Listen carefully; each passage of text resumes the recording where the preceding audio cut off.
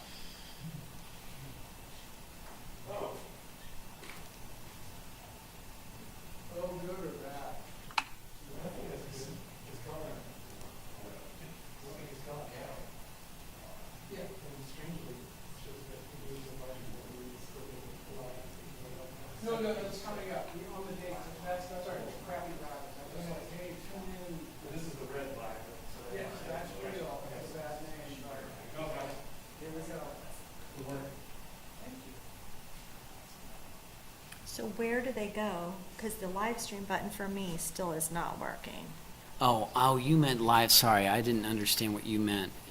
Yeah, that won't work because it won't go to the right address. So you go to Lawrence City Commission YouTube. Or can you change the address in the iCompass? Right. I just don't know where, that's what I assumed everyone was going to. I don't know where you guys are linking to it. I've got a lot Going of, straight to the city. yeah, hang on, because Straight I've got to a lot of moving parts Gotcha. at this point. Okay. Yeah. Sorry, this is what I was talking about, is updating this. Is it possible to? Sherry, try your inbox. Drop it there. Okay, There should be a link. all right.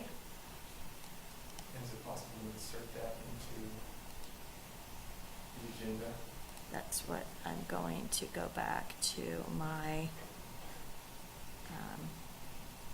sign in.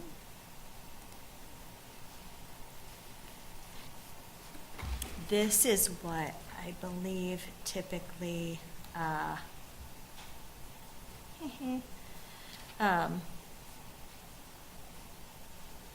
Porter, are you the one who usually puts this link in to the live stream? I think it's more of a Kevin thing. Kevin typically does this. Yeah. This is good to know. Okay, we have admin here. Help me figure this out. Because I am an admin, so I should be able to do anything on here, right? Oh, the name of what you're doing, it's called CityCom 06920 Stream 2. That's the real broadcast. Sorry about the name. I didn't think it would work.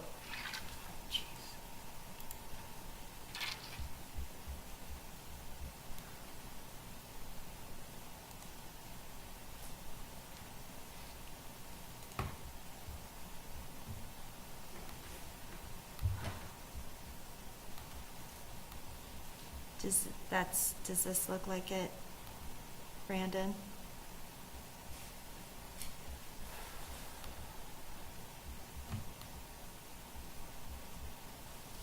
Facebook URL, YouTube URL. Would this be where I would put that?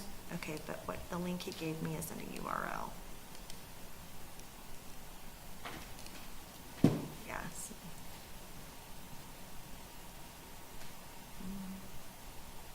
That's like the whole Zoom link. Yeah, that's not good. Can you or can you do that? Yeah.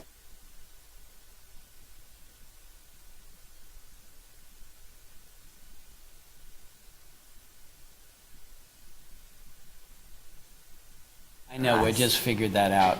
I just sent it to Sherry. But it's not the URL. I just sent you the note that has a URL in it. Oh, I must not have that yet. Sorry. Sorry, Porter. I just have a link. Yeah, that's it. Okay, it's gonna let me copy that in here? It should.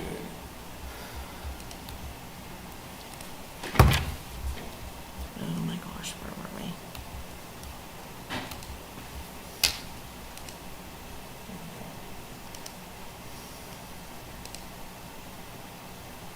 Okay. I think we're good.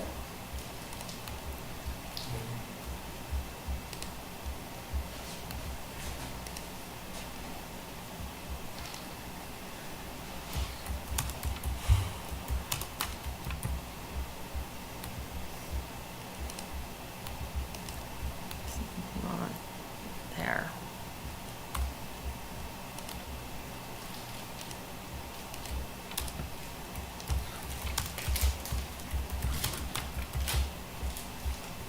Did you,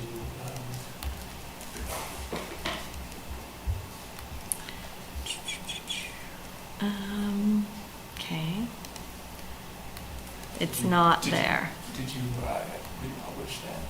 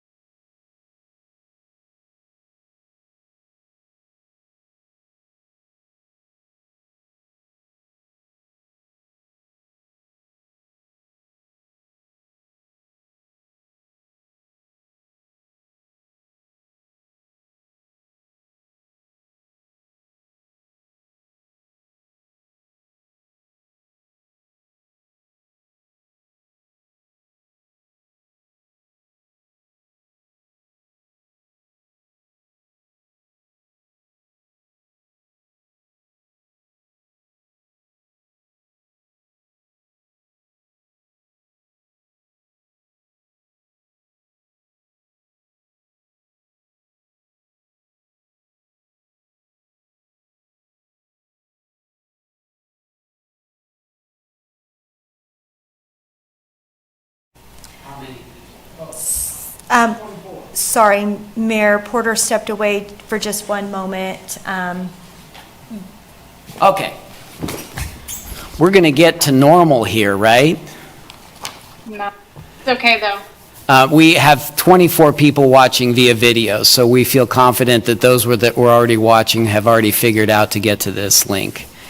Thank you, Mayor. Good evening, everyone. My name is Porter Arneal, and as Mayor Nanda said, I'll be facilitating the Zoom video portion of tonight's meeting. With me here is Sherry Riedemann, our city clerk. She'll work alongside Mayor Ananda to facilitate the meeting proceedings. This meeting is being recorded, and it is being broadcast on the city's YouTube channel and Public Access Channel 25. During the meeting, please mute yourself by clicking on the microphone icon found in the lower left-hand side of the Zoom menu next to the video icon. When you're muted, a red line will appear over the icon. Muting your microphone during the meeting will make it easier for everyone to hear. You'll just have to remember to unmute if and when you want to speak. In some cases, I may mute or unmute people as needed. Each time you speak, please remember to state your name and title for the benefit of those listening remotely. In the menu, you can also turn your camera on or off by clicking the video icon. For the purposes of this public meeting, please keep your video on during the meeting. If you're participating by phone, you can click *6 to unmute your phone. For those using Zoom, somewhere on your screen you will see a choice to toggle between speaker and gallery view. Speaker view shows the active speaker. Gallery view shows all the meeting participants at the same time. And now I'll turn the meeting back over to Mayor Ananda. Thank you, Porter. We will go ahead and do roll call, and then we will hear from Sherry before we move into our agenda. So I will go through all the commissioners. Vice Mayor Finkeldine? Here. Commissioner Bully? Here. Commissioner Larson? Here. Commissioner Shipley? Here. Thank you. Again, we will hear from Sherry Riedemann now about the process for this meeting. Thank you, Mayor. Again, this is Sherry Riedemann, the city clerk, and I just want to provide a few reminders to everyone to ensure that the provisions of the Kansas Open Meetings Act are met. Commissioners, please remember to state your name and title each time you speak. All motions will need to be stated clearly. After a motion is made and seconded, the mayor will call on commissioners individually to provide their vote. Mayor, you will then need to announce whether the motion carried and the count of the vote. Various members of city staff are present via Zoom, and they must also state their name and title each time they speak. Members of the public are allowed to speak to certain agenda items. These items are specifically noted on the meeting agenda. Individuals who signed up in advance to provide public comment remotely will be called upon by name. When you are called on, please unmute your listening device and state your name before speaking. The regular 3-minute time limit will apply. The mayor will then call for in-person public comment for those without access to technology options. Staff present will direct you to the podium to speak, following social distancing and safety protocols. The regular 3-minute time limit will apply. Thank you. Thank you, Sherry. So our first item on our agenda is to approve the agenda. The City Commission reserves the right to amend, supplement, or reorder the agenda during the meeting. I have a request that we move commission items to after the recognition, proclamation, and presentations for this meeting. Is anyone opposed to that? No. Are there any other suggestions for the agenda tonight? Do we have a motion?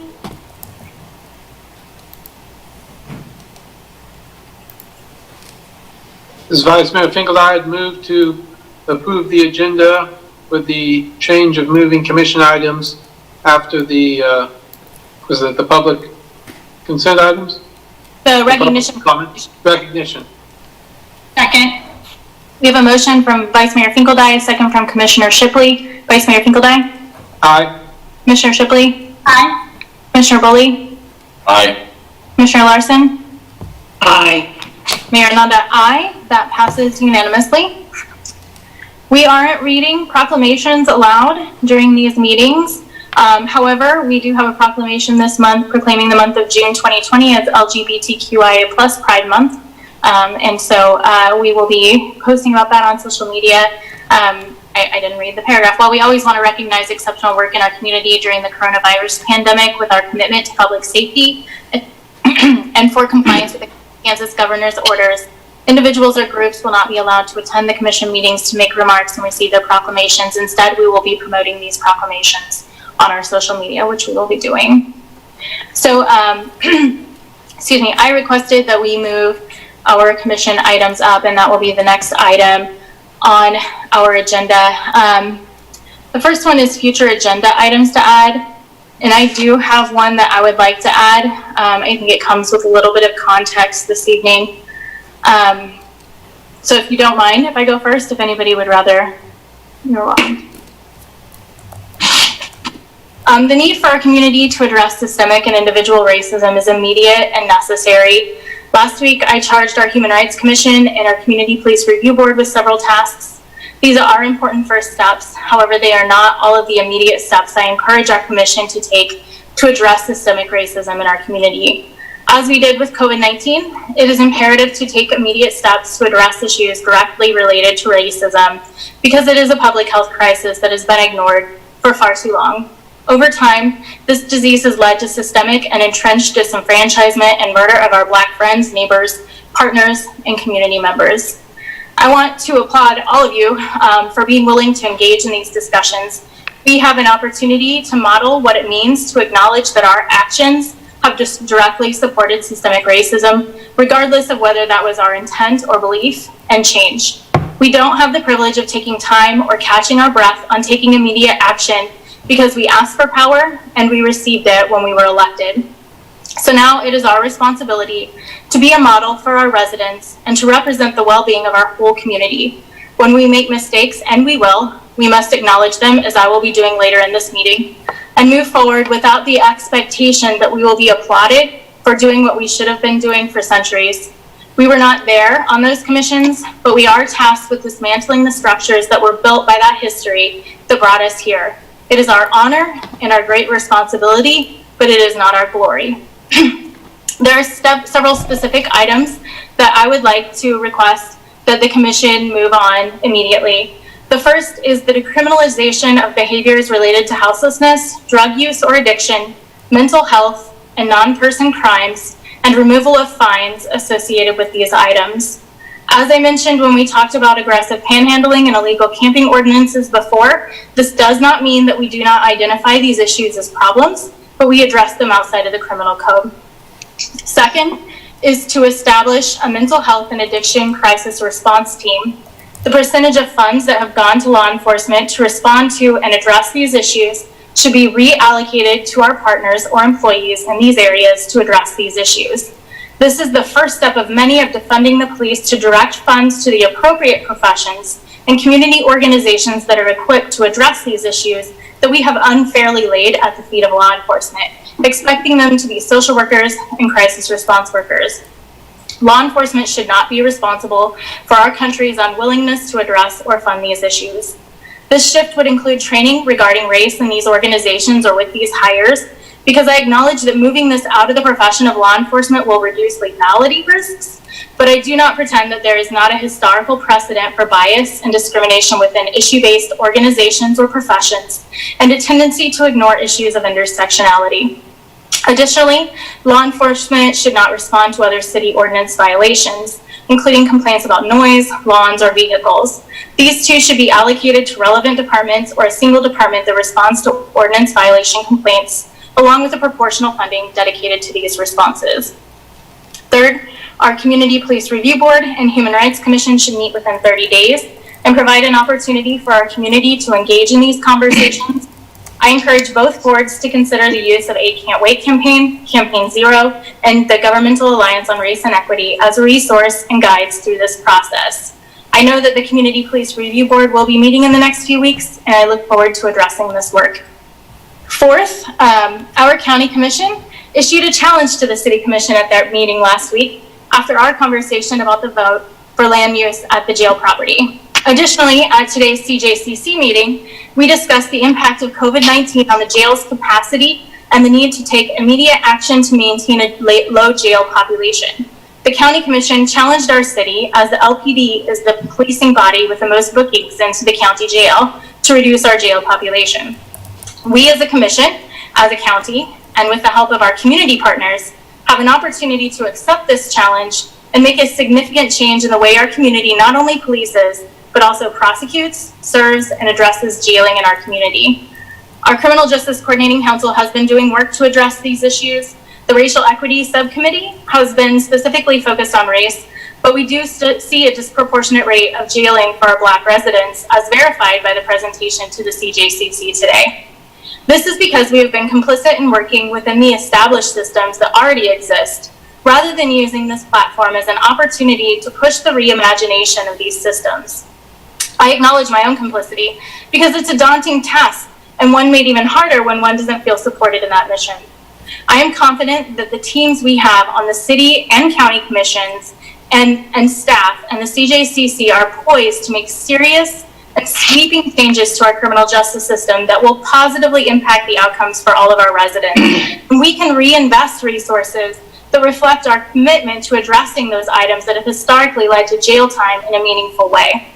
Fifth, I ask that the City Commission allow me to sign up and commit to the 8 Can't Wait Mayor's Challenge issued by former President Barack Obama, and request that we receive a report from staff on our status as to these 8 items at our next meeting. Sixth, I would like to engage seriously in listening to our community on these issues. We are talking about broad systemic changes in these asks, and it's imperative to get it right while also acting swiftly. While we are still social distancing, I would request that we do a Zoom meeting listening session with the Commission and our community, possibly even on a weekend, where our community can reach out to us and share their ideas on how we move on this action plan. Finally, I would ask that we look at the future and as we consider next steps after the ones above. Those may include accreditation of our police department that would provide oversight and introspection into the policies the department has, revisiting the requirements to be on the Community Police Review Board, and reconsider Chapter 13 of our city's ordinances, which charges law enforcement with their role in our community, as we gain a better understanding of what we want our police department to do, and reimagining what our charge to provide community safety looks like. I would like us to consider community safety broadly, including public health, economic equality, environmental design, and other primary prevention-focused safety considerations, and invest accordingly. I would also like to reconsider what the police department building that is halfway complete can be for our entire community, including a central place of assistance for our residents' safety concerns, in which police are a small segment of what we talk about when we talk about community safety. When we lay a strong foundation for safety, we create a community in which the need for law enforcement is largely obsolete. This benefits our whole community generally and our Black residents specifically. I would ask my fellow commissioners to consider this specific asks that I made this evening and to share any objections to those requests. I certainly invite that. I would also request some consensus if we are to move forward on these items. And I would definitely invite other commissioners to make suggestions that aren't mentioned here, but you would also like to see addressed in addition to this list. Mayor, this is Commissioner Larson. I couldn't disagree with anything specific. That was a long list, but definitely one to start looking at real closely and parsing out, how we can move forward with this very timely topic. And I agree that it's way past time. And I look at this as a great opportunity for us to really get in and make some large changes that have been needed for quite some time.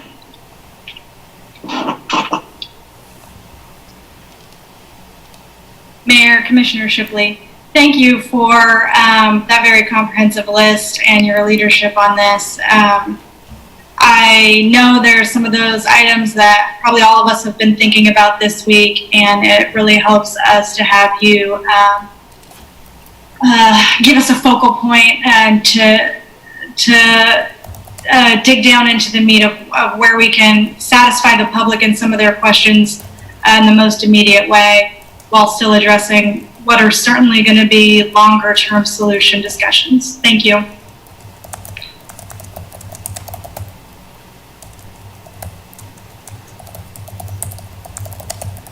Mayor, this is Commissioner Boley. I appreciate your thoughtfulness on this, and I look forward to these discussions. While we've all experienced emotional responses to the murder of George Floyd, I'd like to share that my own has included concern for my daughter who lives in the 3rd precinct in Minneapolis. You know, what I've seen on TV and read in the press has been augmented by firsthand accounts from the 3rd precinct. She's told me in the past, she's told me for years about racist actions by the Minneapolis police, but I wasn't prepared for this outrage. I should have been prepared for the outrage because it's the latest that has occurred, but there's many over the generations in our country. And it's, in this moment, we have a new opportunity to examine our consciences, our policies, our practices, and our systems. We can elevate the goal of eliminating systemic racism, ensuring that our police department serves the entire community, and frankly, that our entire government, our entire city government serves the entire community. To start, let's be responsive to the County Commission's commendable request that we partner with them in reducing the number of people incarcerated in the Douglas County Jail. Let's do what we can to honor George Floyd. Mayor Anand, I'd just like to add a little bit to the topic of incarceration in our county commissioners and the hard work they're trying to do. So, you know, as we move forward in this conversation about incarceration in our community, our county commissioners have indicated that the city commission will need to look at the city's role and how we determine who goes to jail and who doesn't, since we are the largest users of the jail. I agree with them 100% that we need to move forward on that. The most pressing concern about incarceration is a significant social cost from mental health to poverty. In addition to those concerns, we are also paying the county to place a person in jail. In 2019 alone, we paid the county a little over $860,000 for jail services. So we must remake our own house to ensure we only use these services as a last resort, that we reevaluate what level of crime warrants being in jail, and to employ the maximum extent possible alternative holding systems that treat all equitably, regardless of your mental health, your social standing, or your financial ability. So we must be part of the solution, and I'm ready and looking forward to having a collaborative conversation and an effort with our county partners. And I just want to say that, you know, I'm proud of the statements that I heard from them last week, and that they're willing to take a breath at this time and reevaluate this very, very difficult issue. This is Vice Mayor Finkeldye. I certainly don't have any objection to talking about anything on the list. I wasn't writing fast enough to catch everything you said, but I'm certainly open to any of these discussions. Obviously, I think this is the time. I think it's the time to have those discussions.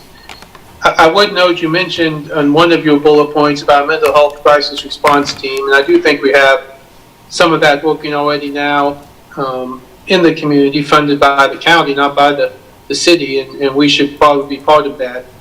I would add on to that, and you mentioned the homeless population, that, you know, I've had some discussions with folks over the last few weeks about basically a homeless intervention team and a point of entry that would allow you know, better understanding and quicker responses to the homeless situation. And we've seen some of that from our city. You know, I've already heard some comments about when we opened up the pool to allow homeless to take showers, and we've met people we didn't really know were out there and had new contact with folks.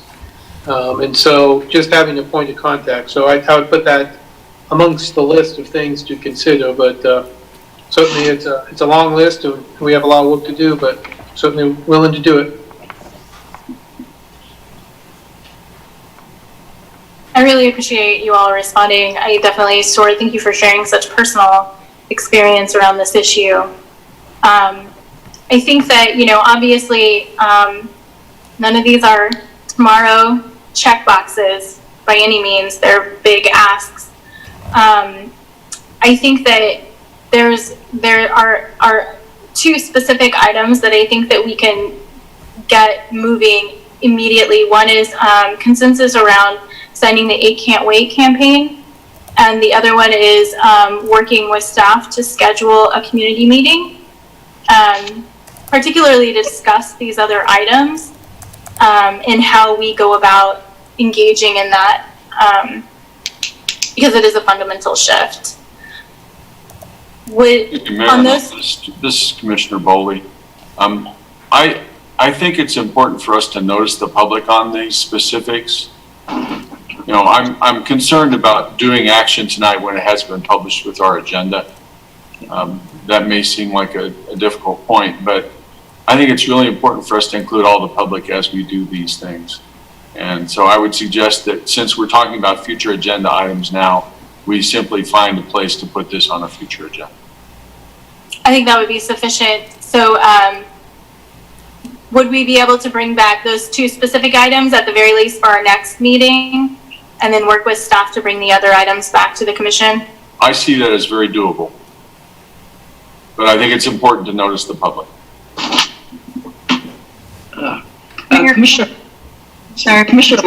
Commissioner Larson here. Sorry, Courtney. I agree with that. And it'd be nice to see a list of items, because I know I had several written down here that kind of see how it all matches up, and then we can kind of get a more solid idea of what we're actually going to talk about. And this idea of bringing it before the community, I think that's probably one of the most important things we do, is to make sure our community understands what we do and what we're wanting to do.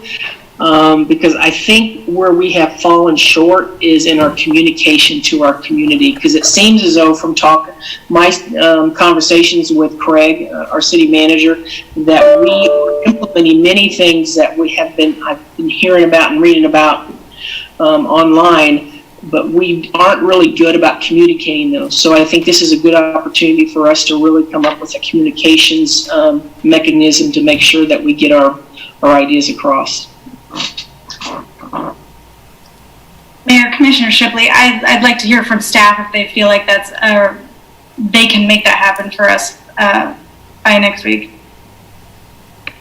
This is City Manager Craig Owens. I was going to suggest, if nobody else did, that we clarify the direction of the commission, and we can bring you some kind of an agenda item that helps you give us direction. We'll start it off of what we've heard here, and then you all can modify and then actually vote on it and give direction on what your next steps might be. And we may make suggestions of ways that this could be implemented, but and there may be more that occurs to you that you could add to the list when we get to it next week. But certainly putting it out as a posted agenda item for your action, and then having a clarity in writing what exactly the direction is and all these different pieces, what we should start working on, is always best practices for us, so that it's not unclear later when we're going through starting our work that later somebody said that's not what I said, or that's not what I meant, or that it had changed. So we'd appreciate that direction ourselves. So yes, we will be able to prepare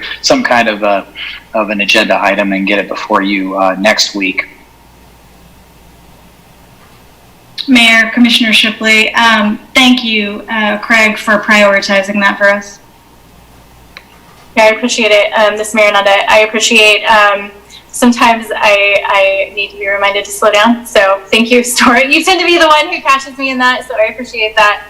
I think that that's reasonable. And if, Craig, if you or staff need any clarification around any of those asks, I'm happy to clarify those as well and make it my responsibility to get those to you. So, okay, that's what I had. Any other agenda items the commissioners would like to add? What about future work session items? So, Commissioner Larson here, are we looking at the possibility to have something either on the agenda or on a work session, a discussion of the county jail situation, with how we are making a decision on who goes to jail and who doesn't go to jail? Is that something we want to talk about at a commission, or is this an internal discussion, or how do we want to proceed with that? So we can make sure we provide as much collaboration with the county as as needed to make sure we're doing the right thing. Any suggestions? This is Mayor Nanda. I think that it's a conversation we need to have. I think it's linked intrinsically to the items that we'll be talking about next week as well. And so if we want to do a work session on that for July, I know when we were talking about it at the CJCC meeting today, the crisis that the jail is facing is increased population, August.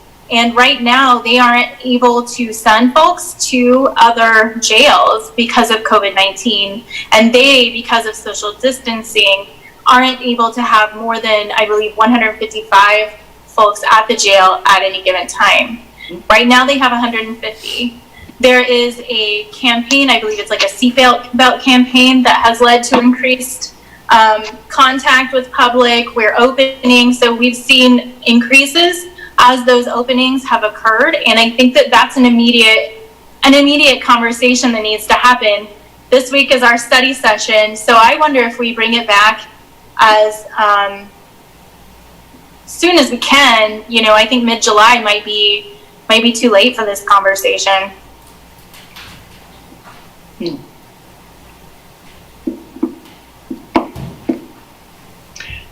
I guess Commissioner Larson here. Craig, would you have any suggestions on how we move forward on the discussing the incarceration issue so we can collaborate with the county commissioners?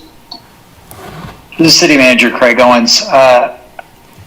I know that the CJCC, Criminal Justice Coordinating Council, is kind of positioned to have all the players at the table, and this is obviously a multi-layered interaction and function to try and examine ways that we would make changes. So maybe not all the players are there, but many of them are there. That may be an avenue.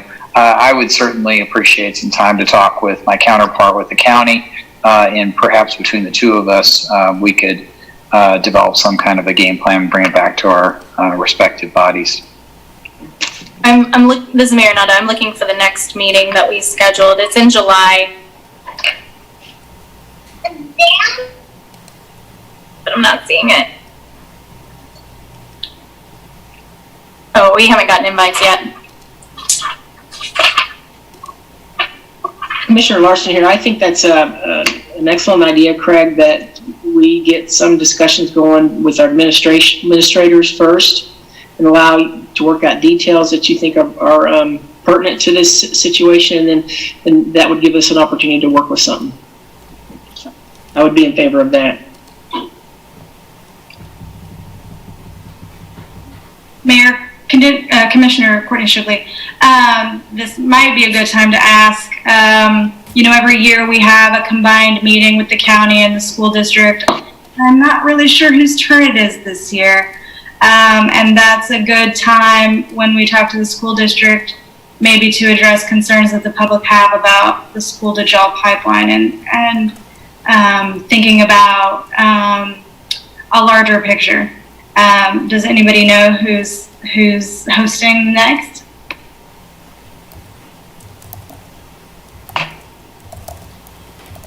I think it's us. Yeah, it's us.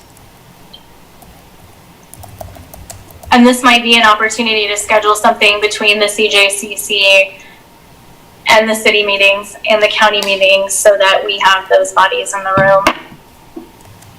Thank you, Commissioner Shipley. That's a great suggestion. And thank you, Commissioner Johnson, for bringing that up.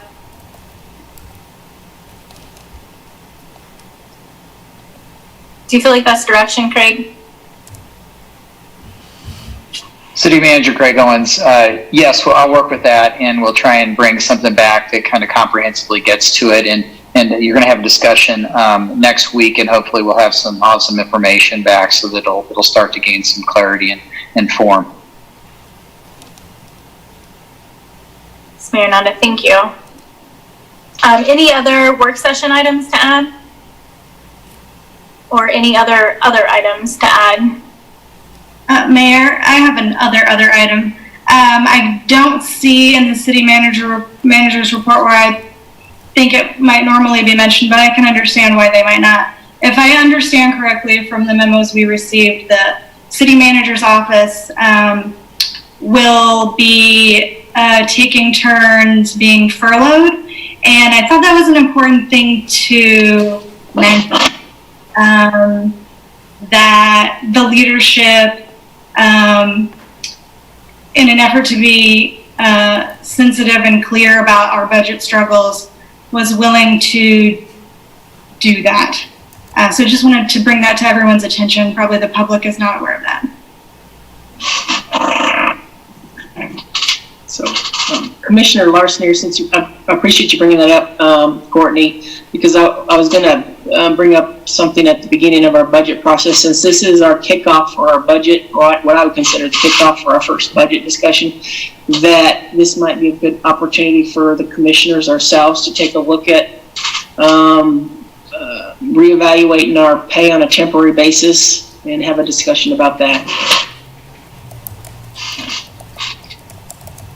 This is Mayor Nanda. I think that as we see what those will look like for city staff, I would appreciate mirroring those. Okay. Thank you. Other items? Okay. So we will return now to our consent agenda. All matters listed below on the consent agenda are considered under one motion and will be enacted by one motion. There will be no separate discussion on those items. If discussion is desired, the item will be removed from the consent agenda and will be considered separately. Only items noted with a yellow highlight, bold print, and italics print are eligible for live public comment, and the public will be limited to 3 minutes for comment. Are there any items a member of the commission wishes to remove from the consent agenda? Mayor, Commissioner Courtney Shipley, I would like to pull C6A for consistency of my vote. Thank you. Any others? Do we have a motion? This is Vice Mayor Finkeldye. I would move for approval of the consent agenda with the exception of C6A. Second, Courtney Shipley. We have a motion from Vice Mayor Finkeldye, a second from Commissioner Shipley. Vice Mayor Finkeldye? Aye. Commissioner Shipley? Aye. Commissioner Bully? Aye. Commissioner Larson? Aye. Mayor Nanda? Passes unanimously. Now we will look at item C6A, and that's the SUP for the detention facilities for Douglas County Jail. We do have one public comment on this item as well once we have any questions. Are there any commission questions for this item?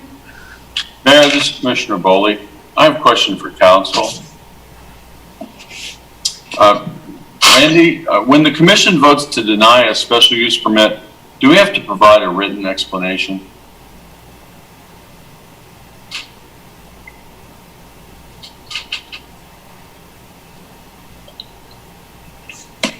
I'm sorry, Randy, this is Commissioner Boley. I didn't hear that. I think you're gonna have to unmute.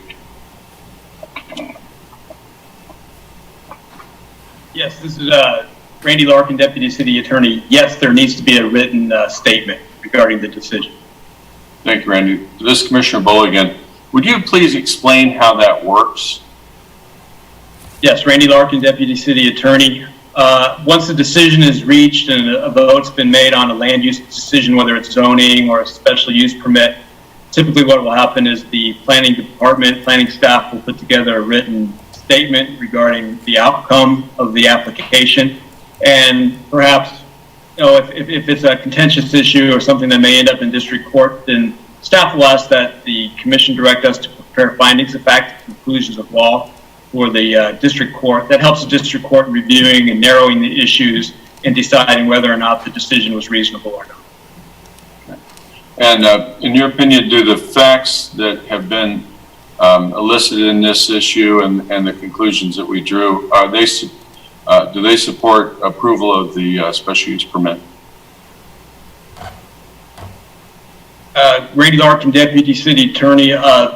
There was, in my opinion, there was substantial competent evidence in the record to support the decision made by the commission, I would point out that the decision just had to do with whether or not the land underneath the jail was appropriate for that particular use and whether the city code had been met. And in my opinion, that was probably the case.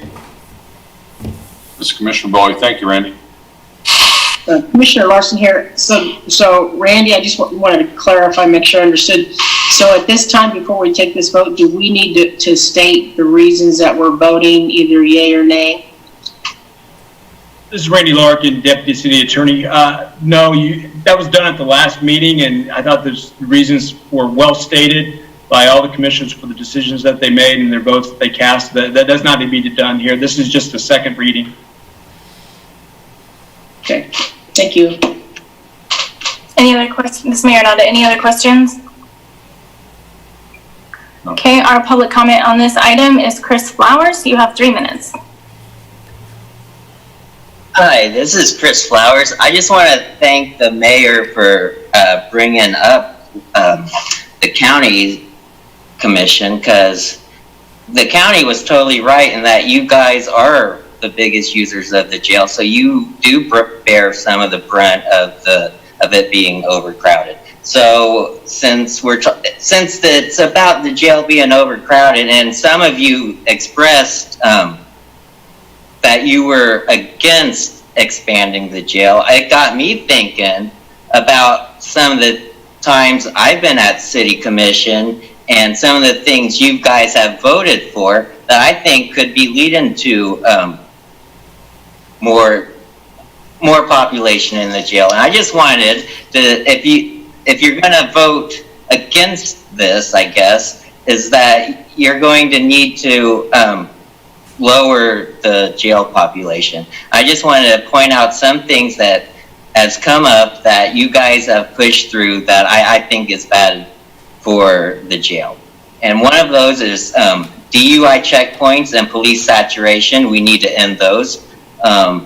Making sure the shelter has enough funding. Last summer you didn't fund the shelter enough. And doing away with anti-camping ordinance is good, but making sure the homeless have a place to go so they don't have to camp would be even better. Like if the homeless have a place to go where they're not interacting with the cops, I think that's the ideal situation. Quit creating underage drinking task forces. I mean, that go after the 18 to 20-year-old college students using fake IDs to buy booze. Let adults be adults. Adding paraphernalia to the marijuana decriminalization, so it's just $1 fine. When you did the marijuana $1 fine, you talked about possibly adding paraphernalia, but in the end you didn't, so that needs to get added. And then quit going after the happy ending massage parlors and let the sex workers be. Let prostitutes prostitute. So that's just some of the stuff I wanted to say. Thank you. Ms. Marinata, okay, we will bring it back up to the commission. I want to say something before we move to vote on this item. It is vital to admit when we are wrong and to be a model of how to overcome anger, fear, shame, and embarrassment when we make a mistake. As a community leader, it is doubly important to do so because we set the tone for responsibly engaging with our community and with each other. We have plenty of examples of leaders who doubled down on their mistakes, and it is shameful and it is harmful, especially on issues of racism. Last week, we voted on the SUP for the jail, and I supported this item. I did this because I believe that our conversation would be enough to move forward a change in the jail conversation at the county level, but also maintain partnerships that would be essential as we talk about alternatives to policing and the criminal justice system as a whole. In effect, I believe that because the statutory requirements were met, because we discussed these in a way that stated the statutory requirements were met, I could justify my vote even when my opinion on this issue had shifted because this was a county initiative and not a city initiative. This was wrong. This was not an anti-racist perspective or vote. I appreciate Commissioners Larson and Boley pulling this item to be placed on the regular agenda rather than letting it pass through on consent. It is possible to vote against this item and walk in step with our county commissioners as partners in reimagining what our criminal justice system is and the need to address systemic racism. Policing and the criminal justice system are not the only racist ills in our society, but they are a load-bearing wall, and they are essential change that is necessary to bring down societal structures that racism built. So with that in mind, I want to say that I engaged and listened to understand and learn. I believe that my intent was just, but my vote was supportive of racist systems. This was not the first time, nor will it be the last time that I make a racist decision. But I promise to listen and continue to learn and do better, to do my own research and seek out information, and to be a leader worthy of our whole community's trust. So with that said, I do not believe that the land use is appropriate for the jail for this SUP.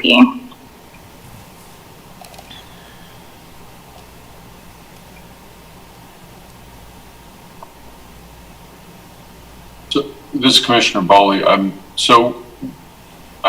struggling to understand the facts that underlie systemic racism. Systemic racism is a fact. I grant that. Is that the basis for the negative vote on this? The basis is that I don't believe it would be an appropriate use of this property. I guess this is Commissioner Bowley again. I'm concerned that as we go into partnership with the county, that we own our role and respect their role. Our role is to apply the land use code in this instance. Their role is to make the decision whether or not to expand the facility. I'm concerned that our citizens come to the city and ask us to intervene with the county on their behalf when they don't. Well, I mean, Justice Matters has gone to the county. They've been working on this. But I think we all have to work together, but also acknowledge our own roles. And I see that the agreements that we have with the county from years ago are, as Sarah Plinsky stated, woefully out of date. These are impediments to our working together in true partnership with the county. We need to resolve those old agreements. But one of the things I would submit to you from a financial point of view is that when the city tries to do the county's job, we're perpetuating inequity because our city residents who are younger, more diverse, and less affluent are paying twice, once through their city taxes and once through their county taxes. So that's a very kind of detail-oriented thing, but this is where we have to get is into the details. And so I think it's very important for us to own our role, do our part, and not try to do the counties, make the counties' decisions for them, but to partner with them. That was long, sorry. But. Commissioner Larson here. I guess, when I look at this project, it seems to me that what we are tasked with is to review whether or not it is within our code requirements. How I feel about a project should have no bearing on that. In fact, I can name numerous projects that I voted either yay or nay for that I didn't like my vote at all, but I felt like because it was within our code or within the guidelines we were asked to review it at, that it's important that I stay within those guidelines, because it's also, to me, respectful for everybody else in our community, because if somebody brings a project before us and we start to vote on it based on how we feel about the project versus whether it follows our code, I think that's a slippery slope I don't want to go down. And so regardless of how I feel about a project, if it falls in line with the guidelines we're supposed to look at, then I don't see how I could not, vote in favor of it. And that's why I voted for this, because it does meet all the guidelines. And I recall, those who voted for it last week, everybody stated that it followed the guidelines. And so it does concern me if we start going down that slippery slope of looking at this, whether we think it's a good project or not. So I'm still supporting this because it does meet our code requirements. And I think that as we work with any applicant, be it the county or a local developer, they've got to have some assurance, I think, that, we are going to be consistent in how we review these and not bring our personal feelings into it. So I'm a little concerned about that. This is Commissioner Bullard. I'd also like to say that I've been critical of land use decisions in other jurisdictions that have used these kinds of rules to deny development to mosques. And I find that objectionable. I think that we need to, set aside what the political aspects of these projects, because sometimes they're going to be unpopular projects, but the property owners have rights to develop them. And in this case, all of the citizens, all the community in Lawrence has the opportunity to make their feelings known to the county commission, whose decision to develop this and expand this, it's their decision. And it's the citizens can make their views known to the county commission. I guess Commissioner Larson, one final thought, and that is, Mayor, you brought up the fact that you would hope the vote would change the way these are looked at by the county commission. And I think our discussion last week actually was part of the discussions that continued on in the county level that I hope and I think made them take a second look at this because of the comments that we made as commissioners, even though we passed it and I believe we did the right thing based on our code. I think we are becoming part of that solution or wanting to. And the county saw how we approached this with our comments, and they have followed through with the idea they want to take a second look at what's going on. This is Vice Mayor Finkeldine. I would echo Commissioner Bully and Commissioner Lawson. I think of two different things. One, one of important things when I was on the Planning Commission and one of the reasons I ran for office is for consistent application of our zoning code. And I think it's our duty to have a good, consistent application of zoning code, no matter who the applicant is and for what reason. I think it's our job to uphold that. Kind of on a more philosophical level, while we were waiting for the meeting to start, I was reading an op-ed piece on the Kansas Senate's denial of Carl Folsom, a Lawrence resident, to the Kansas Court of Appeals, and the Senate's decision to say that they disagreed with him representing criminal defendants and therefore he's not worthy to be on the Court of Appeals, and really going to not the basis for using their own personal opinion to make that decision, as opposed to really deciding whether or not he would be a good judge based on his qualifications, which he clearly would have been, and he should be on the Kansas Court of Appeals as we speak.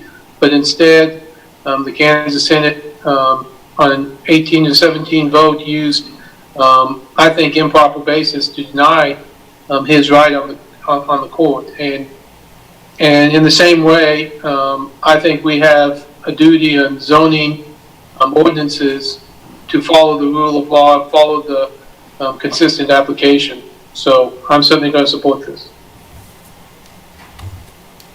Commissioner Larson, I would like to say one more thing. I just go back to what Randy was talking about the findings of fact. I would like to ask another question of Randy if he's available. And specifically, if we were to vote this down tonight, would there be enough findings of facts to support that vote in a court of law when the county exercises due process to take us to court? This is Randy Larkin, Deputy City Attorney. If it was voted down, we would do with the best that we could based upon the decision and the reasons that were given by the City Commission in voting to disapprove the project.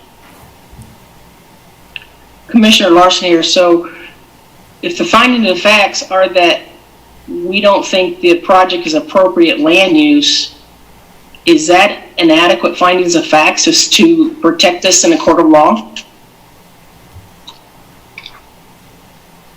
This is Miranda. I think it's hard for Randy to give us legal advice in an open public meeting.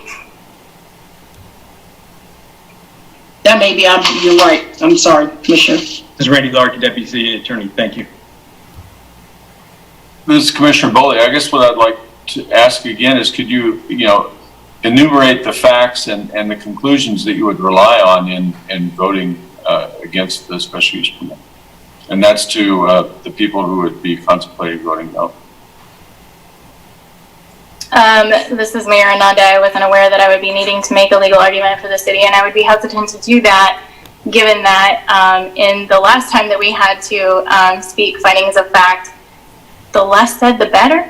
And so I would say that I believe that it would be an inappropriate use of that property. I think that you all brought up very cogent economic impact.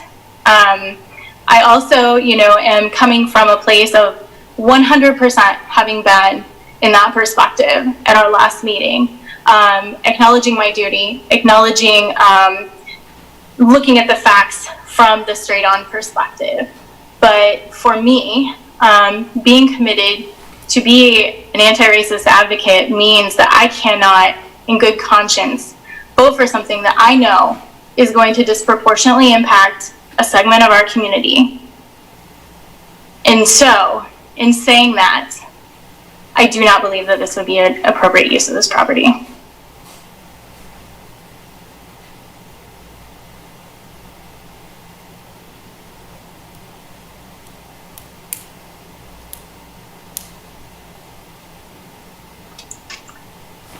This is Vice Mayor Finkel, aye.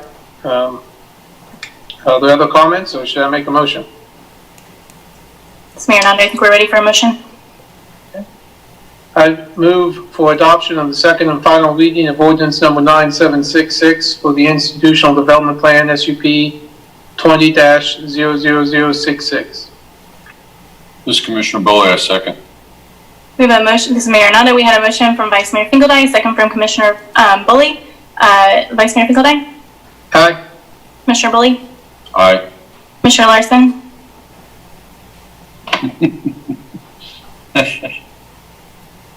Can we come back to you? Sorry about that. Commissioner Larson here. Aye. Sorry. Commissioner Shipley? Nay. Mayor Nanda, nay. That passes 3-2 with Vice Mayor Finkeldine, Commissioner Bully, and Commissioner Larson voting for, and Mayor Nanda and Commissioner Shipley voting against. On public comment, I thought, okay, I need to refresh my agenda. We did get public comment, but I haven't looked at it on this computer since we got it. We had one item of public comment on this agenda by Chris Flowers in regard to our police chief resignation. And that is available on the agenda for review. General public comment will not be accepted in written form. It will be accepted in written form only. General public comments must be submitted 24 hours prior to the start of the meeting. Emails or mail are acceptable, and written comments can also be dropped in the utility billing drop box located at the cutout of 6th Street in New Hampshire. All comments should be marked for the City Commission. Those can be submitted by email at ccagendas@lawrenceks.org or by mail, City Hall, 66th Street, Lawrence, Kansas 66044. We are ready for agenda item number 1 that has been deferred until June 16, 2020 at the applicant's request. Is there anything else to add on that? Okay. We ready for item number 2? Consider authorizing the city manager to enter into a direct renewable participation service agreement with Evergy Kansas Central Inc. for 8 megawatts, I assume megawatts, of renewable energy to be purchased under Evergy's direct renewable participation service tariff. Thank you, Mayor and Commissioners. Sustainability Director Jasmine Moore here. 3 months ago, this commission adopted ordinance number 9744, which set some pretty ambitious goals to transition to 100% renewable and clean energy, both within the city operations as well as citywide. And today, I'm pleased to present an opportunity to essentially meet the first of those goals, which the goal is 100% clean renewable energy for electricity in municipal operations by 2025.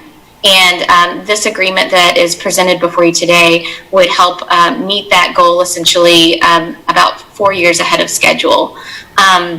So Evergy approached the city a couple weeks ago with this opportunity for the direct renewable participation service agreement, and it would source about 98% of the energy that the city uses from wind power for a period of 20 years.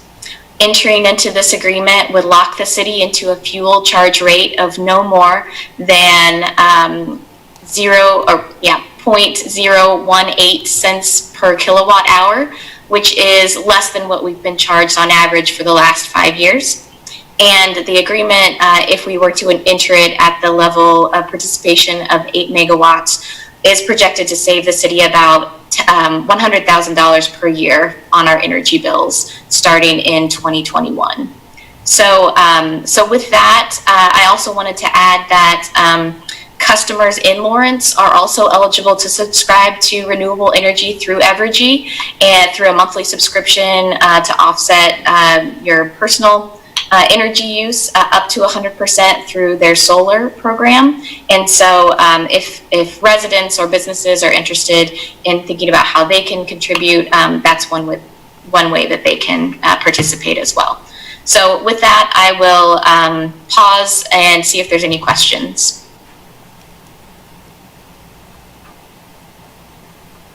Mayor Nanda, thank you, Jasmine. Are there any questions for Jasmine? Okay.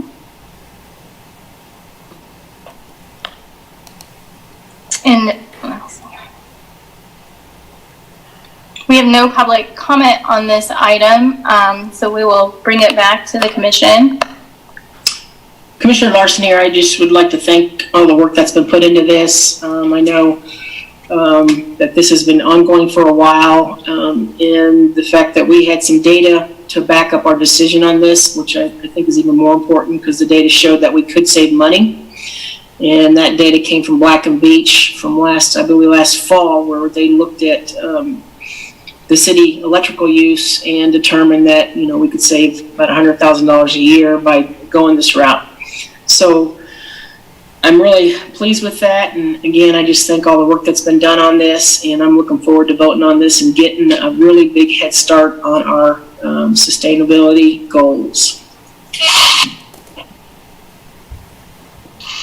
This is Mayor Nanda quickly. Porter, I didn't ask for public comment. Is there anyone present to give public comment there? There's no one here at City Hall, Mayor. Okay, thank you. We'll bring it back now.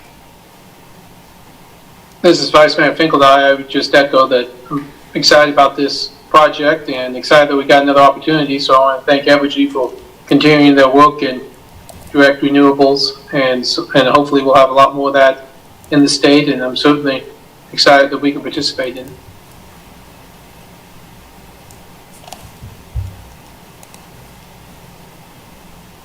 Do we have a motion on this item? This is Vice Mayor Finkeldine. I would move to authorize the city manager to enter into a direct renewable participation service agreement with Evergy Kansas Central Inc. for 8 megawatts of renewable energy to be purchased under Evergy's direct renewable participation service tariff. Commissioner Larson, second. This is Mayor Nanda. There was a motion from Vice Mayor Finkeldine, second from Commissioner Larson. Vice Mayor Finkeldine? Aye. Commissioner Larson? Aye. Commissioner Bully? Aye. Commissioner Shipley? Mayor Nanda, aye. That passes unanimously. Thank you very much, Jasmine. We are ready now for the city manager's report.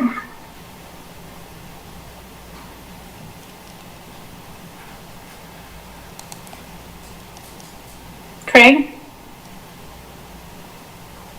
Sorry about that. I didn't forget to unmute. City Manager Craig Owens. I didn't forget to unmute. I just had to get to the right screen, which is still happening.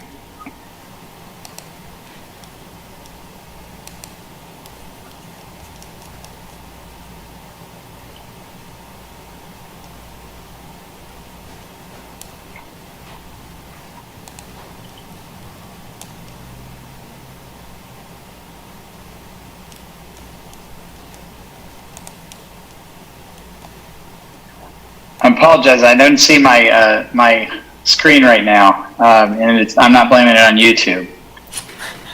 Just give me one more minute.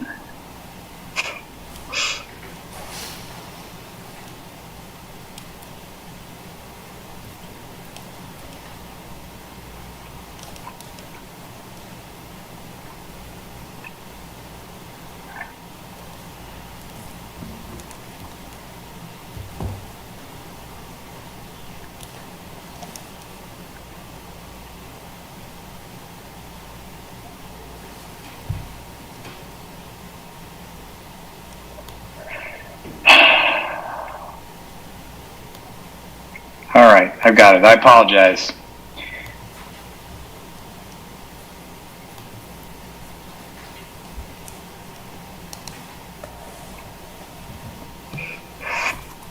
So the item on here was after our discussion, City Manager Craig Owens.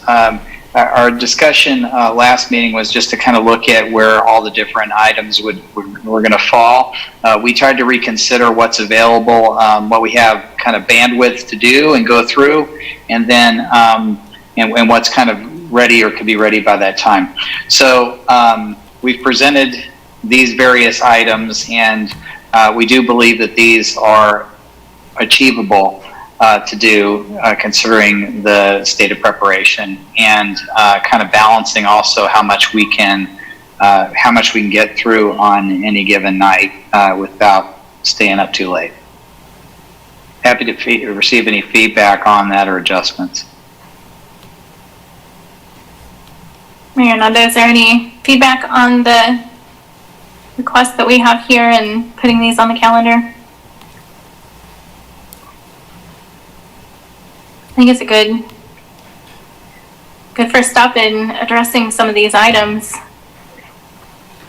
And I'm sure that will continue to evolve as we have communications with folks moving forward. Thank you for doing this. Is City Manager Craig Owens. I would also say it's pretty clear that we're going to have a lot more activity, just based on the comments from you and from the commission tonight, and the work that we understand is going to be upon us. We need, I would say that part of my direction was to try and push some of these up in the agenda as much as we can, so that we kind of clear some space for our consideration of some of these other issues, and also understand that the budget's going to be on top of us and some of those other things. So we did push these up as far as we could, and I would hope that would work for building some space into our schedule in the next coming months. Thank you for working on this. Anything else in that? That's all I have after that long wait. Sorry. So next we have adjourning and then our work session. I would like to take a break at some point. I believe that both of our items are not going to be quick report out items. There's probably going to be some dialogue, so I'm wondering if we adjourn and then recess for 10 minutes before coming back for those, or recess for 10 minutes and come back and adjourn and then begin the work session. Does anybody have thoughts? Commissioner Larson, I'd say we adjourn and then recess. Okay, do we have a motion? Mayor, this is Sherry Reederman, City Clerk. Did you want to, I know we reviewed the future work session items. Were there any calendar items outside of that anyone wanted to touch on? Thank you, Sherry. This is Mayor Nada. Yes, calendar items. I know that I believe that our chamber will begin ribbon cuttings again soon. So that may be something we start seeing on the calendar. That would be good. Okay. And Mayor, if this is Sherry Reederman, City Clerk again, I would just, I know we discussed this, but maybe as you adjourn, just state that the work session will not start for 10 minutes, just because we do state it will start immediately following this meeting, just so that everyone is aware that you will not be starting right away, and then they can return for the work session at the appropriate time. This is Mayor Nanda. Thank you, Sherry, for keeping us on track here. I appreciate it. Okay, so do we have a motion to adjourn? Commissioner Larson moved to adjourn. Vice Mayor Finkeldine, second. This is Mayor Nanda. There was a motion from Commissioner Larson, a second from Vice Mayor Finkeldine. Commissioner Larson? Aye. Vice Mayor Finkeldine? Aye. Commissioner Bully? Aye. Commissioner Shipley? Aye. Mayor Nanda, that passes unanimously. We will begin our work session on the same meeting in 10 minutes. We'll have a 10-minute recess.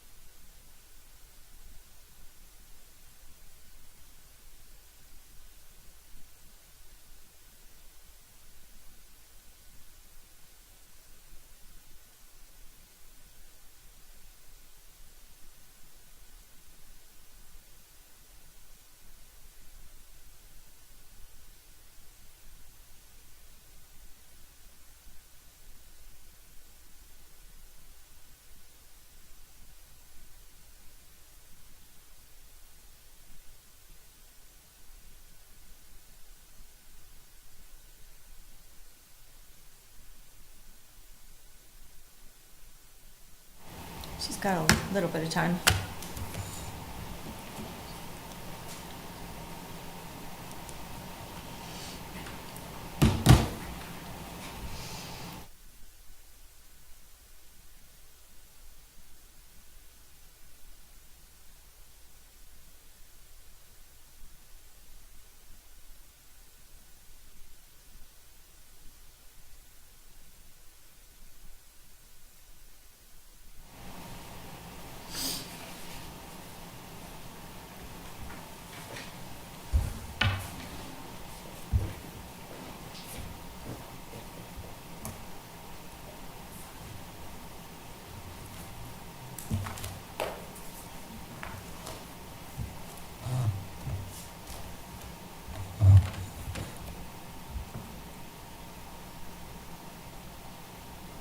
Are we ready to roll? Jennifer's still not on. Yeah, she is. No, don't look at that. Oh, that's right. Unless they're moving. Like, I think Tony's on, Brad's on, Courtney's on, but all the others are frozen. That's right, from before. It's wacky. But I can see right here, she's not on.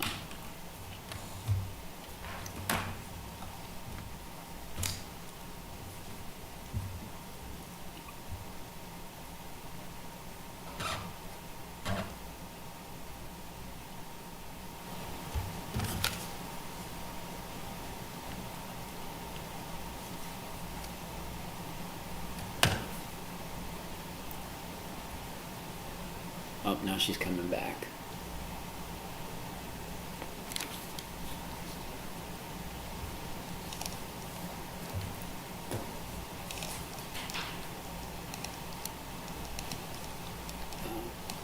Okay, we are unmuted. Okay, I believe it's been 10 minutes. We will do roll call to make sure everybody is back. Commissioner Shipley? Here. Vice Mayor Fingeldine? Here. This is Mayor Nanda, I should say. Commissioner Bully? Here. Commissioner Larson? Here. Okay, we are all present. We are ready for our work session. The work session provides an opportunity for the City Commission to discuss items in greater detail. As a general practice, the Commission will not make decisions on items presented during this time. Rather, they will refer the items to staff for follow-up if necessary. Work session topics are eligible for live public comment, and the public will be limited to 3 minutes for comments. Individuals wishing to provide live public comment must register as outlined at the top of the agenda. Our first item is receive a presentation in response to Commissioner questions about the Sidewalk Improvement Program.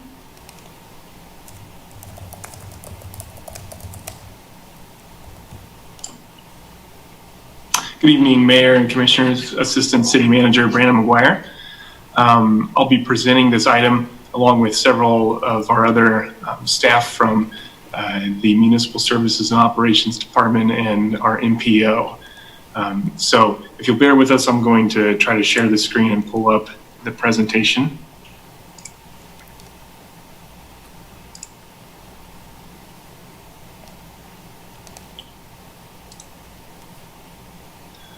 Okay.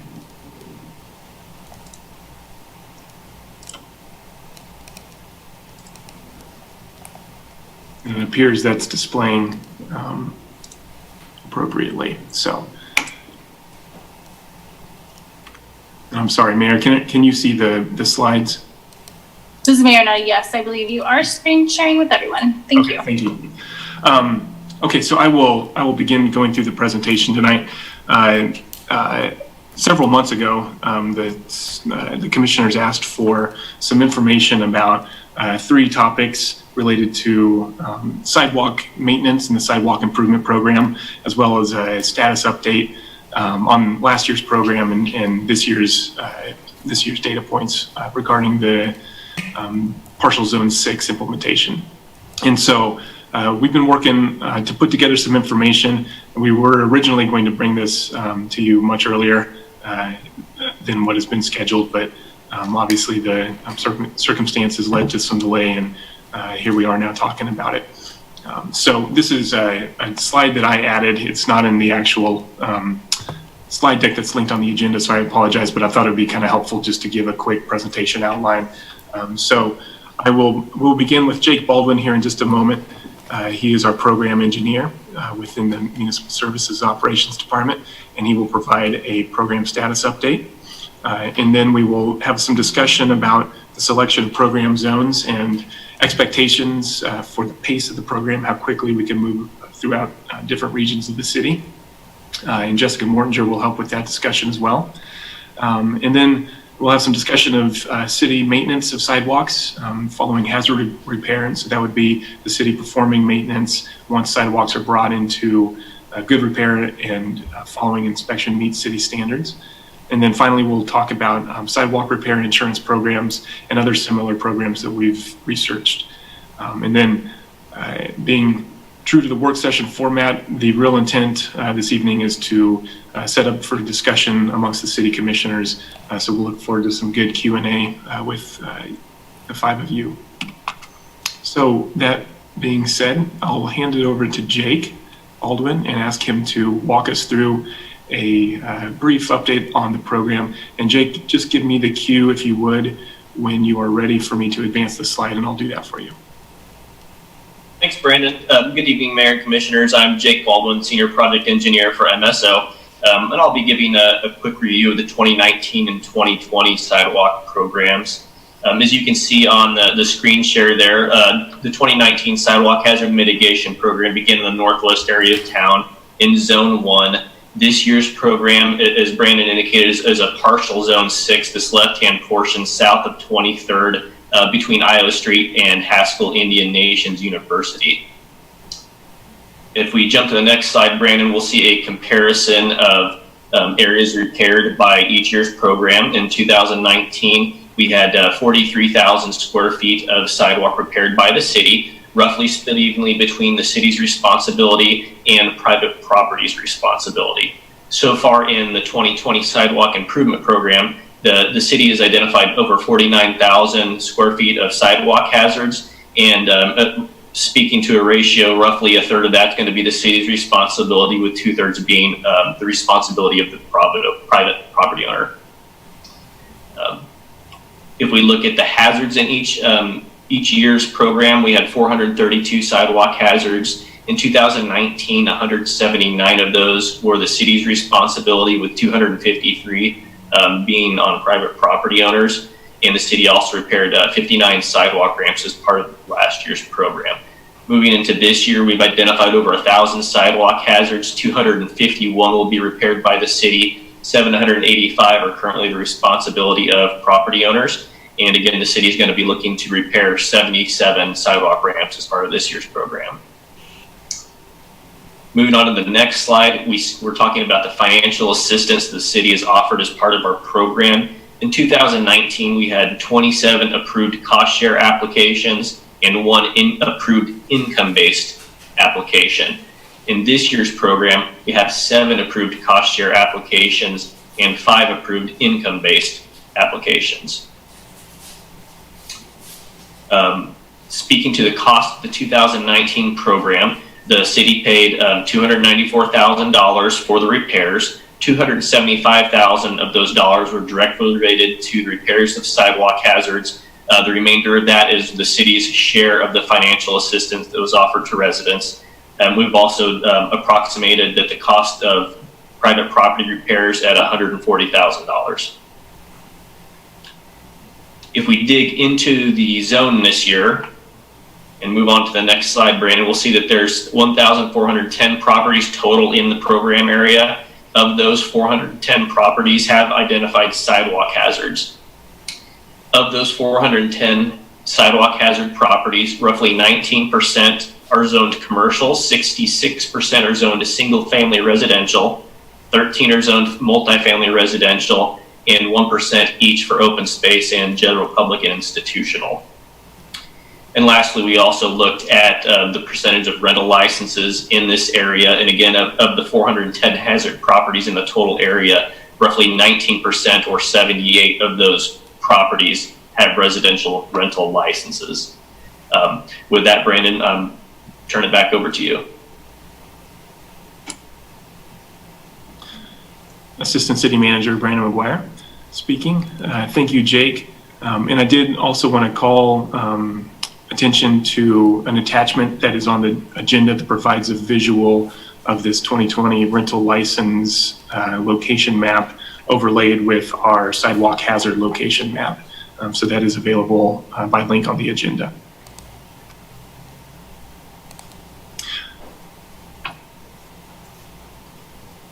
So if there are no questions for Jake, I think we'll move on with the presentation and get into the discussion of zone selection and program pace.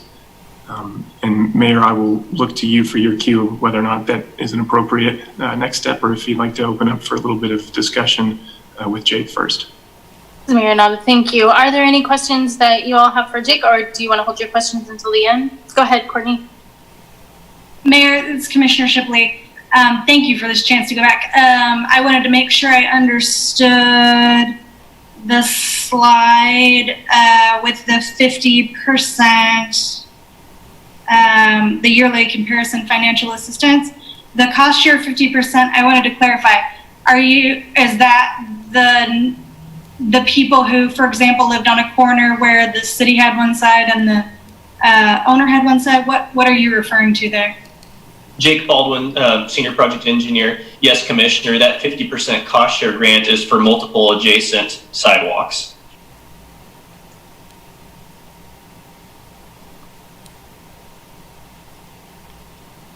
Mayor Nada, are there any other questions? I'm sorry, Mayor, this is Commissioner Shipley. I don't know if we want this for discussion, but it might give Brandon some time to look up my question. I don't want it to be a gotcha question. If it's something he can find or if he needs to find out.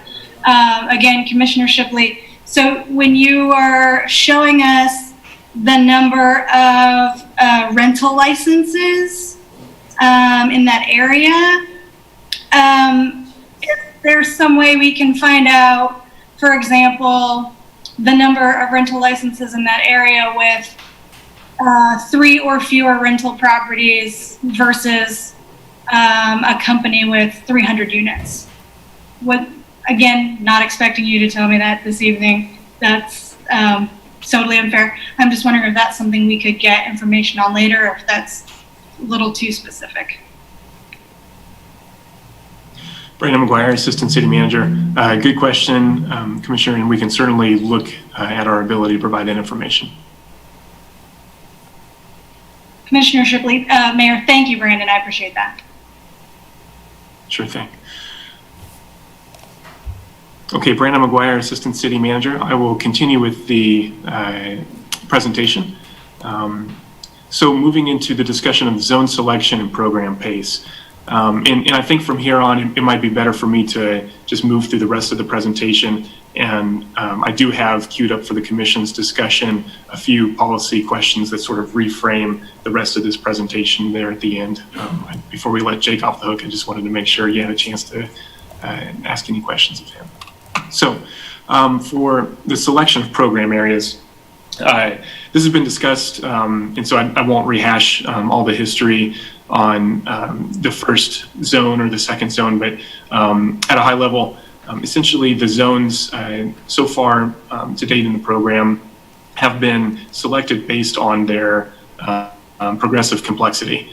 And so the first zone in 2019 had intuitively much fewer and much less density of sidewalk hazards, much newer public infrastructure, much newer street trees. And so we really looked for that program to be a kind of training ground to work on program development and get off to a good start with program implementation.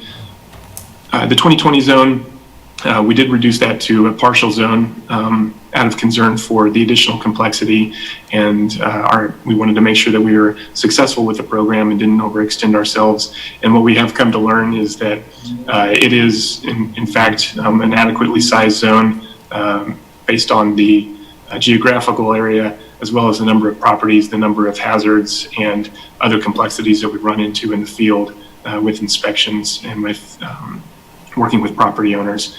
So that was really the driving factor behind the last two, or the previous and then the current zone selection. It was to focus more on program development and really improving our capacity to be able to run a good program. Regarding the pace of the current approach, the zone-based approach, it should be noted that there is a comprehensive sidewalk condition assessment that's underway. We expect that to be complete within approximately 6 months. In our memo, we did state within the next year. So I have had additional follow-up conversations with our staff, and we think we might be able to have that data in a little closer to 6-month time frame. So we're really looking forward to that. It's a much needed layer of data, much needed quantification of the amount and of the location of sidewalk hazards and sidewalk repair needs across the entire community. Brandon, Commissioner Larson here. Could you give me an idea of how that process works as far as evaluation goes? Or is it we're going out there on each sidewalk and yes, evaluating it based on a good question. Brandon McGuire, Assistant City Manager, speaking. The process actually, it's a very high-tech process, and so we are using a technology called LiDAR, and it's probably the engineers are going to cringe, but I sort of view it as a form of radar, and so there are trucks and vans that are driving through the community, and I've seen a couple of them, and they have cameras all around the vehicles, and they are taking extremely detailed LiDAR readings and even photographic recording of the condition of the public right-of-way. And so within all of that data, which is just a tremendous amount of data that they're collecting, there are different layers. Sidewalks are one layer of data. There are also street conditions, curb and gutter, street trees, and other types of public infrastructure that they're assessing. But the one that we're interested in, or one of the layers that we're really interested in getting as soon as possible, is this sidewalk condition data. Thank you, Brandon. Okay, again, Brandon McGuire, Assistant City Manager speaking. And so I wanted to just point out, this idea of the zone-based approach has been discussed in sort of two different terms. One is a, one zone per year pace, and then the other is what I think is a much more realistic pace given current conditions and our experience so far with the program, which is that it's very well going to take us multiple years to complete each zone. I think with this current Zone 6, we're on pace to complete half of it this year. We might be able to complete half of it the other half next year. But when we look at other zones that are much more complex and have much more need for repairs, we are looking at a multi-year implementation for some of those zones. And so I wanted to frame this, and again, there will be a chance to discuss this more at the end of the presentation, but a couple of different considerations for future selection. And so we've discussed, among the staff, we've discussed continuing with a zone-based approach, except that the zones would be selected based on criteria, and we would continue focusing on all hazards within that zone before we move to the next zone. And so a criteria-based approach, this concept sort of overlaps with the second approach, which is also a criteria-based approach that would prioritize routes. And so we'd be looking much more at a corridor or a route-based approach. There has been some discussion in the past of a route-based approach versus zone-based approach. And I think our experience with the program leaves us equally confident in our ability now to be able to accommodate either approach, or this third option, which would look like a combination of a zone and route-based approach. When we really talk about a route-based approach and priority routes, I think a lot of the criteria that would most likely factor into that analysis would drive us more towards main arterials, collectors, and minor arterials. And so that would leave our residential neighborhoods, our residential streets, and those abutting sidewalks sort of left behind. And so that's where this third kind of hybrid combination approach of a zone and route-based approach came into thought. And then finally, consideration for future selection and pace. We have to talk about the need for additional resources. Our experience so far is that this year we are going at our maximum ability, and so in order to go faster, we do think that we do need to have the discussion of dedicating additional resources to the program. And so, continuing on the discussion of the selection of sidewalks or the selection of zones, we took some liberty and kind of for thought exercise, me and several of our very talented staff who work in planning and data analysis actually took sidewalk data that we have. So we have a layer of routes, a data layer of sidewalk routes, pedestrian routes, and we fed that through the Multimodal Transportation Commission's non-motorized project prioritization model. So that's a big mouthful, and I'm sorry, but that's the name of it. And so we did this not to suggest that this is a perfect model that you should adopt, rather to get the conversation started and give you a demonstration of what it would look like should we use more of a metric model-based selection process. And so at this point, I'd like to ask Jessica Mortinger to jump in, our MPO manager, and I'm going to try to navigate while she walks you through a little bit of what this prioritization process looks like. So Jessica Mortinger, Transportation Planning Manager, Lawrence Douglas County Metropolitan Planning Organization. And we put this together kind of as an alternative way to show you how sidewalks could be prioritized that are based on values related to some of the walkability of routes, conversations we've had through pedestrian planning work that we've done, and the work that we've done with the Multimodal Transportation Commission in developing how they select sidewalk gap projects and prioritizing projects for that funding. This model kind of prioritizes connected networks of arterial, collector, and our identified safe routes to school networks.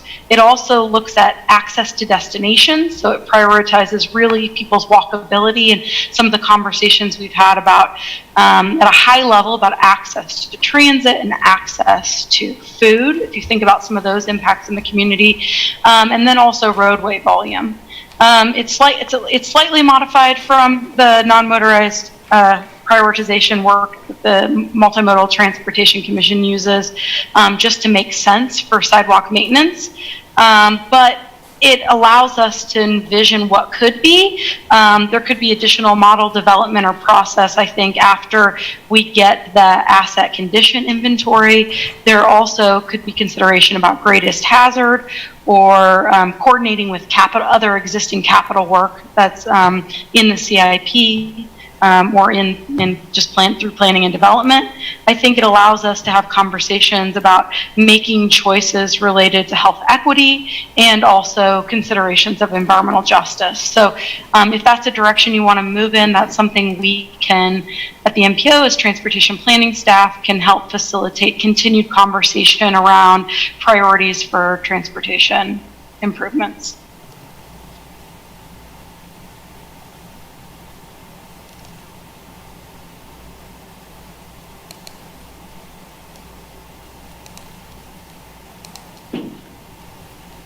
Brandon McGuire, Assistant City Manager speaking. Jessica, did you want me to walk through the interactive map at all? You can show it. It's a public link if you're interested in diving into that a little bit more. We can. I think the key is not to get too ingrained in how does this street compare to this street, but to see overall how prioritization might happen based on people's ability to move throughout our community in a less inhibited way. Brandon McGuire, Assistant City Manager. Thank you, Jessica. And so, commissioners, this is a live link, and it is included in the PowerPoint presentation if you want to scroll through that at any point. I do just want to emphasize, though, that this is a test, this is a draft, simply for the sake of supporting this discussion. And so, this is what it would sort of look like, and this would help us work through a much more objective and sort of pedestrian route-based approach. And we think that the value of this type of approach would be that we would get to, I guess I don't have that point on there, that we would get to a point where a program where we realize broader public value with the limited resources that we're investing. More people use these priority routes potentially than we would see in residential streets.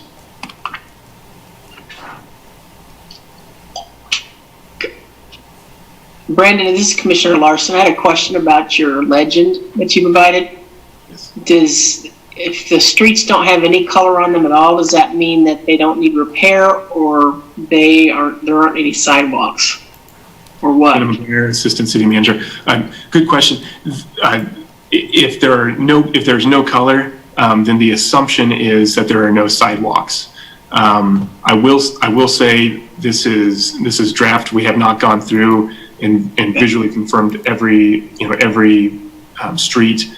I can see one that may be missing some sidewalk asset data, a newer street. And I will also say that there are not some of our off-street facilities. You'll notice the Lawrence Loop, for example, they're on the south side and west side is not included on here either. And so those are layers that we would, we could discuss adding into the model and throw those in. But at the same time, some of those off-street facilities are also included in the other process that this tool is used for. Commissioner Larson, I have one more question, and I may have missed this. You may have already talked about it. But what does AADT score mean? Average annual daily trips. Okay. Thank you. Brandon McGuire, Assistant City Manager. Thank you, Commissioner Larson. There was one other point I forgot to mention on your first question about streets that don't have color. I don't know if you can see my mouse, but where I'm circling is right around the KU Central Campus. And you'll notice there are lots of streets that do have sidewalks, but those sidewalks are not part of the city's sidewalk network. Those, even though they're state-owned, we would consider them through this layer of data as being private sidewalks. So.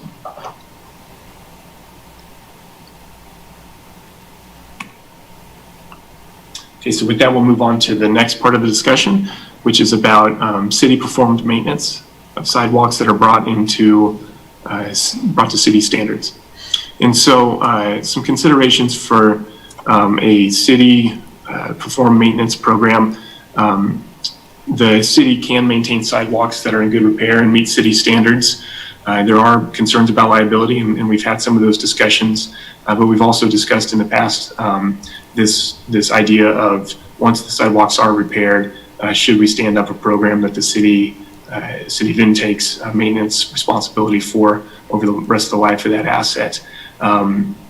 So we think that when sidewalks are in good repair and meet our standards, that is a liability mitigator. If we were to take on maintenance responsibilities for sidewalks that need hazard repair or need full replacement, that would expose the city to quite a bit of additional liability that we're not necessarily prepared to take on at this point. But if I understood the commissioner's questions correctly a few months back, it was looking more at those sidewalks that have already been brought into good repair. So really what we're thinking about is just like we would any other asset management program, capital or infrastructure asset management program. There's inherent risk in any program like that with our streets, with our sewers, our stormwater, etc. And so the key to risk mitigation is allocating and appropriating adequate resources and good professional program management. We need to also think about developing an organized method to accept maintenance responsibility. And so one concern that we would have is if we do sort of a scattershot approach where we may have a neighborhood where some properties have sidewalks that are in good repair while others have yet to be served by the sidewalk improvement program. And so we would be concerned about telling one property owner in the neighborhood that the city will repair their sidewalk because it meets currently the standard, while all the other property owners in the neighborhood don't get that same treatment because the improvement program has not made it to them yet. So we would need to think about developing a good approach to handing off that maintenance responsibility to the city. And so when we talk about this type of a program, we talk about resources and we talk about service level expectations. So obviously, if we were starting with sidewalks that have already been touched by the sidewalk maintenance program, and they are in good repair, they meet current standards, at first we would expect the demand for the city's maintenance services to be pretty small. And that being said, we do have currently at least 420 miles of sidewalk that run all over the city. And so ultimately that is a large maintenance obligation, but we think that we'd probably be able to start relatively small and scale up under this type of program. So we were thinking that we could contract out most of that work at first, but I do want to emphasize that if the city were to perform maintenance, we want to do it in the best and safest way possible, which we think really would be best served by a full city crew. And we have on the next slide sort of a budget estimate for what that would look like. In terms of service level expectations, here we would need to discuss and refine expectations for an inspection cycle. Are we inspecting sidewalks, every sidewalk every year, every 5 years, every 10 years? We need to define what that inspection cycle would look like. We need to define what the expectations for the asset life cycle would be, and then what condition and what the goals for construction would be. And so when we are replacing a sidewalk, for example, would we just be taking care of hazards, or would we be bringing those sidewalks up to current accessibility standards? For example, minimizing the cross slope of a sidewalk to make it safer and easier for somebody who's using a wheeled device to use it. And with asset life cycle, what we're really talking about is would our assumptions be based on the expectation that a sidewalk lasts 20 years, 25 years, 30 years, or some other amount of time, and that way we can forecast out what the budget needs would be, what the work plan might look like in order to put together a good program proposal. And then finally, as with any asset maintenance program, we need to ensure that we have the ability to timely respond to service requests. And I think that's pretty self-explanatory. When somebody reports that there's a dangerous hazard, we need to be able to get out there and remediate that in a timely fashion. Okay, so this is again, this is a draft scenario. This is not intended to be a budget proposal, but this is supposed to be a conversation starter. We were looking at our current pace, and right now we're doing roughly in this year, in 2020, we expect approximately 1.9 miles of sidewalk replacement. Now that is scattered across a larger zone.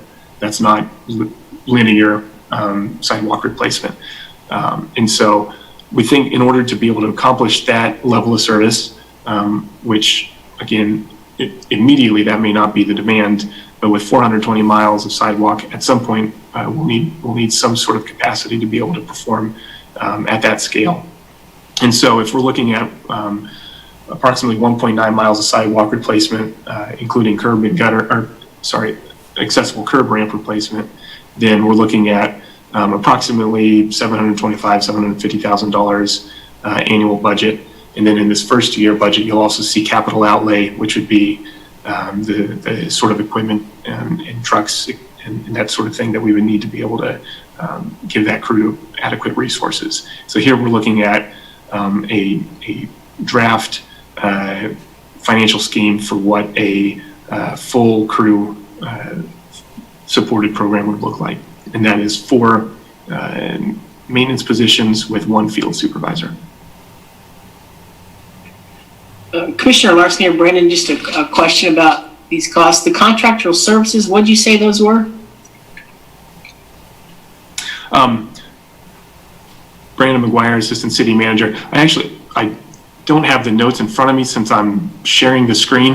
I don't want to jump back and lose my spot. So I might ask Mike Lawless if he could jump in real quick and clarify that. Sure.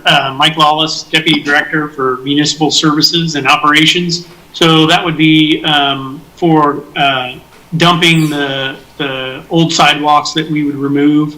So we'd have to take those to a landfill or another spot, and we would have to pay for each load that we dumped. And so that was an estimation of how many loads we would need and the dollars to be able to dispose of the old materials. Commissioner Armstead, thank you, Mike. So the costs I'm seeing here, that we're seeing here, are strictly if we do the actual work ourselves as a city crew. Is that correct? Mike Lawless, Deputy Director for MSO. Yes, that's correct. Thank you. Brandon McGuire, Assistant City Manager. Thank you, Mike. I apologize, I didn't think that through when I was sharing my screen. Mayor Brandon, Commissioner Shipley, I also just want to clarify, thank you also, Mike. Again, as you said, this 1.9, that's all over. That's not if you had chosen one group, right? Or if we chose a route, for example. So conceivably, if we chose a route or one large street, like if we did a large CIP project, those numbers could possibly be more efficient. Brandon McGuire. Mike Lawless, Deputy Director of MSO. Yes, I think if you don't have to jump around all over town, where you could get set up with longer pours, certainly that is more efficient than just doing spot locations around.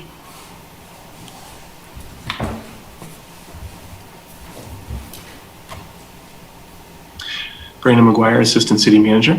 If there are no more questions, we'll move on to the next segment. And here we will provide some considerations about sidewalk repair insurance programming. And so we reviewed other programs and we were unable to identify a voluntary insurance program, which we understood to be the Commissioner's desire. A voluntary opt-in sort of insurance program. There are similar concepts, but those that we did identify had a mandatory participation component or a voluntary opt-out participation option. One concern in the memo that is attached to the agenda goes into greater detail, and I will spare the discussion. But if commissioners have questions, then either myself or Randy Larkin might be able to follow up with those questions this evening. But one concern that we do have about a mandatory fee or tax funded program really has to do with the limited authorization or power that the state statute grants the City Commission to be able to tax and impose those types of fees. There is not explicit statutory authority to impose a sidewalk utility or a insurance fee, and so the concern is that it could be interpreted as an illegal excise tax, and so that's really the concern with a mandatory fee. We did review programs in Corvallis, Oregon, and Englewood, Colorado. The program in Corvallis is a maintenance program with a maintenance fee, and so this is a fee that's established by city code by the elected body, and it is charged to every property owner, and it is exactly for the sort of purpose that we're talking about, which is to help property owners with their sidewalk maintenance obligations and alleviates the concentrated financial burden that comes with those repairs. The Englewood example is a concrete utility in Englewood, Colorado, and I believe in several other communities in Colorado. It appears that, at least in other communities, they're similar in that adjacent property owners are responsible not just for the sidewalk repair, but also the repair of the curb and gutter. And so they see this as sort of a right-of-way concrete utility. And the purpose is, even though it is a mandatory fee with a voluntary opt-out, it is the intent is to alleviate and help property owners so that they're not paying those costs all up front at one time when maintenance is needed. In reviewing several other communities, and really a lot of this is through web search or industry publications, it really seems that the program that we've designed in Lawrence has become a common model. I don't know if other communities are seeing what Lawrence has done, but what we have created does reflect a pretty common approach with different unique characteristics, of course, for every community. But I think that we are pretty mainstream in this program. And then we also see many cities with a cost share program. And a lot of those types of programs tend to cap the level of participation from the property owners, with the city funding the balance of whatever the maintenance costs are. And then finally, many cities do dedicate tax revenue, or they issue substantial debt obligations to repair sidewalks. And you see this especially where you've got substantial deferred maintenance. Kansas City, Missouri is one of the closest examples, and I think that anybody who's visited KCMO would agree that their sidewalks are in some cases in a similar condition to Lawrence, in that they've got decades of deferred maintenance that they're trying to recover from and address that as quickly as they can.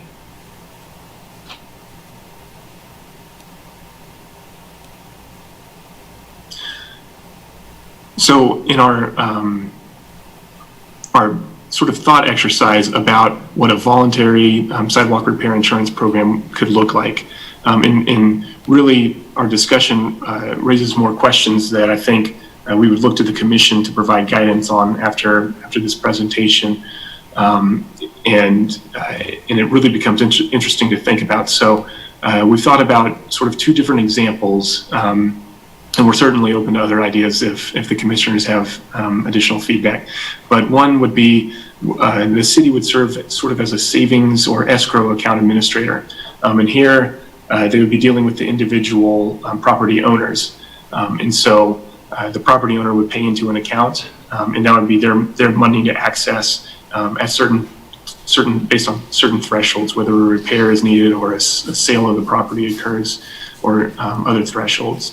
The second model looks more like a shared risk pool, where fees are based more on the total maintenance obligation of all of the participants. And so when we are thinking about how fees would be set, we think about the ratio, and really this is kind of a cost recovery discussion, but the ratio of participant fee revenue to city funding. So what level of risk does the city want to take on? I shouldn't say risk, but financial liability does the city want to take on for the program, and what level should be assigned to each of the individual property owners. And we also think about whether or not rates that are assessed to the property owners, whether those should be based on the specific characteristics of the property, such as the amount of frontage or the volume of sidewalks, or the condition of the sidewalks, or should we spread those rates evenly across all participants? Additional considerations, we think about what the commitment, so what would be the sort of agreement or the contractual basis for participation in the program. Is this a commitment that would be based on the property or the person? So if it was based on the property, for example, a property owner may pay for 5 years, sell their property, and then whatever funds they paid would stay with that property, and the next owner would be able to take advantage of those funds or of that previous record of participation. If it's based on the person, perhaps when the property is sold, the previous property owner gets a refund of the money that they've paid for their participation in the program. And so that's kind of a thought exercise that we need to go through. And then under what circumstances can property owners join and exit the program? Can they join, would we want to limit the ability of property owners to join right before a sidewalk needs to be repaired? Would we want to limit their ability to exit the program immediately after their sidewalk was repaired? And so what sort of parameters and expectations should we have for participants? And then finally, last two considerations are about the city's participation. Should the city be a participant in the insurance program as a substantial property owner? And then finally, does the insurance program, would that supplement existing programs? So would we continue running the sidewalk improvement program parallel to the voluntary insurance program? Or another example might be once a zone is completed under the sidewalk improvement program, then that program will not go back to that zone, but instead the property owners in that zone or the properties in that zone would be eligible to participate in the insurance program. And so that'd be sort of a final consideration. I'm sure there are a number of others as well. And so that's really the end of my presentation. And these are the policy questions to sort of reframe these issues and help the commission guide their discussion. And so the first question is, going back to this year's program, do we continue the sidewalk improvement program and develop a proposal for a data-driven approach, either by routes, by zones, or some hybrid of that approach? The second question would be whether or not we develop a maintenance program proposal that we can bring back, and based on your feedback, come up with an idea of what that would look like for the city to take on those types of repairs in the future. And then the third question would be about the voluntary sidewalk repair insurance program. Is that a proposal that the commission would like to see? And if so, then some guidance on that would help us refine what that program looks like, and how that would function and what form it would take would be helpful tonight.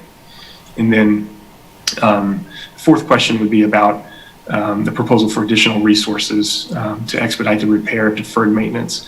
Is that something that the commission would like to discuss? And that, to be honest, may be a discussion that's better had after Danielle's presentation on the CIP, but it is something that we did want to point out. And then finally, as we talk about all of the policy questions previously, 1 through 4, what is the City Commission's expectation for stakeholder engagement? We have spoken quite a bit among staff about maybe doing some of this work if we are putting proposals together with the Multimodal Transportation Commission or through some of our planning processes, and getting some more community engagement in a I guess a less formal way, and a more back and forth kind of format than we would by continuing to have the conversations with the City Commission and bringing drafts of proposals back for your feedback, and then taking that back to the drawing board before we get to a final proposal. So that is the end of my presentation. I will leave this slide up for a few minutes, and at some point I think Porter will probably take it down so that the broadcast can be opened back up for everybody to see the gallery. This is Mayor Nada. Thank you all for this presentation. I think that you're answering all the questions that we've been asking, and I very much appreciate that.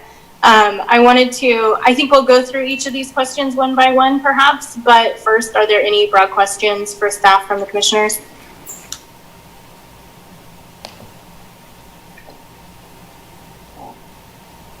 This is Vice Mayor Finkeldye. Brandon, you had a slide on the 2019 program cost. I think it's about $300,000 for the city and $140,000 in private money, so about $450,000. Do you have an estimate on what the 2020 program cost is? Brandon McGuire, Assistant City Manager. Jake, is this a question you can field, please? Jake Baldwin, Senior Project Engineer, MSO. No, we don't currently have that number available, Commissioner. Our quantities are still in flux right now as we head toward that advertisement for bids, so we don't have that put together yet. Vice Mayor Finkelstein, maybe I'll ask the question a different way, or a little slightly different. I believe Brandon said in 2020 we thought we'd do about 1.9 miles of sidewalk. How many miles of sidewalk do we do in 2019?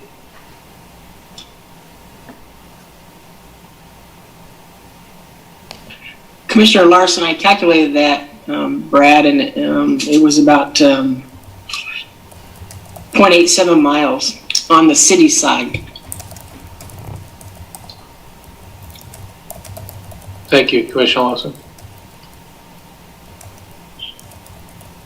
Jake Baldwin, Senior Project Engineer. There'd be a total of 1.6 miles for city and private.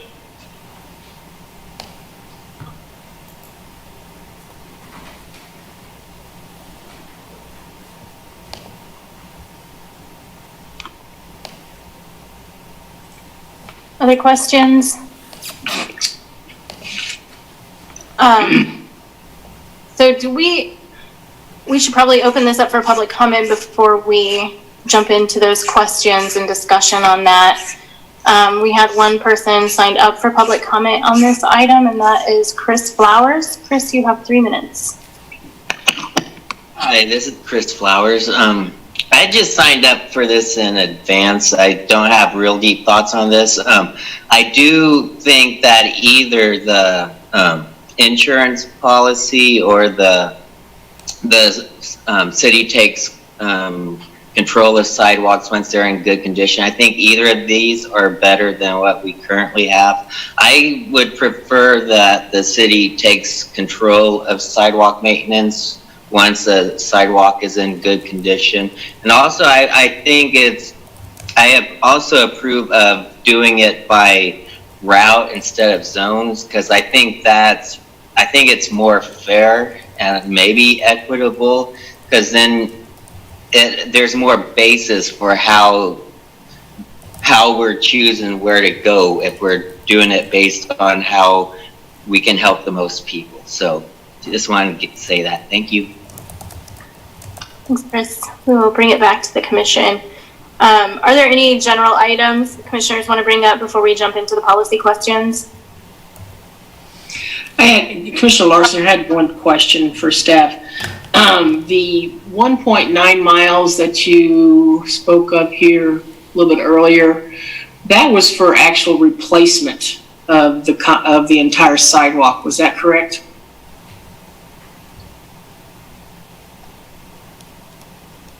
Brandon McGuire, Assistant City Manager.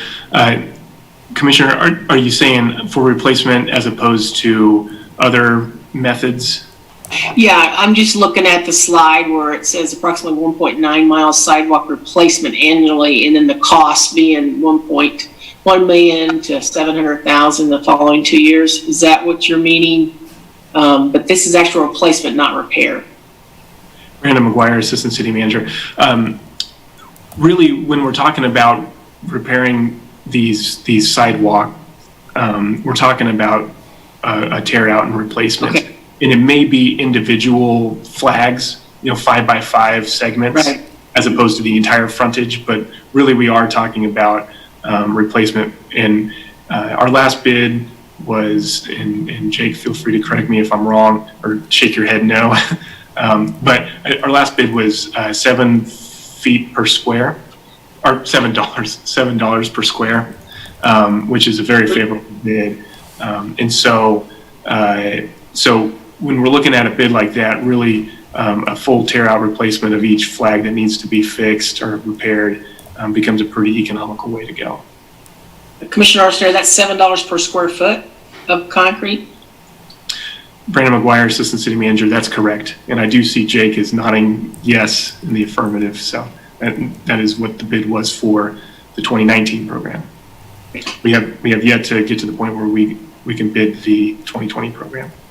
Okay, Commissioner Larson here. So when I calculate out the cost, which was $294,000 for 2019, and we had 23,000 square feet of concrete or sidewalk, that seems to come out to almost $13 a square foot. Am I not doing that right?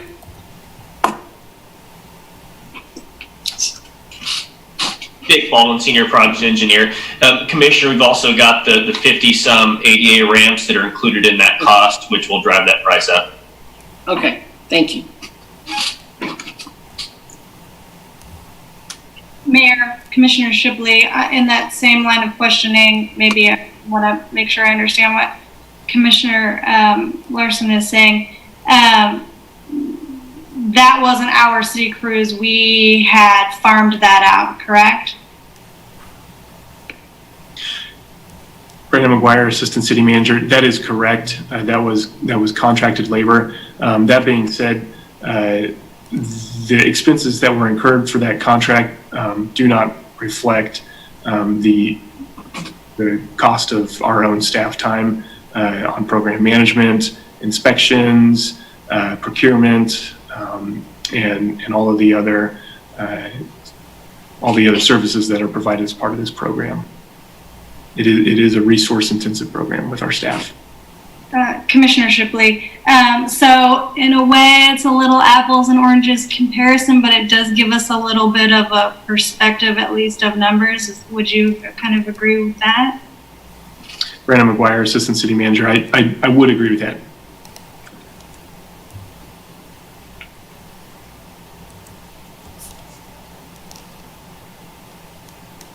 Okay, well, maybe we will start looking at the policy questions that have been posed to us. The first is continue sidewalk improvement program and develop proposal for data-driven selection process, routes, zones, or hybrid.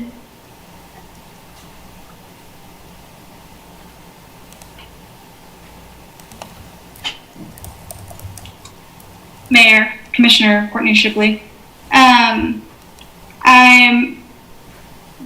am pleased by the idea of them changing from a zoned approach to a corridor approach.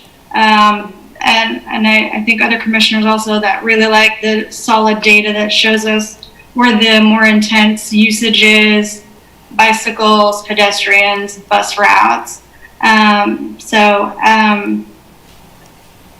Of course, there's some more specific conversations there, but if we moved in that direction, I would certainly be, I would feel that it was in some way made more sense for what we were actually trying to accomplish. This is Mayor Ananda. I appreciated the hybrid model and looking specifically at usage, access for folks who are regularly walking, etc. I think that really is an excellent approach for addressing this issue.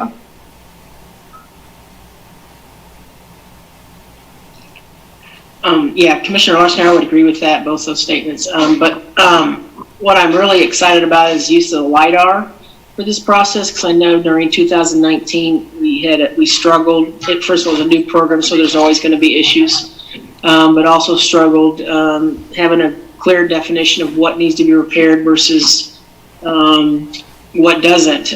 We really struggled with that. So this idea of using the LiDAR puts us quite a bit ahead of where we were in 2019. So I'm very excited to see that program when it's done, to see how that lays out on our GIS. And I think it's going to just be a great opportunity to evaluate these much more on an even keel basis. So I'm looking forward to that. Mayor, Commissioner Shipley again. This might be a good place to discuss something that Brandon brought up earlier, which was the difficulty we really didn't even solve with this current model, which is even though we chose a zone, someone on the completely other side of town may make a hazard complaint, and how to address both those at the same time. So the point of the zone was, of course, to get economy of scale and more efficiency, but as it happens, sometimes people break a leg and they suddenly realize their neighborhood's not as walkable as they thought it was in Crutches. And so those complaints do come forward all the time. I'm sure Brandon can tell you. And so I wonder if maybe the hybrid would be a way to address that, or could there be two crews, one crew that does the more efficient stretches and one crew that we just know isn't going to be very efficient. They're only going to be able to spot address the regular complaints that we get in.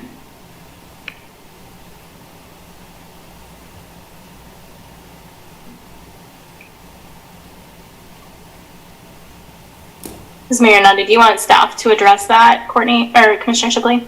All right, Commissioner Shipley, anybody who wants to think about that, anybody who wants to throw something at it, because it was, as Brandon said, it was still an obstacle even in the program that we have now, and I think he's right, it would still be an obstacle if we made it a route-based approach. So I don't know if anyone has any feelings about that. Mike Lawless, Deputy Director for MSO. Well, I think some of it depends on how the program works. If it's a hazard that's existing and we have not accepted that sidewalk, then I would assume we would follow the same hazard notification that we do now. If it's something that's been accepted by the city, then we could either do that through a contract if the numbers are small, or depending on how big those numbers get, then it may take an additional crew. Some of that just depends on total volume of complaints or calls, and whether it's best addressed with one crew or maybe through contract. Brandon McGuire, Assistant City Manager. And just for additional consideration, there are sort of two approaches to those types of complaints or requests for service.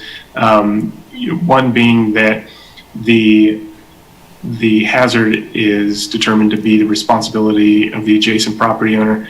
The other is that the hazard is the responsibility of the city, and maybe that's because it is a accessible curb ramp, or maybe it's because the hazard is caused by public infrastructure, street trees, or some other ancillary sort of city infrastructure.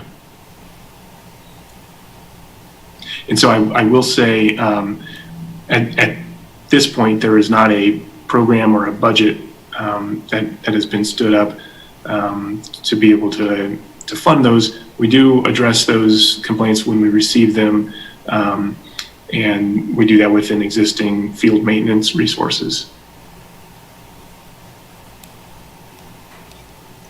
This is Mayor Nutter. Just quickly, I forgot to ask Porter if there was anyone live for public comment on this item. No, Mayor, nobody's here. Thank you. Anything else on question one? This is Vice Mayor. Oh, Go ahead, Vice Mayor, go ahead. Thank you, Commissioner. Vice Mayor Finkeldine. I do support the more data-driven selection process. I think, the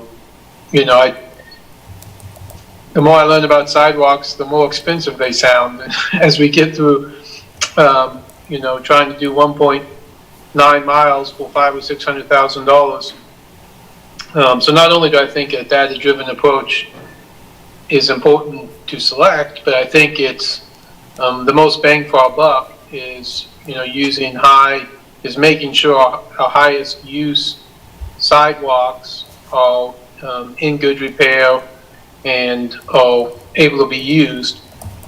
Looking a little bit not only at Zone 1, but also here in the part of Zone 6, we have a lot of, for example, cul-de-sacs, some very short cul-de-sacs of 4 or 5 houses with repairs going on.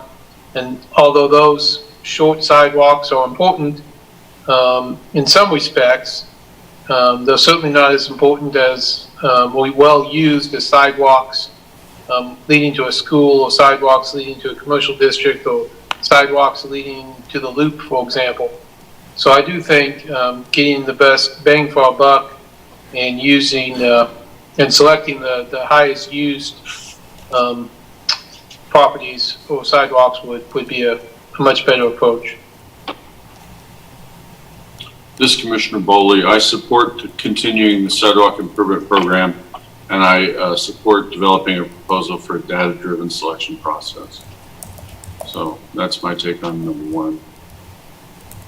Okay. Question 2 is develop a maintenance program proposal. This is Commissioner Boley again. I'm reluctant to take on more maintenance that's not actually our responsibility at this point, because we have, as we'll learn in our next presentation, a lot of maintenance of things that we're already responsible for. So I think staff time would be better used working on number one.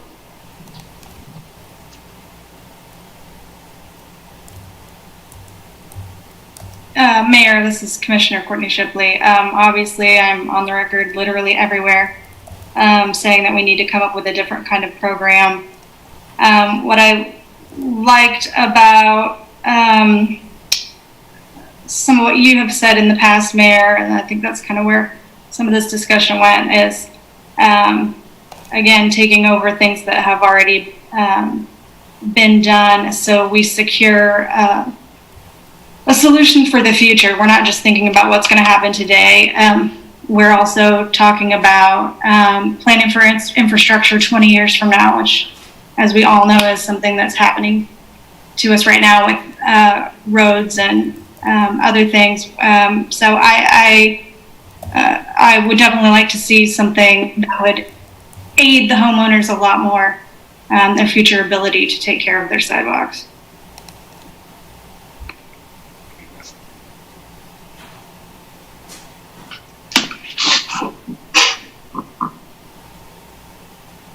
This is Vice Mayor Finkeldine.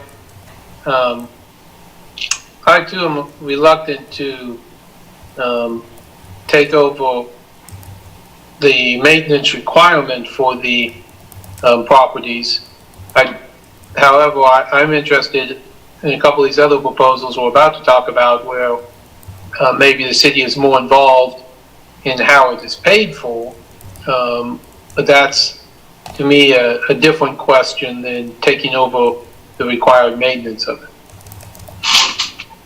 This is Commissioner Boley. Our current program provides complete payment for qualifying low-income households, and it also shares for those in costs with those with multiple sidewalks. So we're helping the homeowners who have an undue burden or also have inability to pay. And I think that's what continuing our current program is. The other side of this is that our program does not provide support for rental properties or commercial properties. If we were to take over maintenance of all repaired sidewalks, there would be no way to exclude the maintenance responsibilities for a lot of business properties and rental properties. And that concerns me. Mayor, Commissioner Shipley, people who own property, whether it's rental property or their own personal home, have the same rights as taxpayers. In my opinion, especially in this situation, I do not hold them to be second-class citizens merely because they don't live in those areas. And just a reminder, everyone uses these sidewalks. And a lot of people who live in their houses never get to use their own sidewalks, but everyone else uses them. So the question is, how can we spread the cost more evenly? Or how can we spread the cost to more people? Or even, I hope we get a chance to talk about this, give people a voluntary option. I don't have a sidewalk, but I would gladly pay $20 a year, $30 a year for the sidewalks I do use. So I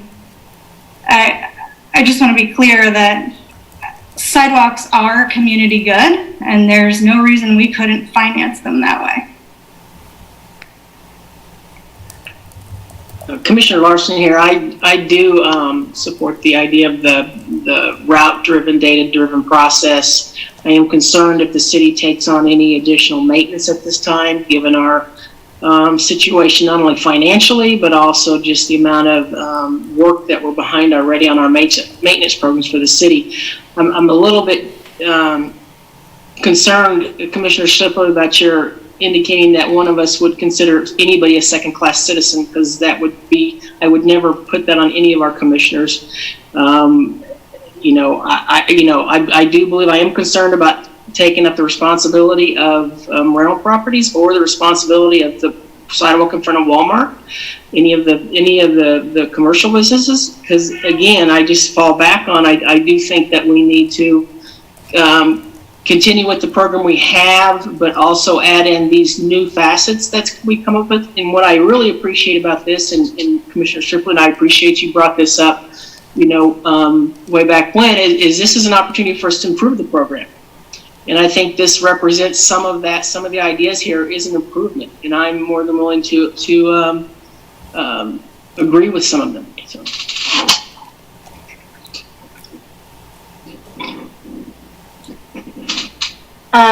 This is Mayor. Sorry. Oh, go ahead. Just one more thing, kind of in Commissioner Larson's vein. We haven't gotten into that detail, but certainly Brandon's question of with any other program, what would the city be considered an individual, or would we be subsidizing ADA ramps or city-owned sidewalks? I think that might also change the way we look at that, because again, I feel like I, as a taxpayer, I'm already expecting to subsidize the city's sidewalks, whichever they own, and the ADA ramps. But again, if we can spread that cost among more people, then that brings that cost down. It also involves the entire community and something, again, that's a community good. But that would be, calculus that we would probably have to see if that was actually a benefit, if you know what I mean there. This is Mayor Ananda. I've just been kind of thinking as we've been talking about this, and I think that we've kind of blended several of the questions posed to us, which is absolutely fine, because this is a complex conversation that you can't just silo pieces of. One of the things that I think about when I think about the city providing these services is the fact that we are experiencing an incredibly high unemployment rate, and creating positions like this are long-term retirement benefited positions, acknowledging the budget situation that we are currently in, but the meaningful positions that we can provide by doing that is something that I don't think that we can just take off of the table because of our current economic situation, especially given the high rate of unemployment in our community. The second piece that I've been thinking about is, if we do impose this, and I think that there are risks associated with doing it voluntarily through taxes, obviously, including if you don't have a sidewalk, then you're not participating, but you're still accessing sidewalks and using our sidewalks in our community. However, using an opt-out with, in particular, regarding paying if you are at a certain percentage of the poverty level, and it would be application-based, property owner-based, so that there still is that valve for folks who can't even afford to pay in incrementally on this, which would address, the fact that we are paying 100% of these for some folks. That wouldn't exclude them from that possibility. And then also thinking about liability, and I know that that's always a question, rightly so, when we're talking about these issues, having some kind of reporting responsibility for the property owner, maintaining liability within X amount of time of reporting these issues as they arise once we do have a maintenance program in place, so that we aren't expecting 5 employees or a contractor to literally walk every single sidewalk and find every flaw in it annually. It is the property owner's responsibility, and they maintain that liability until they report that. Those are kind of the things that I've been thinking about as we've been talking about this in regard to specifically the maintenance program proposal, as well as the voluntary insurance program.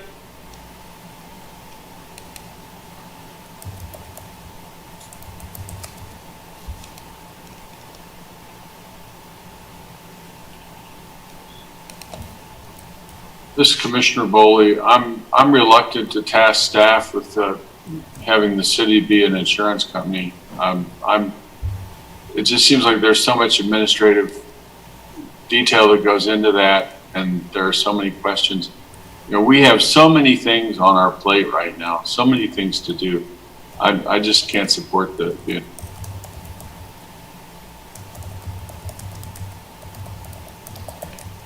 Mayor, Commissioner Shipley, not to jump on number 5, but I will. I do want to point out Brandon's suggestion of stakeholder engagement, and this is something I have complained about in the past. We do have Lawrence Listens. We have never done a Lawrence Listens on sidewalks. We did a Lawrence Listens on cats, but not on sidewalks. So I would like to suggest that as something which is relatively easy to do to get feedback from the public on. Can I pose like the magic wand question? So I know what we're facing now, and I know that it's complex and scary and big. If we weren't, what would be the preference? And I guess specifically to you, Commissioner Bully, because I know that you're really weighing that heavily, which is completely understandable. I think Vice Mayor Finkeldye as well mentioned that. I'm just curious, what is the magic wand situation in regard to sidewalks? Thank you, Mayor. I appreciate the opportunity to speak to this. Frankly, if I had a magic wand, I wouldn't use it on sidewalks, okay? But if I was tasked with using the magic wand on sidewalks, I think what I would do would be to say, we are learning through this program. You know, we started it and it was a rough start, and everybody knows it. This year's better. You know, the opportunity to continue this and then actually utilize this data-driven approach is an excellent trajectory for us to be going on.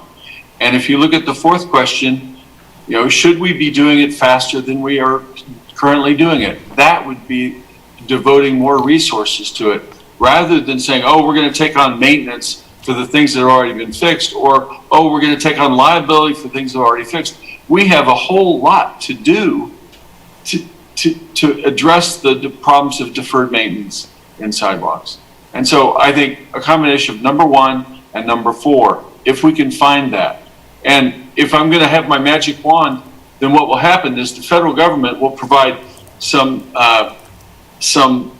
you know, assistance to the communities like ours who have had these incredible fall-offs in our revenue due to the pandemic, that we would put some of that money towards accelerating this program and find solutions for our citizens.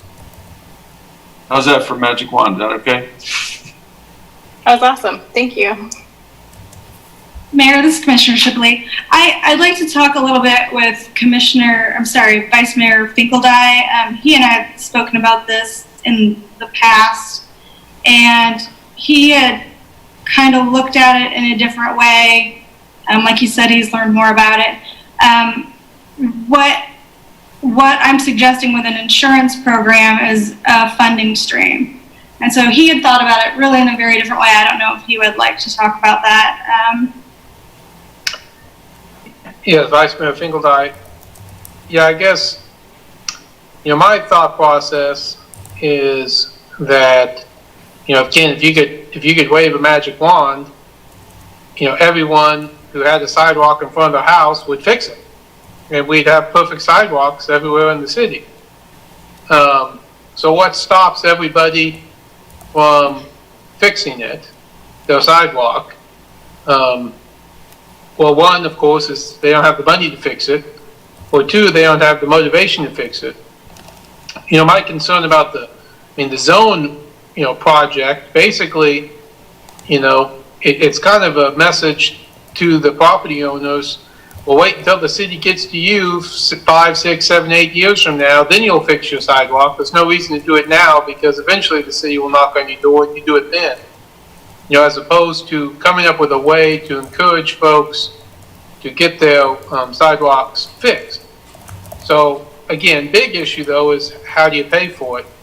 You know, the thing I liked about what I call I don't really call it an insurance proposal, but a voluntary proposal, is how do we get a funding stream dedicated to this?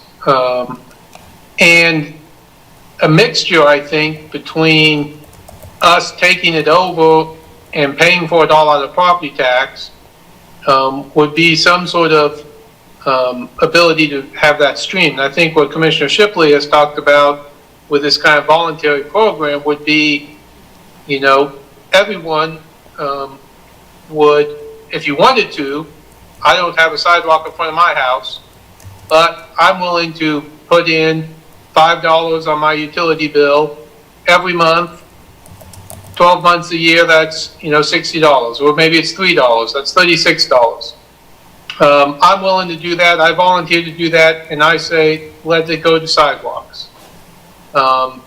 And if you have a sidewalk in front of your house and you commit to paying that, again, I agree that you want to do it in a way that's not overly bureaucratic, but if you commit to pay $3 a month in front of your house, when we do get to your house, we'll fix it for you because you've been paying the $3 a month. And I think we have something like 34,000 units in town. And if, you know, 60% of the units were willing to pay $3 a month, you know, we'd have $500,000 or $600,000, $700,000 a year of a stream to put towards this program. I wouldn't really support taking on the maintenance of it or the requirement of it, but we would help them when we got there. In the meantime, I mean, I certainly would support focusing on the priority-based systems and putting money in long stretches of sidewalk that we need to get repaired, you know, to get people to schools and property. So, I mean, I think it's just a way to get a funding stream flowing that could put additional resources to it, but do it more on a voluntary basis. And I think maybe you could get some support for that. Just as Mayor Nanda, I would say doing it through the utility bill would then place that responsibility on renters, and would also absolve businesses from paying necessarily if they have a lot more sidewalk than others, considering yards with 2 sidewalks or properties in which there are no sidewalks. I just think that could create some equity issues through that specific stream. But I definitely appreciate, Brad, when you bring ideas to the table that are definitely outside of the box and give us an opportunity to think about things a little bit differently. Commissioner Larson. Go ahead, Brad, I'm sorry. That's okay. Vice Mayor Finkel, I was just going to add, to be clear, you know, option on the whatever direction, the far left is sidewalks are maintained by the city and we pay for it out of property taxes. You know, the far right side is everybody pays for their own and they're just waiting for us to show up on the door to knock. And we give some assistance to low income. I mean, that's obviously a step away from the far right. What I'm suggesting is, you know, something that, you know, would be in between those two. And again, not a perfect solution at all, but it would be, if folks are leaning towards us paying for it, it would be a step away from that far expense. This is Commissioner Bowley. I appreciate that desire to have more people fix their sidewalks without having us come and be part of the program. That's a great goal. My concern is that we needed actuaries to figure out how much we'd be having to have the voluntary fee be in order to be able to say to somebody, well, if you pay the fee, then we'll take care of your sidewalk, no matter what. And you know, this concern about, we're doing a fair amount for low-income homeowners. You know, I think that's really where the resources need to go for this, when you come right down to it. Commissioner Larson here, and the idea of with the utility bill, putting something on your utility bill, volunteer or otherwise, I had thought that we had explored the idea of a utility bill charge in the past, and that was not legal. Does any staff remember? Mandatory. This is Randy Larkin, Deputy City Attorney. Yes, if it becomes mandatory, then it becomes an illegal excise tax. But if it's completely voluntary, where anybody and everybody can opt out if they choose, then it would not necessarily fall within that being a tax or an illegal tax. Thank you. This is Mayor Nanda. I think another level to consider in this is, for the last 3 years, I'm out of poverty for the first time in my life, and I don't have money to fix my sidewalk saved, and I'm not experiencing poverty at this moment in my life. And I think that a lot of people are in the same boat. And so, to assume that either you qualify to have it covered 100% or you can afford to fix your sidewalk, there's a big gap between those two spaces that I think we have to be cognizant of. And, even if you have $1,000 in the bank, it's in case your kid breaks their leg, or, you lose your job, or you don't have insurance, or, a multitude of other emergencies that can come up that aren't fixing your sidewalk. So I want to say that I understand that this isn't a priority for someone's savings account, especially right now, because not only are we feeling a crunch financially, all of our residents are as well. And if they aren't now, I think that as we continue to move through this year, everyone's level of stress is high. And so I just want to be careful about our expectations of folks' ability, even if they don't fall under the poverty line.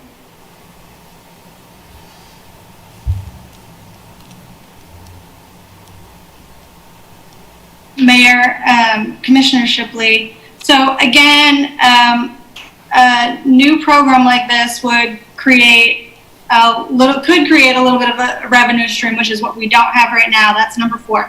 Develop proposals for additional resources. That's all I'm suggesting. And it's clear to me from the staff report that a program like that is perfectly allowable. And I agree that this is a midway point. Obviously, if any of us had a magic wand, we would fix everything. And I really think this would give us an opportunity to meet people halfway and create a little bit more buy-in to a program that is frankly very unpopular.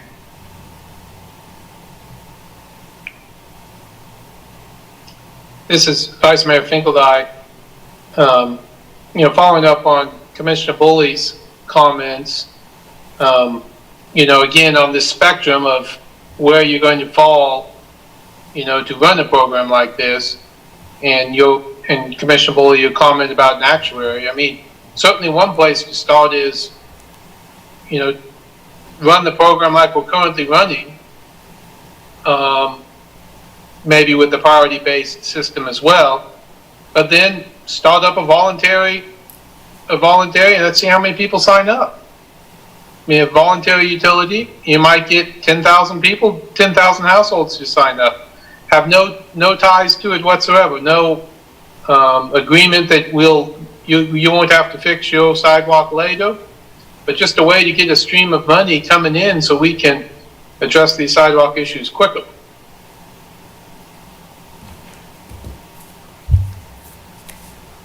Mayor, if I may, this is Brandon McGuire, Assistant City Manager. I might ask a question for Commissioner Shipley or Finkeldye. Just about a voluntary program. Would this still be focused on only those properties that have already gone through the sidewalk improvement program and have repaired their property, and then we would be looking from that point forward at their participation in a voluntary insurance program, or are we talking about funding the initial repair, which is the current, repair of the current existing hazards?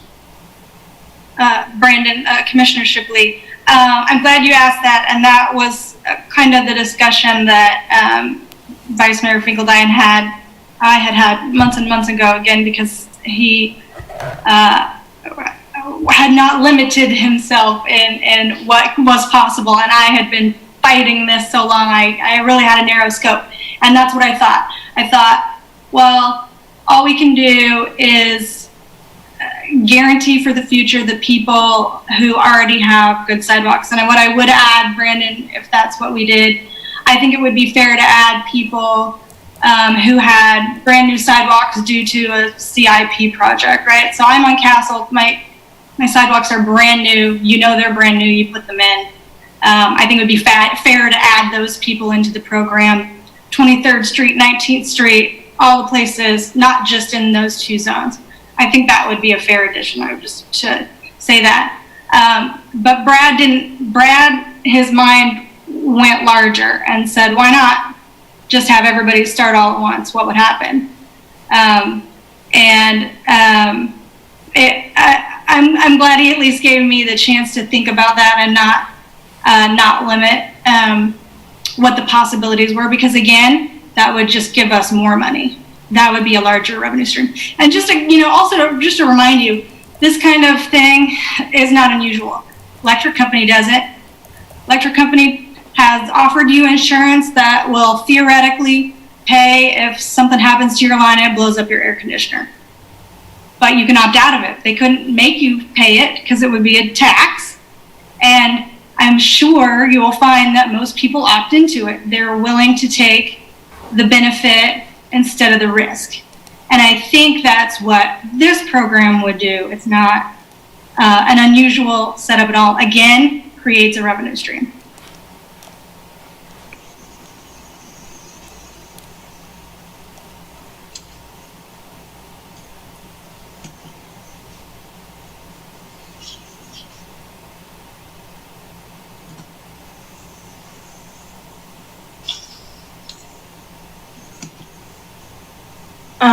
This is Mayor Nanda.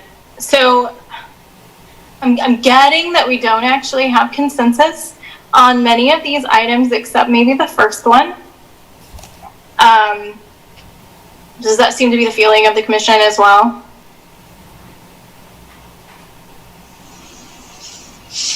This is Vice Mayor Finkeldine. I do agree to a large extent. I guess I would, for a second, number 4, which was, and again, this is kind of where I was going, develop proposals for additional resources to expedite repair of deferred maintenance. I guess I'm interested in that, and that's the big picture that I'm trying to think of. I'm not, obviously one example is property tax. Another example would be a sales tax. I'm not in favor of either of those. But what is there another proposal that allows additional resources to go to repairing sidewalks? That's the, thing I'm just trying to think through. And maybe the starting point is a purely voluntary, and not even insurance, just a purely voluntary program. Let's see how many people in this community at some point are willing to pay to have better sidewalks. Is that, and if that brings in $300,000 or $400,000 and does nothing else, we don't make any other changes, but we have $300,000 or $400,000 more to use, then we're going to make a bigger dent on this project. So, now again, so I don't know if there's consensus around we want to spend more on this, or if the consensus is we're happy with the process that we have now, and we'll probably be here 10, 12, 13 years from now before we get to the last sidewalks. This is Commissioner Boley. I'd like a clarification, Vice Mayor, please. Are you talking about a donation program? Yeah. Okay. Yeah. Cool. Vice Mayor, Commissioner Shibley. Sorry, your point. What we know is, and what staff has told us, and I think it's exemplified by the fact they had to split the second area in half, is that the original idea, the original sales pitch for this particular program was, okay, there's 8 zones. We'll get it done in 8 years. Well, staff's been really clear with us, that's not going to happen. If we have to cut every zone in half, we're not going to make it. So again, we are going to have to put more money in it, or find money somewhere else. This is Mayor Nanda. I would also say that there is a dearth of people who can do this work, and we found that. So even if we had all the money we wanted for this project, if we don't have crews who are able to engage in this because they don't have the training, because they don't have the labor, or for whatever reason, then it doesn't matter. Commissioner Larson here. On item number 4, I guess my emphasis would be on the additional resources, because I don't want to commit any of our current funding mechanisms for maintenance to the program. The way we're doing it now, obviously, we're always looking for improvements, but I would be more than happy to support ideas regarding the additional resources. And if it's a voluntary program, just to see if it works, hey, I think that would be worth a shot. I would say, as far as the concern about there being enough companies or people or persons out there that can do this work, I think it's a matter more of how much you are getting paid for that work. We were paying $7 a square foot, and I was surprised at that low of a price to do that. So my guess is a lot of companies wouldn't do it for that cheap, because there's plenty of folks out there that do concrete work, but they've got to be able, they got to get paid an amount that's going to cover their costs and make a profit at it. $7 a square foot is pretty low, just based on my experience working in concrete when I had my company. That was a cheap price back in the early 2000s. So I can't imagine us getting something like that again. This is Mayor Nanda. I think that speaks to providing city staff to engage in that, because we can provide those opportunities. I think when I think about a voluntary donation for sidewalk maintenance,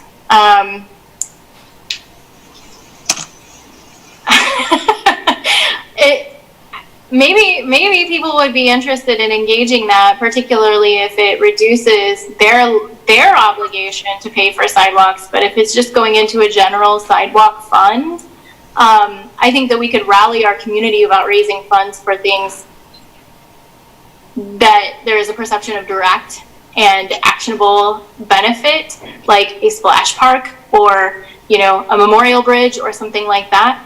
And maybe I'm wrong. I would absolutely love to be wrong. I am opposed to it being in the utility bill as an option for 2 reasons. One I've already mentioned, which is the fact that then renters could potentially be looped in by their landlord to pay for those, which I don't think is equitable, and we have a lot of rental property in our community, so that would be a pretty significant portion of our utility bills. And then the property owners wouldn't necessarily have an outlet in which to do that unless they doubled that donation through their own utility bill if they live in our community.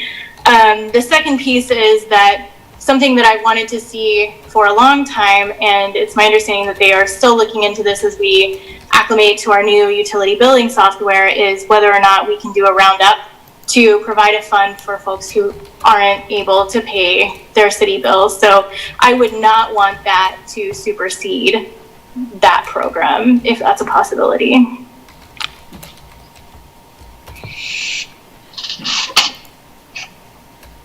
This is Vice Mayor Finkel. I also really like that program, the Roundup program. I think we should be doing that. And, I don't know if, I just throw this out as, under number 4, develop proposals of additional resources. I'm not sold on it.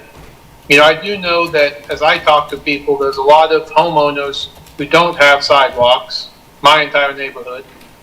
Well, there's also folks who have sidewalks across the street from them, but not on their own property, a large part of this. So we have a large number of people who will never pay for a sidewalk under our current proposal because they don't have a sidewalk in front of their house. And so, is there ways, obviously a property tax or sales tax would be ways to do it, but outside of property tax or sales tax, is there some other mechanism for bringing in additional resources? That's just what I'm exploring here.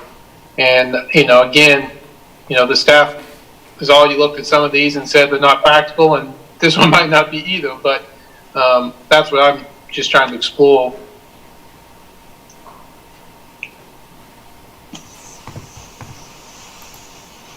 I guess to sum up for me, I'm open. I think everybody agrees. I think we have near consensus on number one. I'm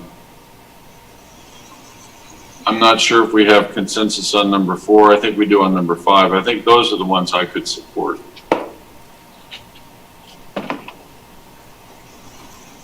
Ms. Mayor Nanda, I think that's a good assessment. Commissioner Bully, I will acknowledge we have been talking about sidewalks for a long time, and so not starting at ground zero in those community engagement conversations, but really talking about the how of what we do. But it does seem like there are consensus on those. Mayor, Bobby Wathall was kind enough to attach to our agenda an item from the old hometown from 125 years ago, where the city was getting sued for a bad sidewalk. And they asked for $5,000 or something, and they were awarded by the jury $500. So I went to the Bureau of Labor Statistics inflation calculator to figure out what $500 in 1895 would have been. Unfortunately for me, the inflation calculator only went back to 1913. So in 1913, it was about $13,000. So I guess from 1895, it would probably be about $15,000. And the injury was a sprained ankle. Now, I don't believe that we've gotten less litigious than we were in 1895. Perhaps we have. But, you know, the original claim was for $150,000 in today's dollars for a sprained ankle. I'm really concerned about liability, given that we've been talking about sidewalks for a long time in Lawrence, Kansas. For Commissioner Courtney Shipley, this would be a good time, I think, to ask Randy to perhaps, if he can, repeat something he has said in the past, which is that when these cases do come forward, they're relatively quickly dismissed against the city. I mean, not individual property owners.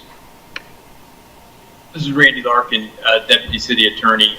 Currently, yeah, that's the case if it's on private property. Now, obviously, if it's city property or something that we're maintaining, then that's a different story. Then we have the same liability that we would have for the streets. For example, we would only have liability if we created the defect, or if we constructed it with the defect, or if we had knowledge of it and didn't know about it. But anyway, that's the case. If it's not ours, if it's on private property, then we get out of those cases fairly easily at this point in time. But 1895 law is completely different than it is now.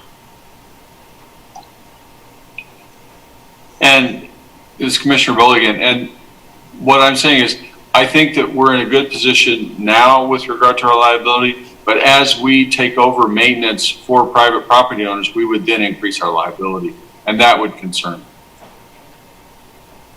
Mayor, this is Commissioner Shipley, and I believe what I am saying is that we already have a kind of liability by knowing that we already have this deferred maintenance. And we already know that people have made complaints, and those complaints haven't been followed up on. So, and I'm sure we've all talked to those people, gotten emails from those people, or talked to those people on the phone. So as... Excuse me.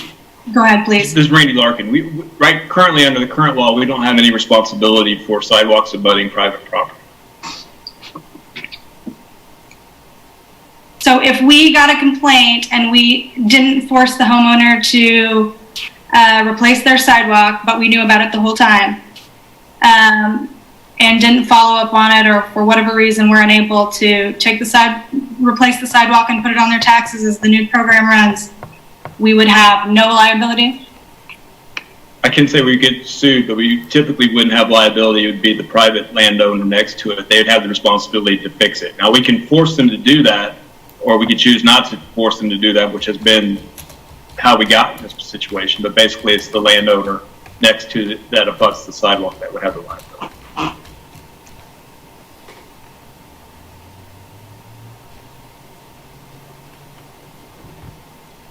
This is Mayor Nanda. So I think that we've definitely talked ourselves around these items.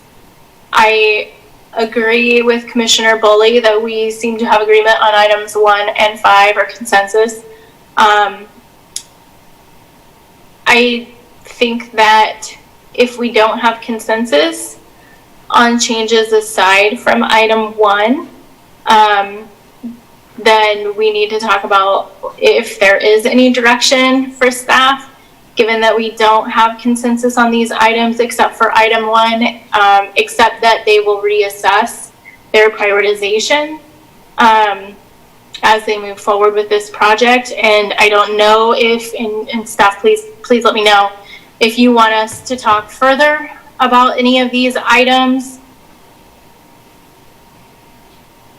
Anna McGuire, Assistant City Manager, and I'll also ask Craig to jump in if he'd like to add anything or revise any of my comments. But I think it's clear to us to work on a prioritization process and to work with the Multimodal Transportation Commission and our planning staff to do that and come back with a good proposal. I think that we can work through that process pretty quickly.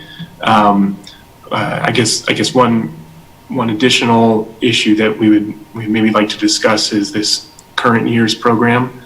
We have delayed seeing that program through. Where we're at in the program is the property owners have been notified. We've identified all the sidewalk hazards, and we're preparing the bid to continue on with the program and be able to perform those repairs this year. But maybe a little bit of guidance on whether or not the commission is willing to continue to support this year's program, which I'm taking from the comments that is the expectation that we continue forward as planned for 2020. So if there are any additional comments the commissioners like to make about that could be helpful to us. Mayor, Commissioner Shipley, yeah, that leads us back to a question we didn't answer, which is what time frame do we have an expectation if some commissioners are interested in raising the amount of money that we spend in these areas? How many years do we expect this to be completed in? This is Commissioner Bowley. I think that continuing with the program is explicit in number 1, Brandon. I mean, we're saying continue with the program. We have consensus on number 1. And I think as we go into our next topic, we'll have another opportunity to talk about resources. Again, Commissioner Shipley, the question was about time frame. So the original time frame was theoretically 8 years. Now theoretically it would be 9 years. And the push for that was to get it done in a relatively timely manner, not in 20 years, for example. So again, if we continue with what we're doing now, what is the expectation that we will actually put a dent in the sidewalk repair? And how many years? This is Mayor Nananda. Before staff answers that, if I may, I think that if we use the hybrid model map and, we saw where the red zones were on that map, I think that a lot of the conversation around sidewalks and the primary issues that have been identified, if those are taken care of, prioritized in the way that they looked on that map, then I think that as we get out to places where there aren't going to be as many repairs, it may speed up over time. Additionally, we're going to be directly addressing, I think, what we're talking about a lot of the time when we're talking about our community sidewalks and the quality. So I'll let staff answer that. I felt like that's a piece of that conversation as well. Commissioner Larson here. I had on item number 4, I guess I heard somebody say we didn't have consensus on this issue. Seems like I heard at least 2 other commissioners that was in agreement that if we could find additional resources to expedite the program, that we were willing to move forward with that. So if we have 3 commissioners that are willing to take a look at that from additional resources standpoint, is there a reason why we couldn't move forward on that? Do we have to have a consensus? This is Mayor Nando. When I think about consensus, it's a general agreement among all members versus a majority, or at least a willingness to abstain from blocking that action, but I may be incorrect in my assumption about consensus. Well, this is Commissioner Boley. I guess one of my concerns is staff resources. I mean, we've been asking staff to do a lot on this issue. I think they've done what we asked them to. I think 1 is agreed upon, essentially 5 is agreed upon. As far as number 4, I mean, as I think about this, that may be what we talk about in our next program, which is the CIP and our budget. You know, we've heard from Commissioner Finkeldye, Vice Mayor Finkeldye, that he's not interested in raising property taxes or sales tax to accomplish this. It's possible there are other resources that staff can identify through the budget process. I'm open to that. And again, you know, maybe we'll get some assistance from the federal government, you know, because our resources have dried up to a certain extent, and, you know, maybe we could use some of those resources. So I'm open to that. This is Vice Mayor Finkeldye. I would agree that it needs to be in the context of the budget discussion. I mean, it's going to be hard to, I mean, I'm certainly interested in it, but it does come down to how it falls into the entire budget discussion. Commissioner Larson, I would agree with that. I mean, you know, anytime we're spending more money like this, or attempting to, or potentially having to spend more money, we need to put it in the context of the budget. But I still agree that if we find additional resources that do not take from our current programs, then I'm more than willing to take a close look at those. So. I guess I'd like to express my appreciation for the presentation and the work that staff's been doing. I think this program is improving, and I think it will continue to improve. And as it does, perhaps we'll have an opportunity to do more than we're doing currently and expedite the process, which is definitely a goal for our city. Mayor Nanda. All right. Given that, we will move on. I wanted to acknowledge that we have 2 individuals signed up for public comment on our CIP plan, and also that we've been sitting here for a long time. So I would propose to the commission that, given the fact that I think we're going to have a lot of discussion on this item, that we have our presentation and have our public comment and then take a break. Would everybody be okay with that? Mm-hmm. Okay. That's fine.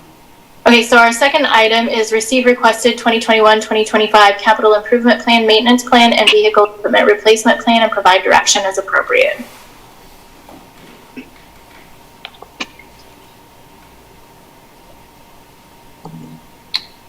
Good evening, everybody. Jeremy Wilmoth, Finance Director. Can everybody see my screen? Very good. Well, I want to welcome you all to the first official budget meeting for the 2021 budget process. I know for a few of you, this will be your first time going through this with the city staff. It's my second time going through it with the city staff. So again, I want to thank, my screen just went blank.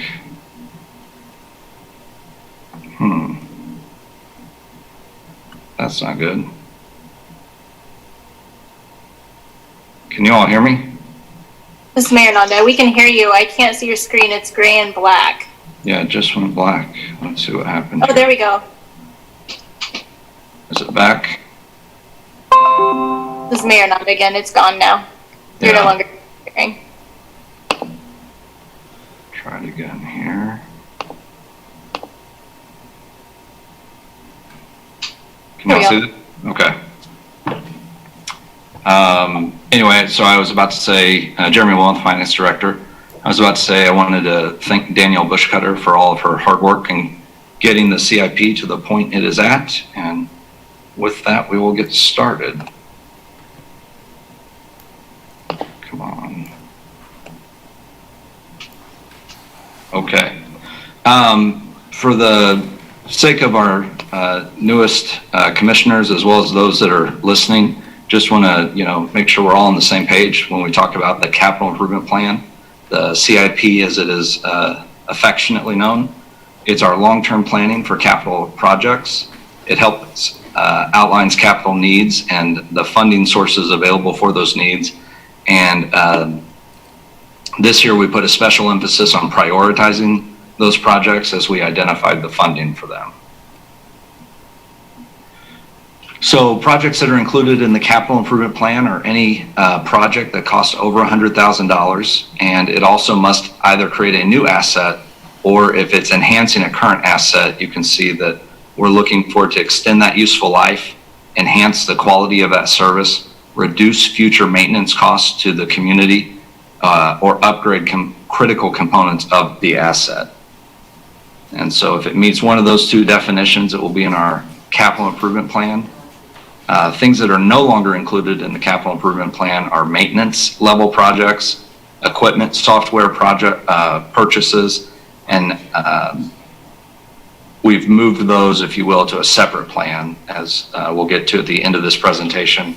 We have a maintenance plan, and we also have what's known as the Vehicle and Equipment Replacement Plan, or VERP, for those of you who love acronyms.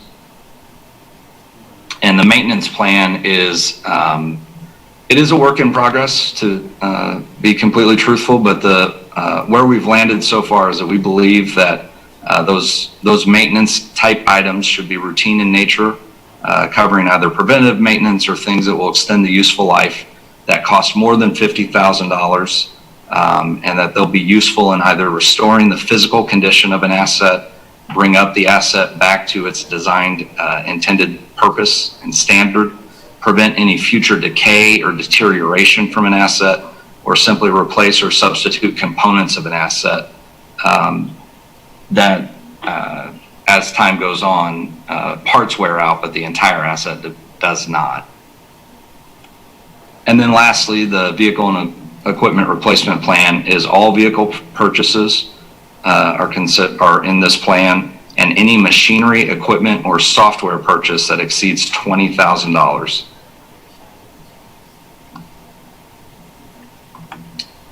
So one of our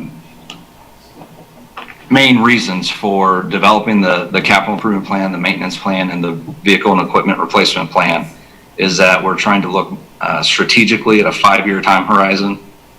We're trying to get to a place where we determine the lowest cost of ownership for our community, that we spend our limited tax dollars as efficiently as possible, and that we begin to identify priority-based decision-making opportunities for capital projects as well as the operating budget.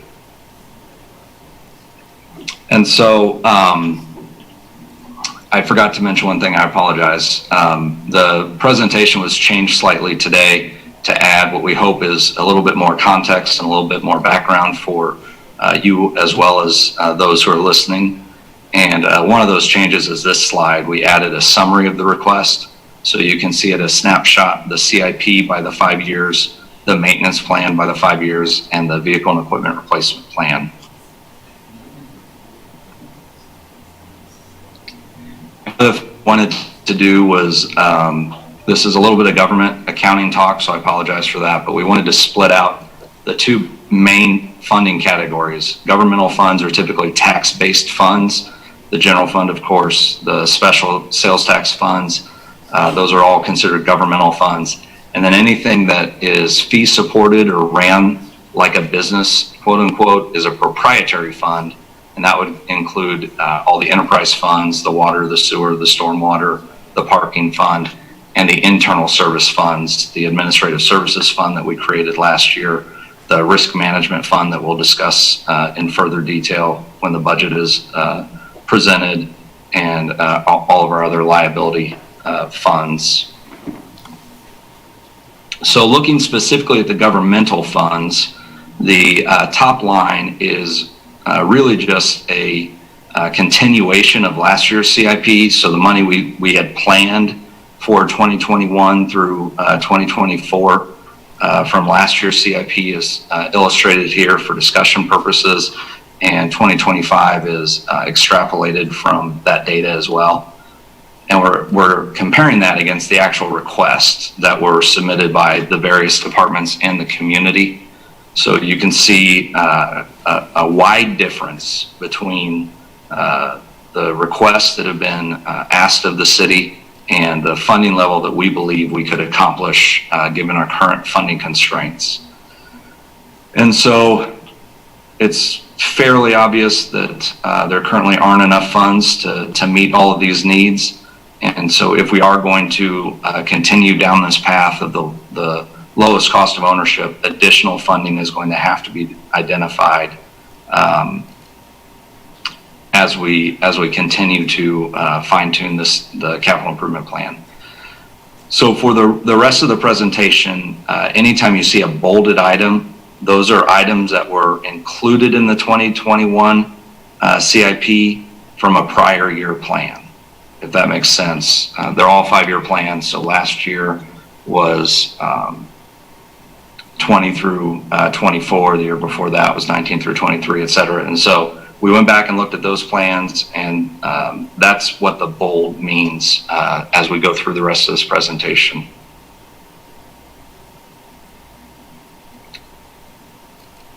So before we get into the plan, I wanted to talk just a little bit about the prioritization process. I know Danielle walked you through that. What we had was we had every department score the CIP project, and then there was a peer review group that was created by category to score each category for each project. And then those final scores were weighted based on that weighting criteria that we shared with you previously. But to provide some context, what you'll see on these slides is alternative 1 would be no weighting, so that's just the raw score by project. And alternative 2 was increasing equity and decreasing long-term planning and timing. And so as City Manager Owens has mentioned, the weighting really can be adjusted at any time, but this is just to provide a little context about what the weighting currently is, what the scores would be with no weighting, and then should we choose an alternative to the current weighting methodology that increased equity and decreased long-term planning and timing. That's the third score that you'll see by project. And so the last thing I want to do before we get into the plan, it was recommended that we provide a scoring example, taking a project that's currently funded through that metric. And so that's what we did, the Bike Boulevard program. You can see the score by category. The weighting that was applied was the current weighting that we have,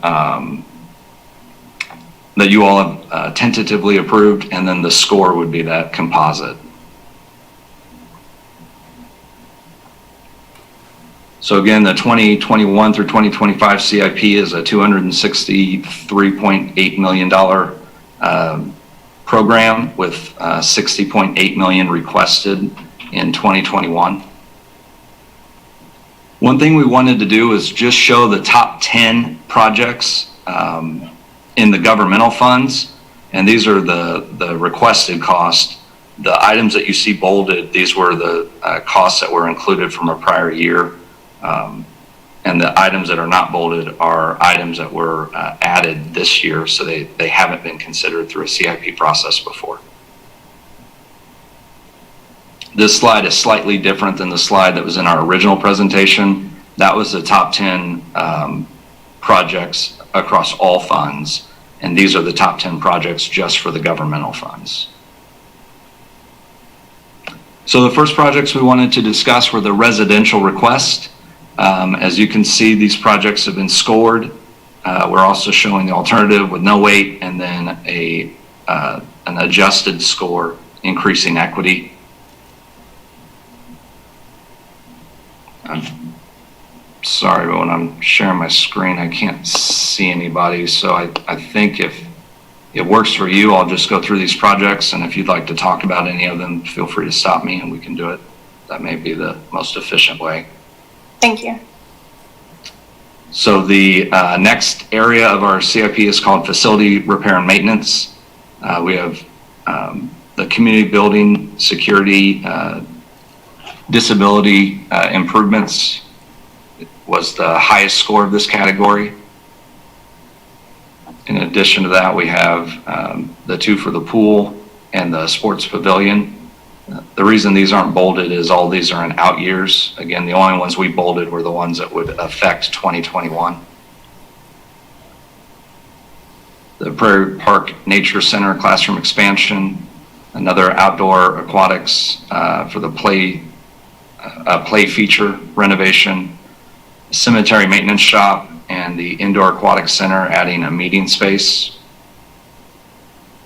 Mayor, Commissioner Shibley, can you give me any more information about the cemetery maintenance shop replacement, or do I need to ask Parks and Rec about that?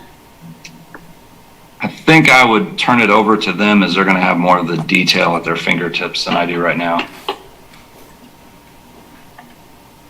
This is Derek Rogers, Parks and Rec. If you want to wait till the end, we can do it at the end, or we can do it in the middle of your brief.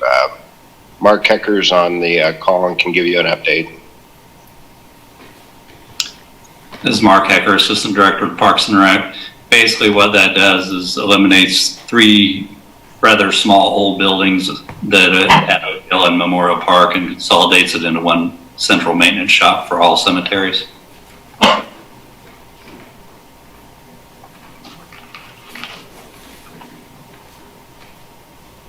Okay, we'll move on. City Hall reconfiguration, Holcomb Park and the East Lawrence Center Gymnastics are the final projects in that category. Next is fire medical. This is another one of those projects that it scored very highly. But you know, there's also concern about funding the long-term operating cost. As you can see on the detail sheet, I'm trying to pull that up here real quick. Got too many devices.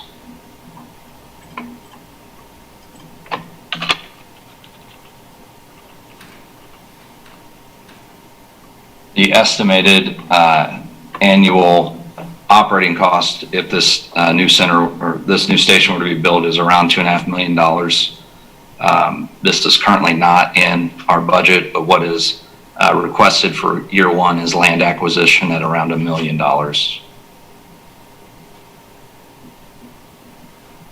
Information technology is fiber safety improvement projects.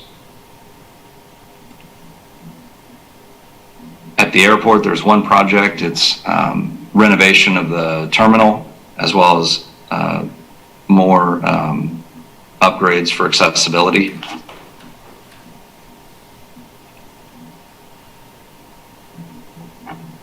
Stormwater, the top-rated project, is a system identification assessment tool and model creation, followed by a project at 17th and Alabama for drainage improvements. The 9th Street in Mississippi is a new project, so it was not in the prior plan. And the Stormwater Capital Improvement Construction Program is also funded. And then Maple Lane, 19th to Brook, is a new program, as a new project request this year as well. And then they also had a property acquisition request, but that's not till 2024. Moving down to water and wastewater, all the bolded projects are currently in the fee plan for the water and wastewater utility, and so these are all projects that were discussed previously.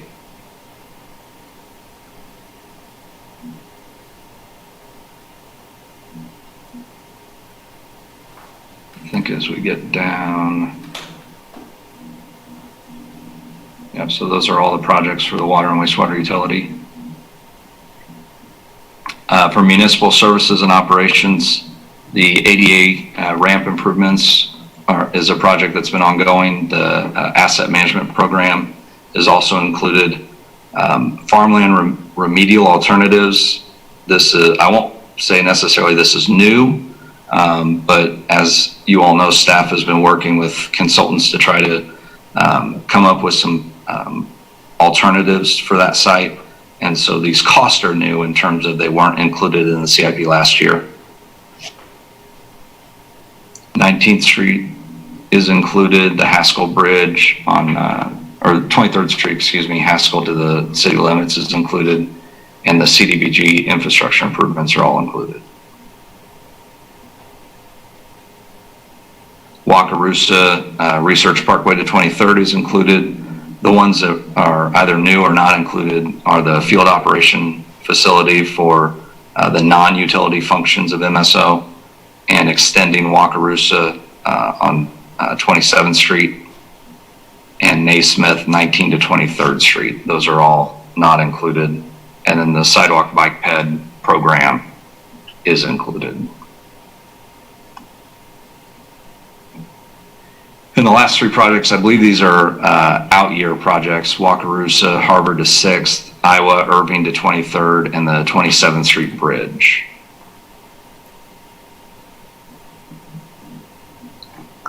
Moving down to parks, Broken Arrow Park Shelter is accessibility, an accessibility project. At the youth sports complex, there's several projects. The parking lots was the second highest scored project. The sidewalks was the third highest scored, and extending 27th Street as an exit was a fourth highest scored project for parks. Then Broken Arrow has a restroom replacement. The sports complex and the golf irrigation upgrades are included in the plan currently. And then the Lion Park shelter replacement, South Park wading pool, and Eisenhower Drive trail and play development is a new project for this year. Then we have the Lawrence Loop, park property acquisition, the water spray park, and one more improvement to the youth sports complex, a lighting upgrade. And then the Lawrence Loop that we discussed last year is currently funded, as well as the Burroughs Creek Park spray park. So the police have several projects that I believe they've spoken with you all about at various times throughout the year. The training center, design and professional services, the outbuilding at the new facility, and a vehicle canopy and weather protection at the new facility, and then the training center to be constructed at the new facility are all the projects that they had listed. The multimodal facility that's been discussed is currently in the plan. And so those are all the capital project by functional area. If you'd like to ask questions of staff of any of those projects or move on to the maintenance plan, just let me know. Mayor, Commissioner Shipley, I did want to go back to the Wakarusa from Harvard to 6th, and maybe Brandon can help me with this.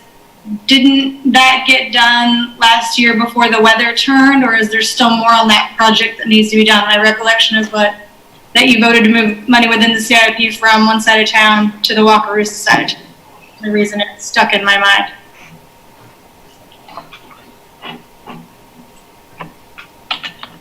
Assistant City Manager Brandon McGuire. And I'm sorry, Commissioner Shipley, you were talking about the street maintenance funding? Yeah. I actually, if he's on the call, David Cronin, I'm scrolling through real quick. Could you give us an update on where we are with that project? Yeah, Brandon, this is Dave Cronin, city engineer. Last year we did do what I would call an emergency repair of Wakarusa from Harvard to 6th Street.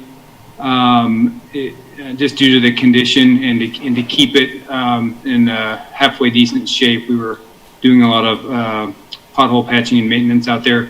It still needs to be reconstructed. So I think the work that we did is a short-term solution, but I think it's still appropriate to keep it in the CIP to be reconstructed like we've done with the sections to the south. Thank you, Mayor. Thank you, Dave. Thanks, Brandon.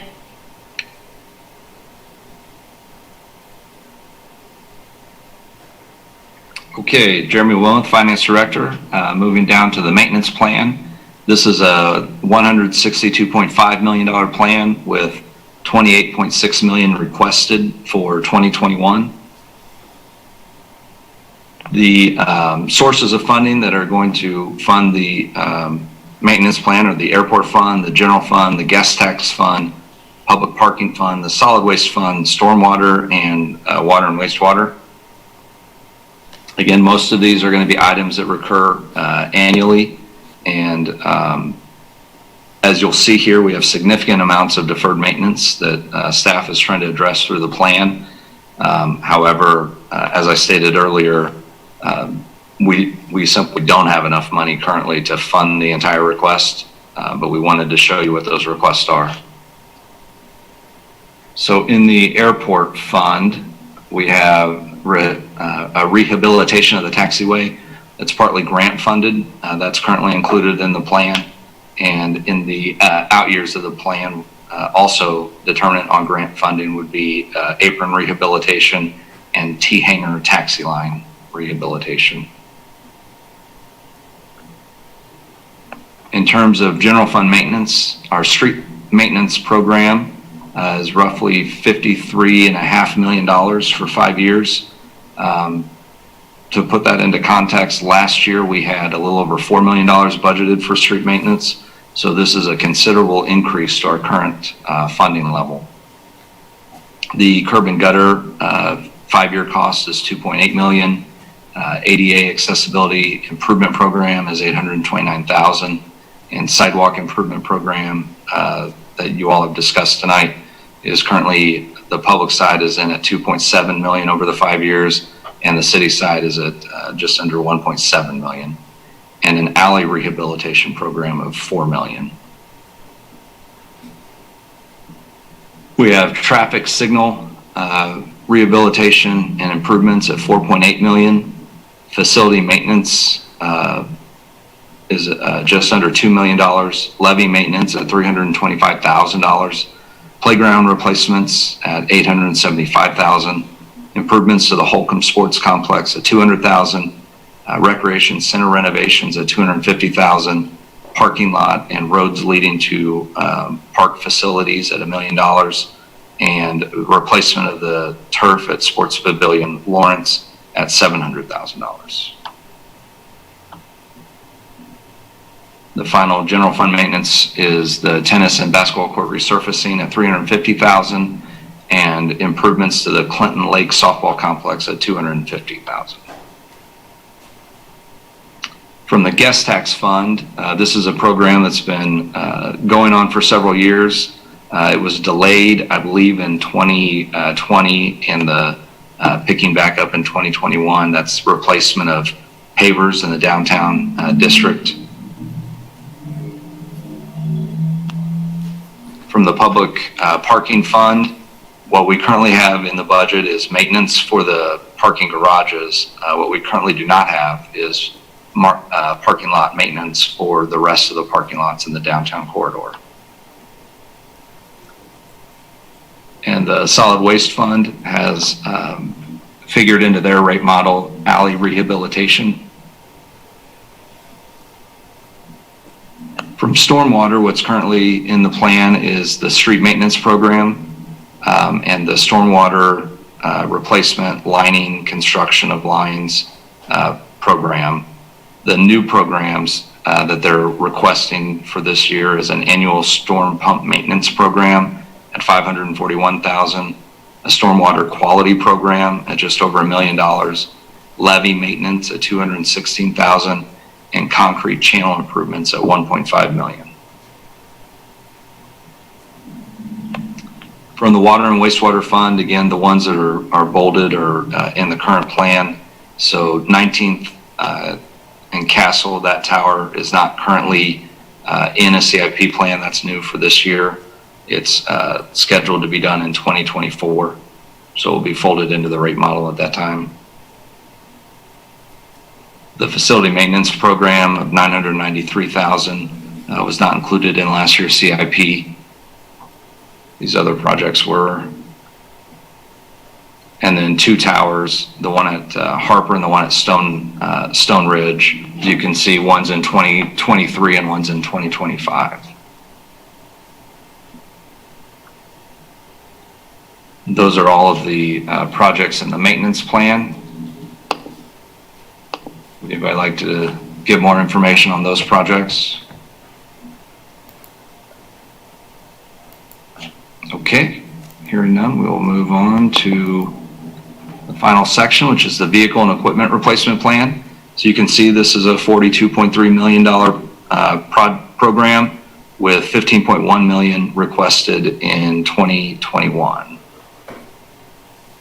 So the primary funding sources here is our equipment reserve fund, our general fund, the public transit fund, the solid waste fund, the stormwater fund, and the water and wastewater fund.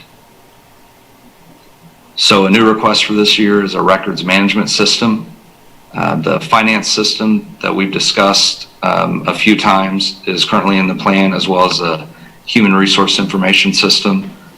Just a quick update on that. Actually, next week, our vendor, Barry Dunn, will be meeting with various people throughout the organization to get their feedback on what they like, what they don't like about our current finance system and our current systems that interact with the finance system, in an effort to get a request for proposal drafted this summer to issue to potential vendors as we seek to replace the critical financial infrastructure and the human resources infrastructure for the city. And the annual fiber project is also included in our current budget. There's a hardware refresh that is also new, but that's not until 2024. For fire and medical, they're requesting a public safety mobile command vehicle, $1.5 million. That's currently not in our plan. The portable radios is in the plan from prior years at $669,000. They had also requested to replace truck number 5 at $1.5 million. And then the projects that they have slated for for next year is should fire station number 6 be approved, they would need a Quint fire truck for that at just over $1.6 million.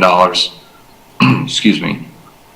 A continuation of the replacement of the mobile radio program in 2022 at $446,000.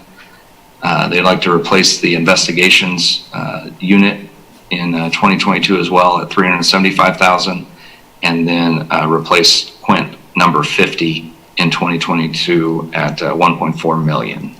This is Mayor Nanda. I want to touch on that first item on that page, which is the public safety mobile command vehicle, which is on page 12 of the 76 pages that we have under this. This is under the police very clearly and not under fire medical. So about that? I think they discussed sharing it. Chief, do you want to weigh in on that? Yes, Jeremy. Sean Coffey, Fire Chief. That is correct, Jeremy. That is a joint project between the Lawrence Police Department and Fire Medical Department. This is the second year for this request. This is an effort to get a mobile command vehicle that can be used for planned events, large fires, like say something downtown, somewhere else in the community, hazmat incidents, special events, those type of things. Think of tornadoes and that type of thing. Douglas County does have a command vehicle right now, but it's not able to meet our needs. It's more of a rehab vehicle with some communication equipment in the front. We're really looking something that we can use live video feeds for to get timely intel of what's going on, say in a hazmat incident, for plume modeling, evacuation standards and that type of thing. By having a joint vehicle, it'll put it in use more often. We'll be able to store it here at the Fire Medical Department and deploy it as needed for the police or ourselves. This is Mayor Anand again. Thank you for talking about that. I'm wondering, so when I became commissioner, I had the privilege of touring every department in the city, and one of those was where the vehicles are stored for law enforcement, and in there was a large van that had, like openings on the top and, other things like that. I'm wondering how this compares to that vehicle and whether or not it's similar. Marinata, can you tell me where that location was? That might help me in my... It was in a barn. Okay, are we talking the old fire station on Stone Barn Terrace? It was not, yes. Okay. Yes, and the Grover Barn. And that currently has law enforcement vehicles stored there. I don't believe there's a command vehicle that's in that location. I believe those are smaller units that the police use for different operations that they're conducting. Okay, well, at that time, this is Mayor Nund again. At that time there was, and I'm wondering, and I don't know if anyone from the LPD is here to speak to that, whether or not this is a similar type of vehicle and whether or not that vehicle is still in use. I believe the interim chief's on board, but I speculate that it's not a similar vehicle. This would be a much larger vehicle. If you've seen the one the county has, that they've agreed that they're not replacing in the near future or long term. It's a larger vehicle that can hold a number of different people. You can actually set up different work areas within the vehicle. And one of the reasons we work with the Lawrence Police Department on this is obviously we have a little more experience in specifications for very large vehicles. And so thinking about this, think it's something more the size of maybe one of our city transit vehicles around town here.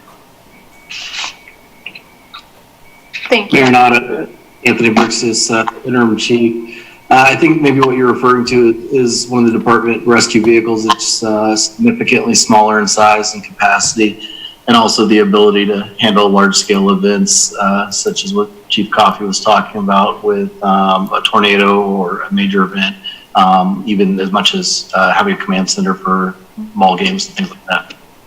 This is Mayor Nunda. That vehicle was explained to me as one that you could drive up in a hostage situation and be able to negotiate safely. Yes, two different types of vehicles. The mobile command vehicle is something that you wouldn't put directly in that type of site. It's something that is would be in the case of like a tornado, or even if it was in a hostage situation, it would be a block or two back, being able to kind of watch what's going on and have interaction. Two very different type of vehicles. Thank you.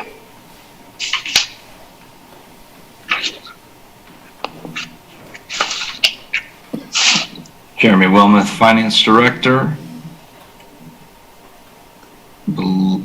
I believe we covered all these, so I'll move on to solid waste.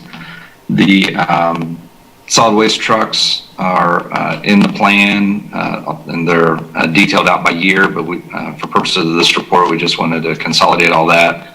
The total cost of that program would be $5.8 million over 5 years, and they're also requesting to continue the smart truck technology pilot program that is currently underway in 2020 at $850,000. Moving on to stormwater, in 2023 and 2025, there's street sweepers requested to be purchased for a total of $545,000 to help keep the streets clean, which helps with stormwater runoff, and dump trucks in 2024 and 2025 of $350,000. Moving down to the Municipal Services and Operations Division, their annual vehicle replacement program for 5 years is requested at $2 million. The dump truck replacement is at $900,000. Tractor and specialty trucks is just under $700,000. Backhoe replacements are at $530,000. A jet truck replacement in 2021 is requested new this year for $250,000. A camera van replacement in 2022 for $250,000. A hydro vacuum truck replacement in 2023 for $475,000. And a mobile crane truck replacement in 2025 for $300,000. Parks and Rec is requesting a tractor with a boom mower for $150,000, and has various specialty trucks that they're requesting for $410,000. And police have their annual vehicle replacement program is $2.5 million over the 5 years. They're requesting a records management system next year for $800,000, and a critical response negotiation vehicle in 2023 for $150,000.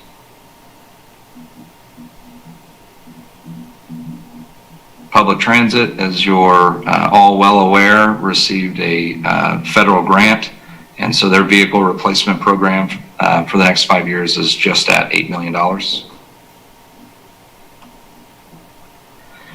And so those are all of the items in the vehicle and equipment replacement program. Does anybody have any questions about any of those items? This is Mayor Nanda. I guess I would ask then, is the critical response negotiation vehicle equivalent to the vehicle that we were talking about previously?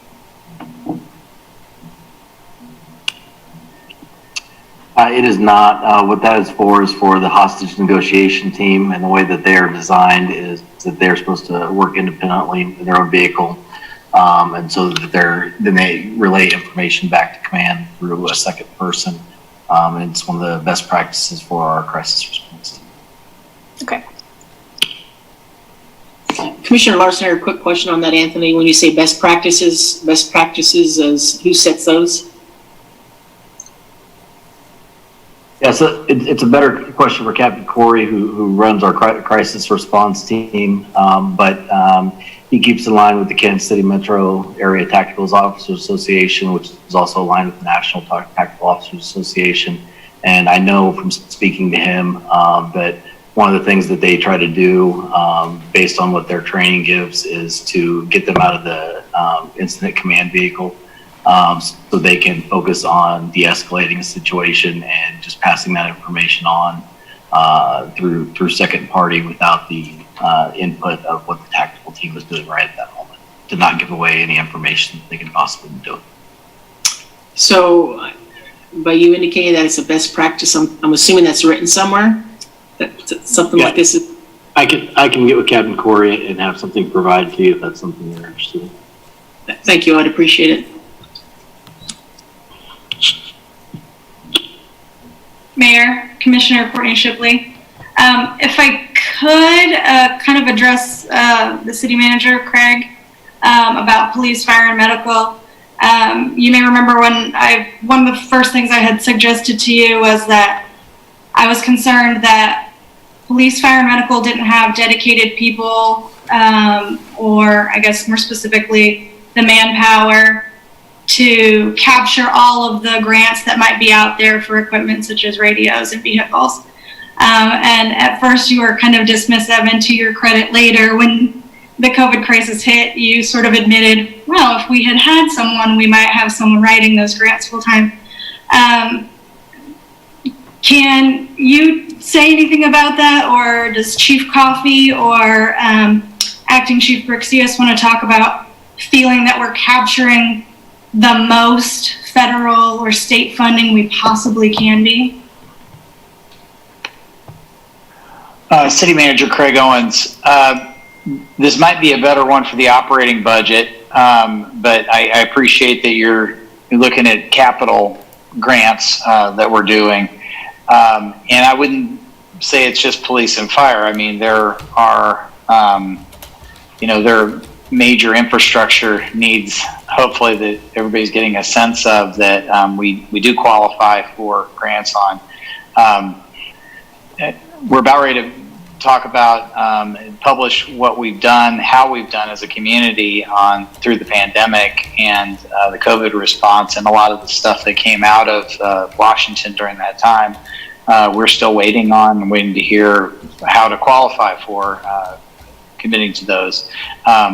But I do think I did think during this period of time we've been very aggressive and we've done pretty well. And obviously there's been some other grants that were pre that where we've qualified for, those that we're really proud of, and mainly in transit and some of that work.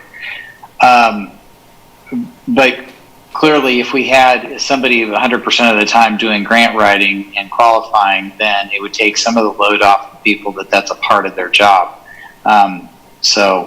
Again, I'm not fighting it. It's about where do we put all the needs but I think grant writers are supposed to pay for themselves many times over.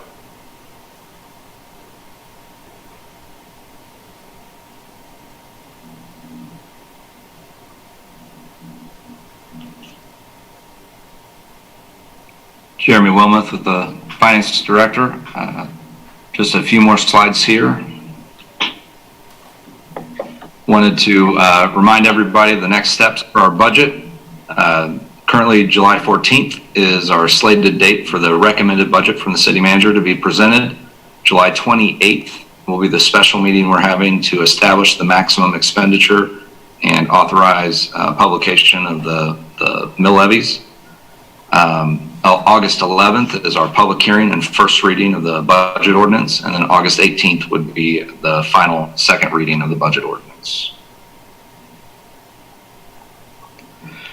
So, two policy questions we'd like to discuss with you all tonight. First, do you agree with our current weighting system for the CIP projects, or would you like to discuss a different weighting rubric?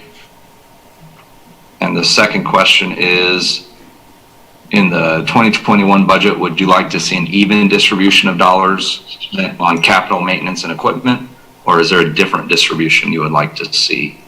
And with that, I will turn it back over and be happy to answer any questions. This is Mayor Ananda. Thank you very much, Jeremy, for walking us through all of this. I know it's a lot and you do a lot of work to put this together for us. If the commissioners don't have any immediate questions, I would like to go ahead and do public comment since it's 10:30. Is that acceptable? Or not? Yeah. Okay. So we have two individuals signed up for public comment this evening. The first is Christine Hartwell-Jerby. You have 3 minutes. Hi, I'm not really even sure if I needed to be in all of this because I'm not up on this stuff, but I'm worried about the 19th Street reconfiguration or resurfacing between Harper and O'Connell. I noticed that it's in the 2021-2025 CIP. It has a 2021 project number. Does that mean it's going to happen in 2021? Is my first question. And like I said, I'm sorry, I've never done Zoom. I've never been on the city commissions. So somebody just told me you need to contact you guys because I have concerns about that in the timing of when it's done. And I don't know if I should be coming in the July meeting to bring this up. This is Mayor Nana. Usually we don't interject in public comment, but I appreciate you being here, and I would appreciate if we would pause her time while I'm talking. You're welcome to speak to anything that you want that's relevant to the conversation that we're having. This is on the CIP, and certainly whatever you would like to share with us this evening, you are welcome to do so, and you may continue to engage in that in future meetings. So go right on ahead. Go ahead, Bowley. Mayor, if I may, I'd like to inquire, Ms. Hartwell-Jerby, are you in favor of this project going forward? Is that what you're telling us? Yes. Yes, I live in Brookwood Mobile Home Community, and between Harper and not even O'Connell, just to our entrance, there are 15 minimum places in the road that have been torn up because of water issues, etc. So driving down here is like we're in the country on a gravel road. I don't know if any of you have driven down this road, but you have to drive down the middle of the street in order to miss either options, either side of the road, to not hit continuous potholes. Like I said, I've counted them over and over, 15 places where they've dug up the road and done something and then just patched it. So my concern was when I saw this was 2021 to 2025, when is it going to happen? I know a lot of people west of Harper are not in favor of it, but come on, people come and get off K10 on Harper to go west on 19th already. So to open the Connell Road exit to get on 19th, I think it'll take a while for people to figure it out. B, I don't think it's going to really increase traffic for KU games and etc., which is what they're worried about. We need the road fixed because it's ruining our cars already. So, I don't know if there could just be an overlay done to try to even it out at some rate before this happens, or I was just wondering what the plan was, and I didn't know when I was supposed to bring it up, so sorry. This is Mayor Nanda. Thank you, Christine.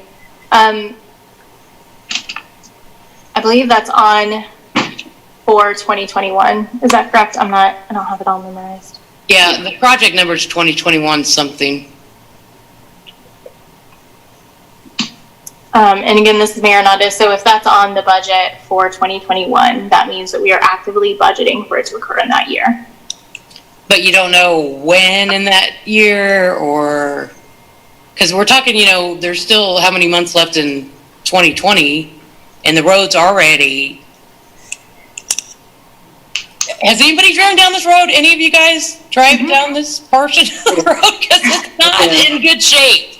Okay. It really isn't. And the longer you put it off, I'm surprised the Humane Society hasn't complained. And I'm sorry if I'm not the first one to complain from the trailer court area, but I just want it to be known that the longer it takes, the worse it's going to be for us living there and living here. And it's just going to get worse because in the winter, I don't know if the water lines need to be replaced as well, but it just seems like they're always constantly tearing up the road and then just patching it, and somebody needs to drive down here. This is Mayor Nanda. Thank you, Christine. Courtney or Commissioner Shipley, did you want to say something? Yeah, Mayor, I seem to recall that there was just some discussion of that at one of our advisory boards. Perhaps Dave Cronin could address where they are in the process, just to clarify for her what the next steps are and maybe why it seems like it's taking a long time. Yeah, this is Dave Cronin, city engineer. I could give you an update. The project is still planned for 2021 to reconstruct the street. It's in the budget for 2020 to reconstruct the water line. So here recently at our last Transportation Commission meeting in June, we looked at this additional street option that the 22-foot option that we have discussed before with the neighborhood and the commission. And we will be bringing a recommendation to proceed on the concept design to the city commission here relatively soon. I would anticipate in July for some direction, and then we would proceed with final design with the expectation to reconstruct the street next year in 2021. And so I can't give you a time frame as far as specifics, but we would like to start in the spring if we can do the design here this summer and fall. This is Mayor Nanda. Thank you, Christine, for taking the time to speak with us today. Commissioner Boley, if I may. I want to confirm with Dave that the water line work actually will be done this year. This is Dave Cronin, city engineer. We would like to do it this year. I think it's going to be, we'd like to get some direction on the street design so we know where to put the water line. Depending on what concept design we go with, will depend on whether or not the water line's underneath pavement or not, which we don't want it underneath pavement. So if we can get some direction on the concept design here relatively soon, we can expedite the plans and construction to get that done this year. All right. So did you have something, Commissioner Larson? Question here, just real quick. Is there anything we can do about the road on a very temporary basis, or is that not the best use of our resources right now? This is Dave Cronin, city engineer. I would say we we've been maintaining it the last few years, patching potholes and doing maintenance. We can take another look at it to see if there's anything else we can do to get it by 6 to 9 months into next year, if there's any other maintenance techniques we can do. But we've been maintaining as needed the past couple of years. So I'll circle with our maintenance folks and take another look at it here and see if there's anything else we can do. Thanks, Dave. All right. So our second public comment is from Chris Flowers. You have 3 minutes. Hi, this is Chris Flowers.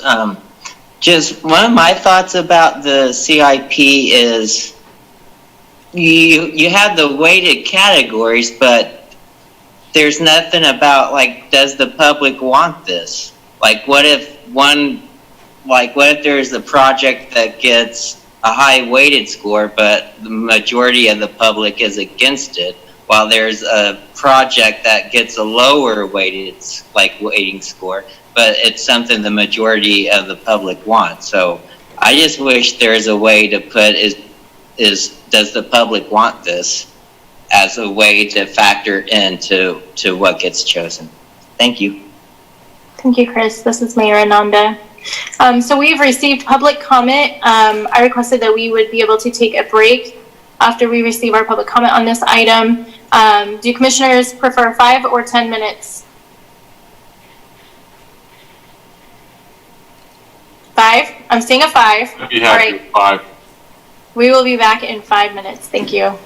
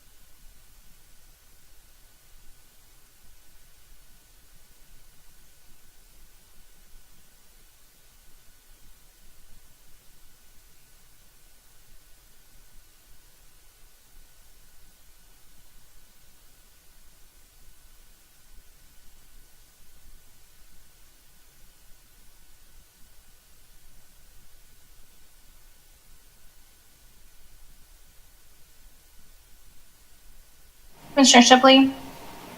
Here. Commissioner Larson? Is on mute. Here.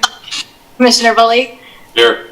Thank you. All right, we are ready to jump in. We had public comment, and now we are ready to bring it back to the commission for discussion.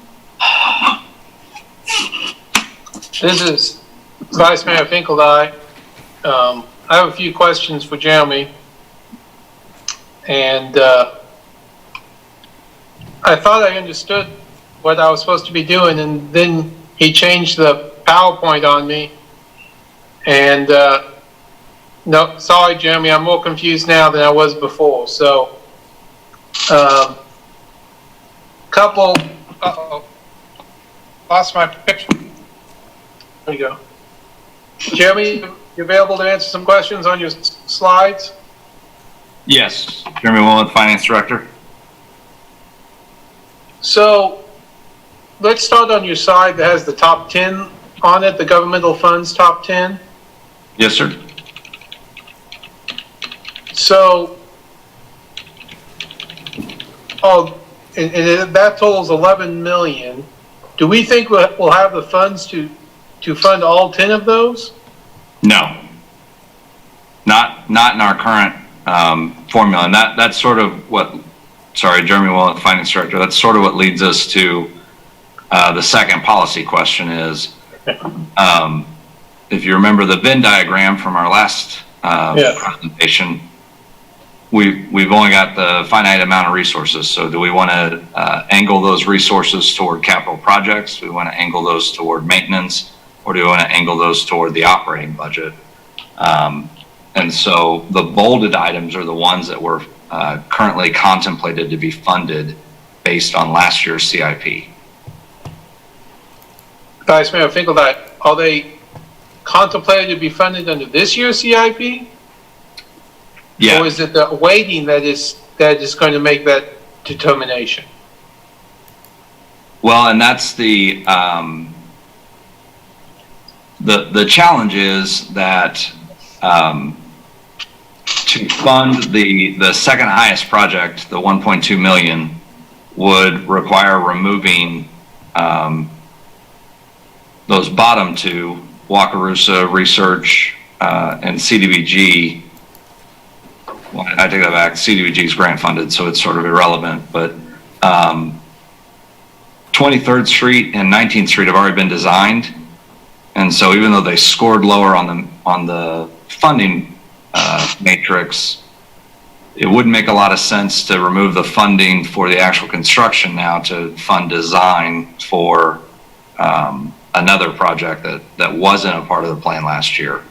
And so what we were trying to do is provide the context of the plan of the programs and where they rank in our scoring matrix that were included last year, and then the ones that weren't included. So in other words, the fire medical station number 6 was not included in the 2020 through 2024 CIP. And so when they asked for it this year, it got scored, and it scored based on the criteria, the third highest of all our programs. So if we wanted to fund that one in lieu of one of the other programs, that's sort of the question that we're asking tonight is,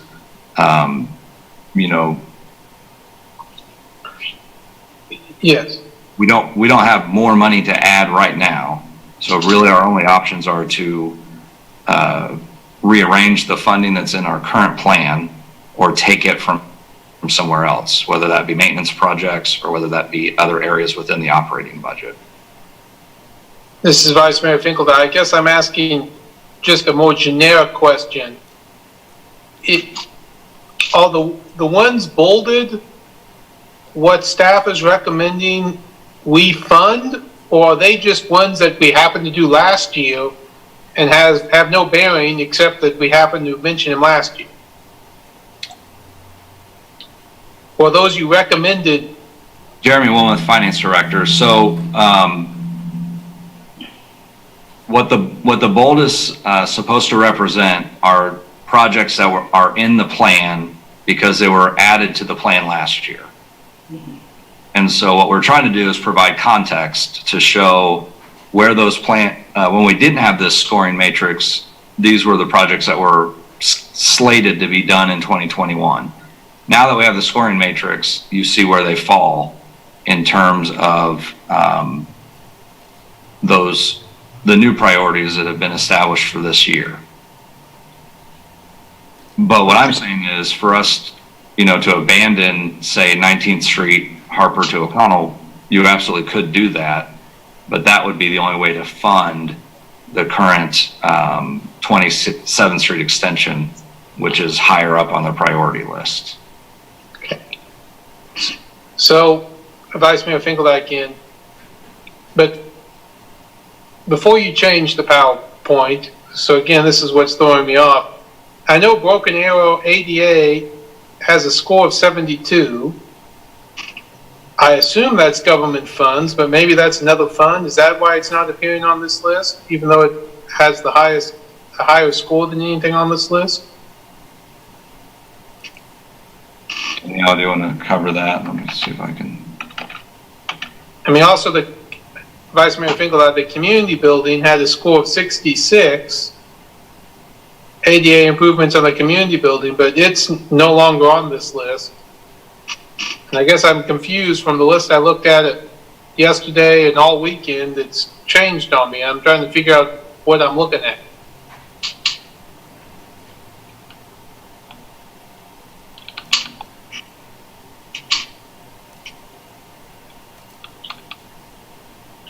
This is Danielle Bushcutter, Budget and Strategic Initiatives Administrator.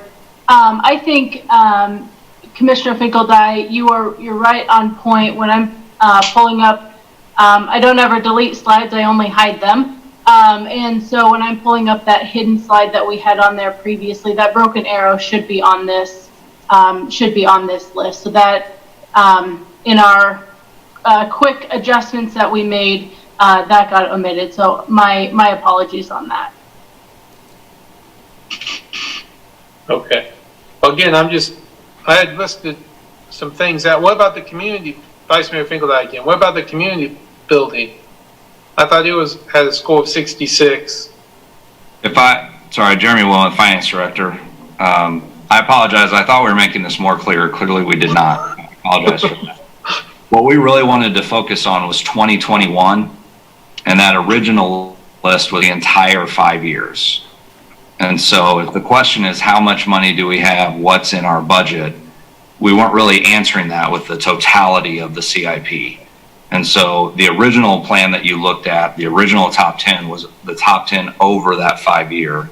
The one you just mentioned, the community building, I believe is next year.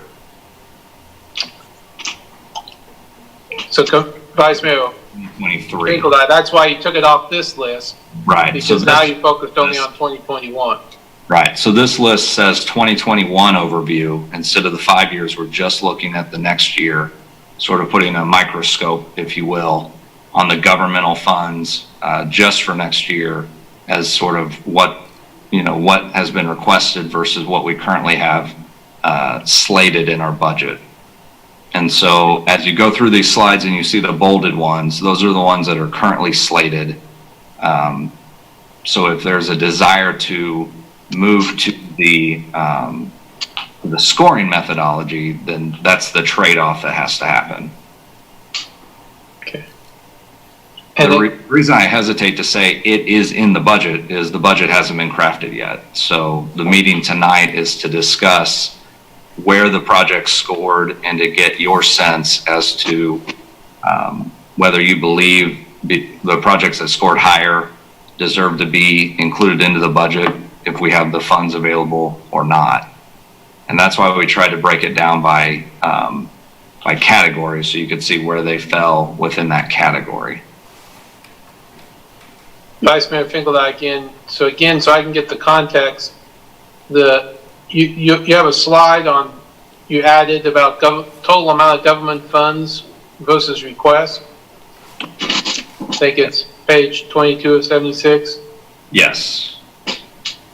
Vice Mayor Finkelstein, so that $30,429,000 for 2021, is that governmental funds to be used for the CIP, maintenance, and VOC?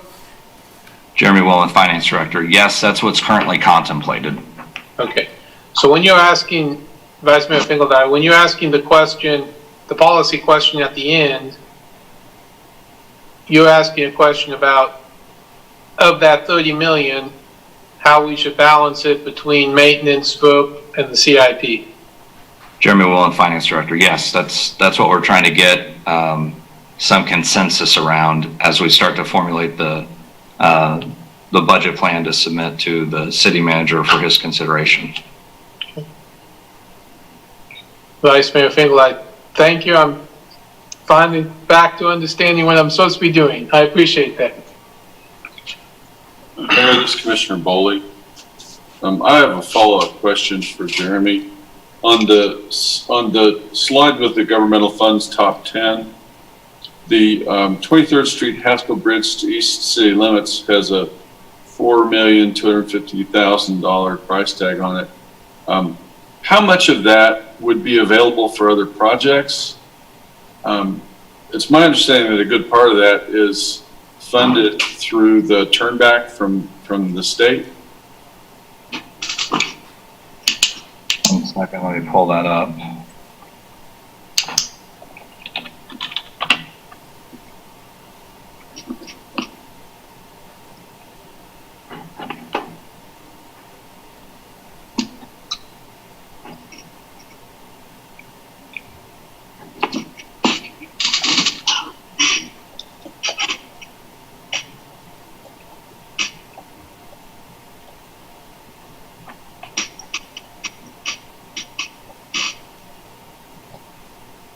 Danielle, do you have that up?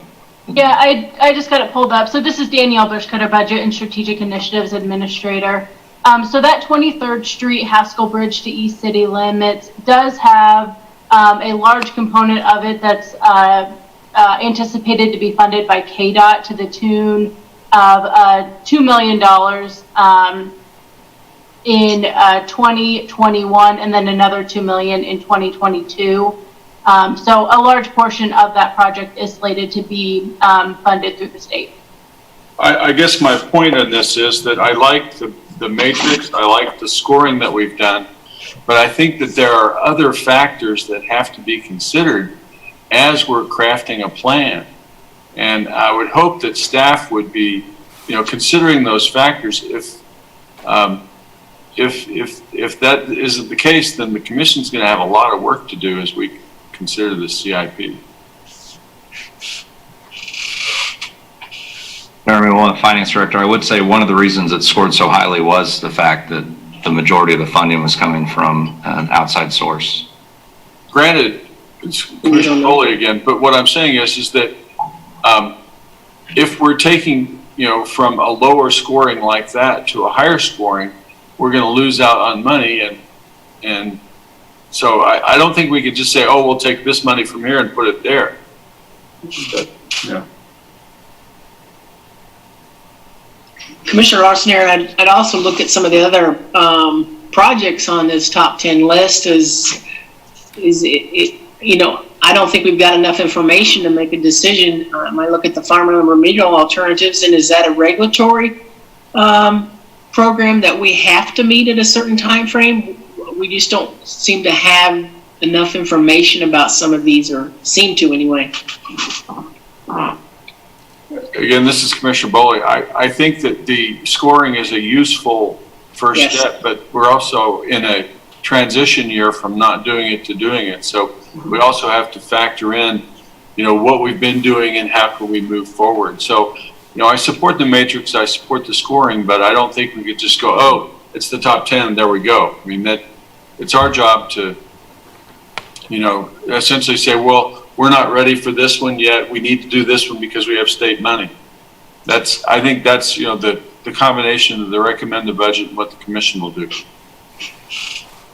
This is Mayor Nanda. I wonder if helping some of that would be to see the scoring as it occurred so that we can have a little bit of context for the conversation around that. Jeremy Willen, Finance Director. we have no problem sharing the scoring with you. Unfortunately, we don't have a real good reporting system in our current software, so it would be a pretty manual process, but we could get that to you. This is Commissioner Boley again. I guess, I've had an initial review of the project detail worksheets, and I had some concerns about the accuracy and the adequacy of those forms. I think we can spend some time looking at those forms and learning about the projects that way rather than focusing exclusively on the matrix and how things were scored.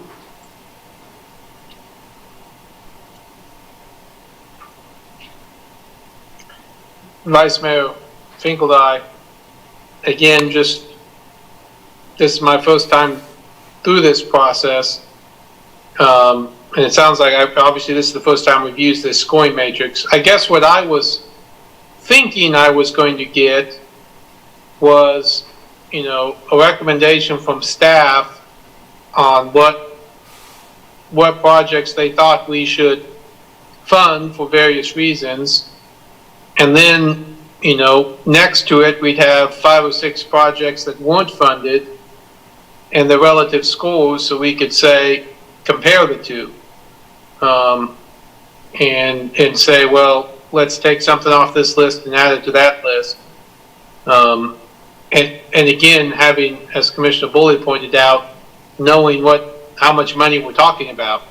If we, looking at this list, I think to Commissioner Boley's point, the YSC exit on 27th Street, I think should score higher than 23rd Street, but it doesn't do us much good if we eliminate 23rd Street because we only get about $250,000 of our money to apply to that. So it is a little confusing to me.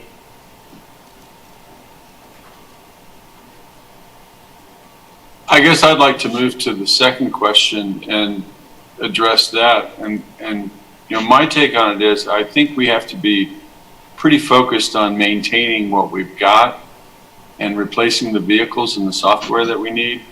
I'm not sure that this is a time to be, launching off on a lot of new projects that will require addition to our operating budget. And I think that given our revenue situation and our reluctance to, raise fees and taxes, I think we have to focus on taking care of what we got. Commissioner Larson, I would agree with that. That's kind of what we've been trying to focus on the last few years, is to get to the point of where we are maintaining what we have and minimizing what we build new in order to ensure we can support what we've got. This is Mayor Ananda. I think we have to balance that with the conversations we've been having about our deferred infrastructure maintenance and making sure that we don't get further behind than we are as we're looking at these issues. And also consider, the long-term costs of holding off further for doing any projects. So I think it is a delicate balance. I don't think it's none of any of these. And I think that we can't cease providing projects for our community that have been anticipated for a very long time in a way that clearly doesn't put us in a position of not being able to maintain what we have. Yeah. This is Vice Mayor Finkeldye. I guess I'd say I agree with everything that's just been said. I mean, I do agree with Commissioner Boley that our first priority should be maintenance. However, as an example of what Commissioner Hernandez said, which I believe we need to follow through with, is the water spray park in Burroughs Creek.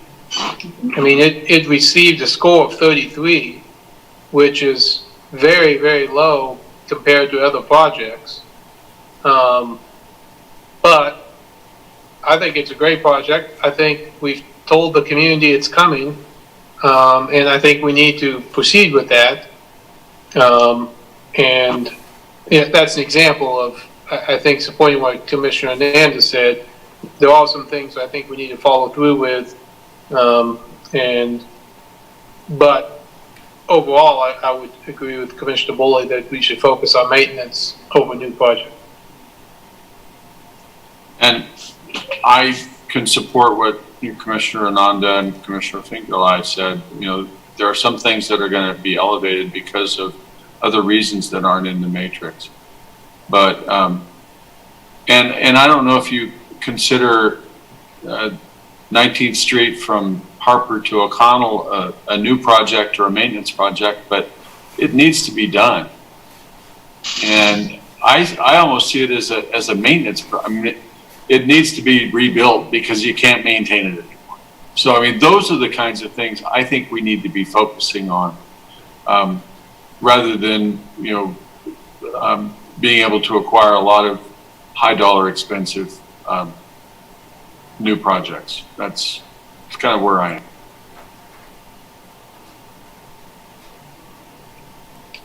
Yeah, Commissioner Larson, I could support all that.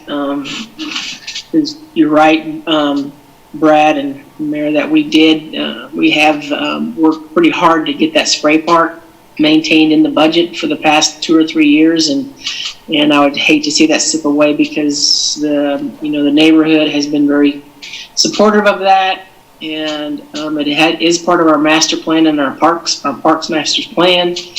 And so I think we need to look at those types of projects and make sure we don't just cut off the neighborhood, with the scoring system if there's been a strong need for this in the past.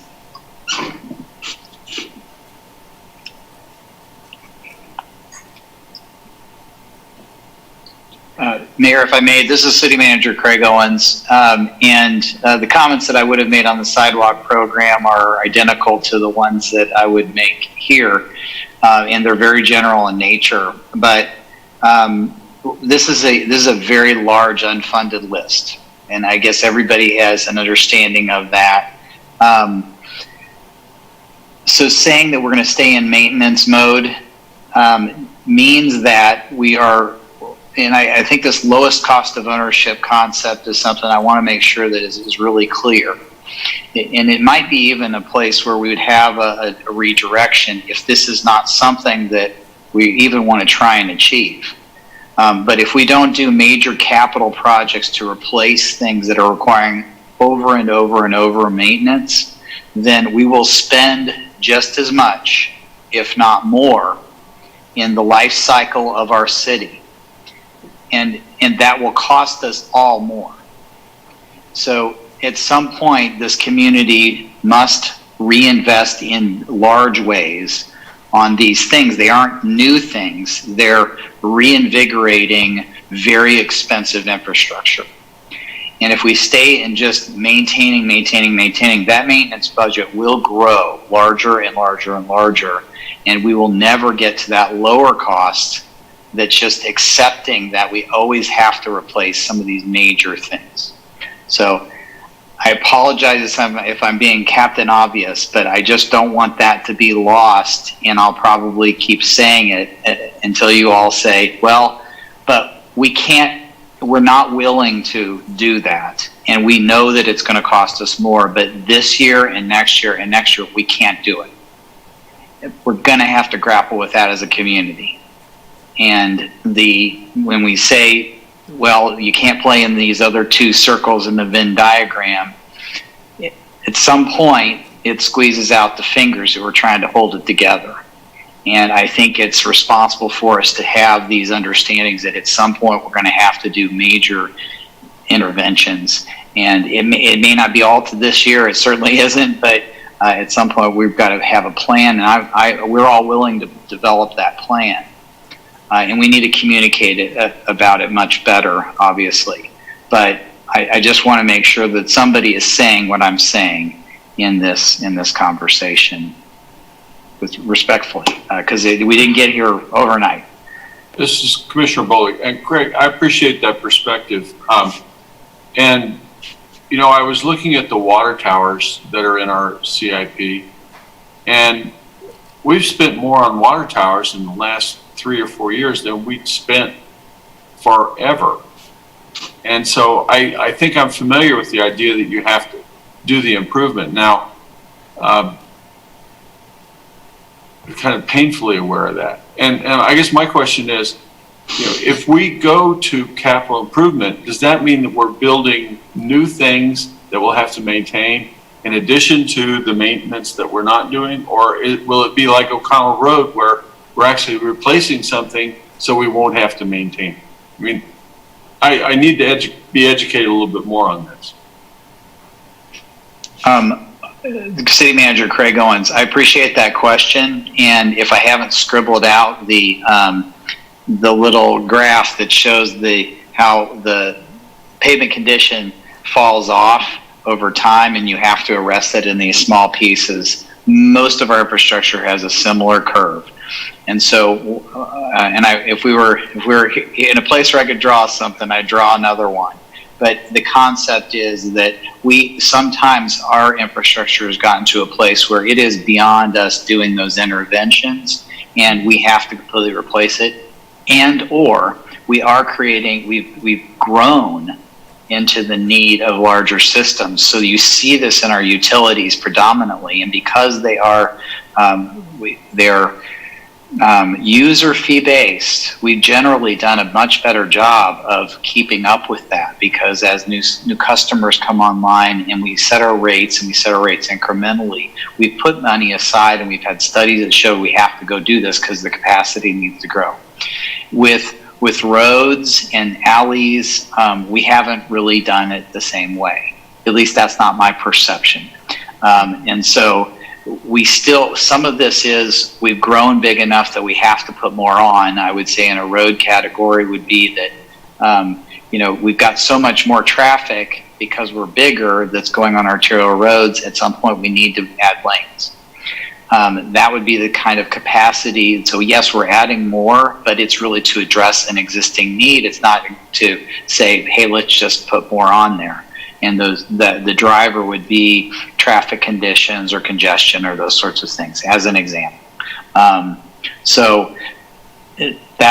That's my best explanation to it. Some of it is the more capacity and it's larger systems that are going to be more expensive to maintain perpetually, but the demand has built that. And then some of them it's exact same size road, but it has been neglected. We're past the point it's fallen off too far that we need to do some major investment in those. Sidewalks is another great example of that. And I guess, my perspective is I'm certainly open to making, steps towards this lower cost of ownership. This is a tough time to be doing that, but I mean, I think that is where we need to be going. I mean, the lowest cost of ownership is what makes the most sense for the community. But, how do we get there from here? And if there's a way to do that stresses the CIP instead of maintenance, then I'm open to it. Vice Mayor Finkeldye, one of the things I wrote down is there's a fine line between maintenance and CIP, and I'm trying to get used to this language. When I look at that top 10 list, to a layperson, everything on that list except fire medical station number 6 could be considered maintenance. I mean, ADA ramp improvements, an asset management program, farmland remediation, 23rd Street, 19th Street, CDBG, Wakarusa, terminal building rehab. I mean, in non-city parlance, that's all maintenance of something you already have, not building something new. Now, we obviously have a maintenance budget and we have a CIP budget, and I've read those definitions several times, so I'm trying to make sure I understand the difference as we use them, amongst ourselves. But I think what Commissioner Bully's saying, or at least what I want to say, is I certainly support doing projects where we are fixing, maintaining, repairing, replacing what we have, more so than I do projects that are building brand new things at this point in time. And whether or not you consider it maintenance or you consider it a CIP, that's a pretty fine line in my novice review of this. And hopefully I'll get better as time goes on. But I certainly hear what you're saying, Craig, and I certainly think, I'm open to at some point, maybe not this year, only because of our situation, to considering some larger projects to jump ahead. But when I say projects, I mean these sort of reconstruction projects, not necessarily brand new projects. City Manager Craig Owens, we had debates about these definitions, so that where we are in those. Some of this is a discipline, putting a lot more in maintenance and developing those budgets so that we can kind of protect those dollars, if you will, because those are ones that save us from falling further and seeing the bigger expenses grow much larger in the future. So it stops more projects to being added to that kind of very large list. It is a good place to put our money, but it's kind of a discipline if we build our capacity into our expenditures over those items. Much like vehicle replacement it's kind of, you can get into, we know this is pretty much what we need to spend every year just to keep at lowest cost of ownership, so that we're not, getting these big lumps and having to catch up all at once. So those are two pieces that I think are we call disciplines that we try and invest in. The CIP ones are the ones that would be more in catch up, in general terms, are catch up. And we did have good discussions, and I'm in those. So I think it's good for all of you to have noticed that and have some discussion about that. That's an intentional feature of what we proposed here.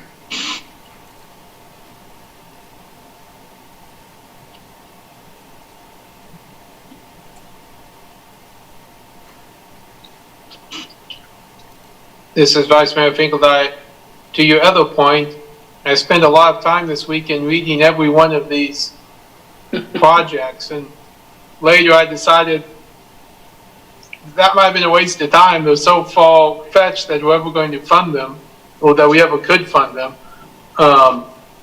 We just have a massive backlog, but very few of those did I read and say that's not a worthy thought. Obviously, some staff member thought it was, and I certainly agree with that, but it is a long list of projects, and there's a lot there that we're not getting close to funding unless we go in a different direction at some point.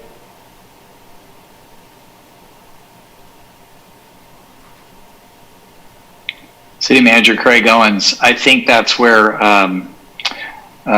Commissioner Shipley's grant writer comes into play. But it is, grants and economic development are the two pieces that everybody's for, right? Who's against those? Because they bring the money in that we don't have now that we need, and it doesn't require us to go into one of those Venn diagram scary circles. But we really are at a place where we need to have a plan that's beyond the hope of those two things and continue to pursue those. But I do think, and we will bring you a plan, but it cannot really exclude revenue increases and some amount of debt. I mean, this really capital expenditures and debt that's a good strategy. It's a good equity strategy. It's a good strategy for addressing big neglect. It's a good strategy for the people that receive the services and receive the benefits, are paying for those benefits over the life cycle of that life cost. So I'll be the one to say it. I think that some kind of debt program is in our future and is largely unavoidable unless these really, really large stimulus things that we hope are coming from Washington come out and make it through Topeka. And if we get some great economic development activity that's far beyond what we're working real hard to achieve. This is Vice Mayor Finkeldine. I was hoping for Mayor Hernandez's magic wand. But absent that magic wand or the government, I mean, I do think we look at these projects, debt financing is something that does make sense in the long run. This is Commissioner Boley. I'm hoping that we're actually talking about debt financing programs and not maintenance. Is that? This is City Manager Craig Owens. You're never going to get a recommendation of me to sell debt that's longer than the life of the asset. That's a 101, and I'm putting it on record. Commissioner Larson, thank you for that clarification, because that's definitely a good point. But I agree. I think we see that in our future if we're going to really move forward with some of the larger ideas for our community, the need for some debt financing on new type programs.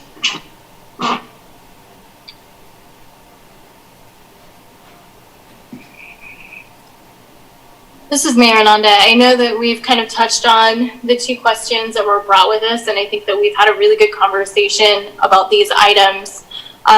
Does anybody have, in regard to the weighting of the CIP project scores or the balance of capital maintenance and equipment, have further things to add? And I guess that I will quickly say, and I apologize, my dog had to go to the bathroom and he's a puppy. So that's why my camera got wonky for a minute. But I thought bringing you with me was better than leaving the meeting because this is an important conversation. I do think that Commissioner Bully brings up an important point that as we transition into a new program, there will be considerations that we won't necessarily have once this has been established for some time. I think that there's also room for the expectations that we've set in our community by developing the CIP over time and the shift that this will bring. Even as we look at the top 10 projects, those are some different projects that have been on there previously, and hearing from our community their thoughts around these, and certainly around the weighting as well, I think is important and useful. Probably not 11:30 at night will be happening, and so as we have these conversations, being cognizant of that perhaps.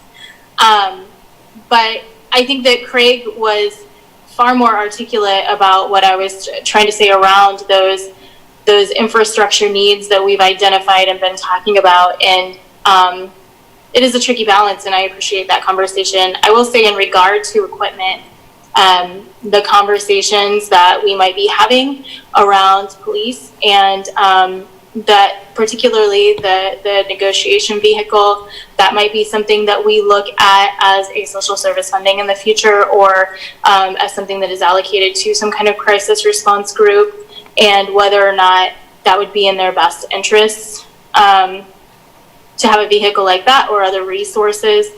So I think that those are kind of considerations as well.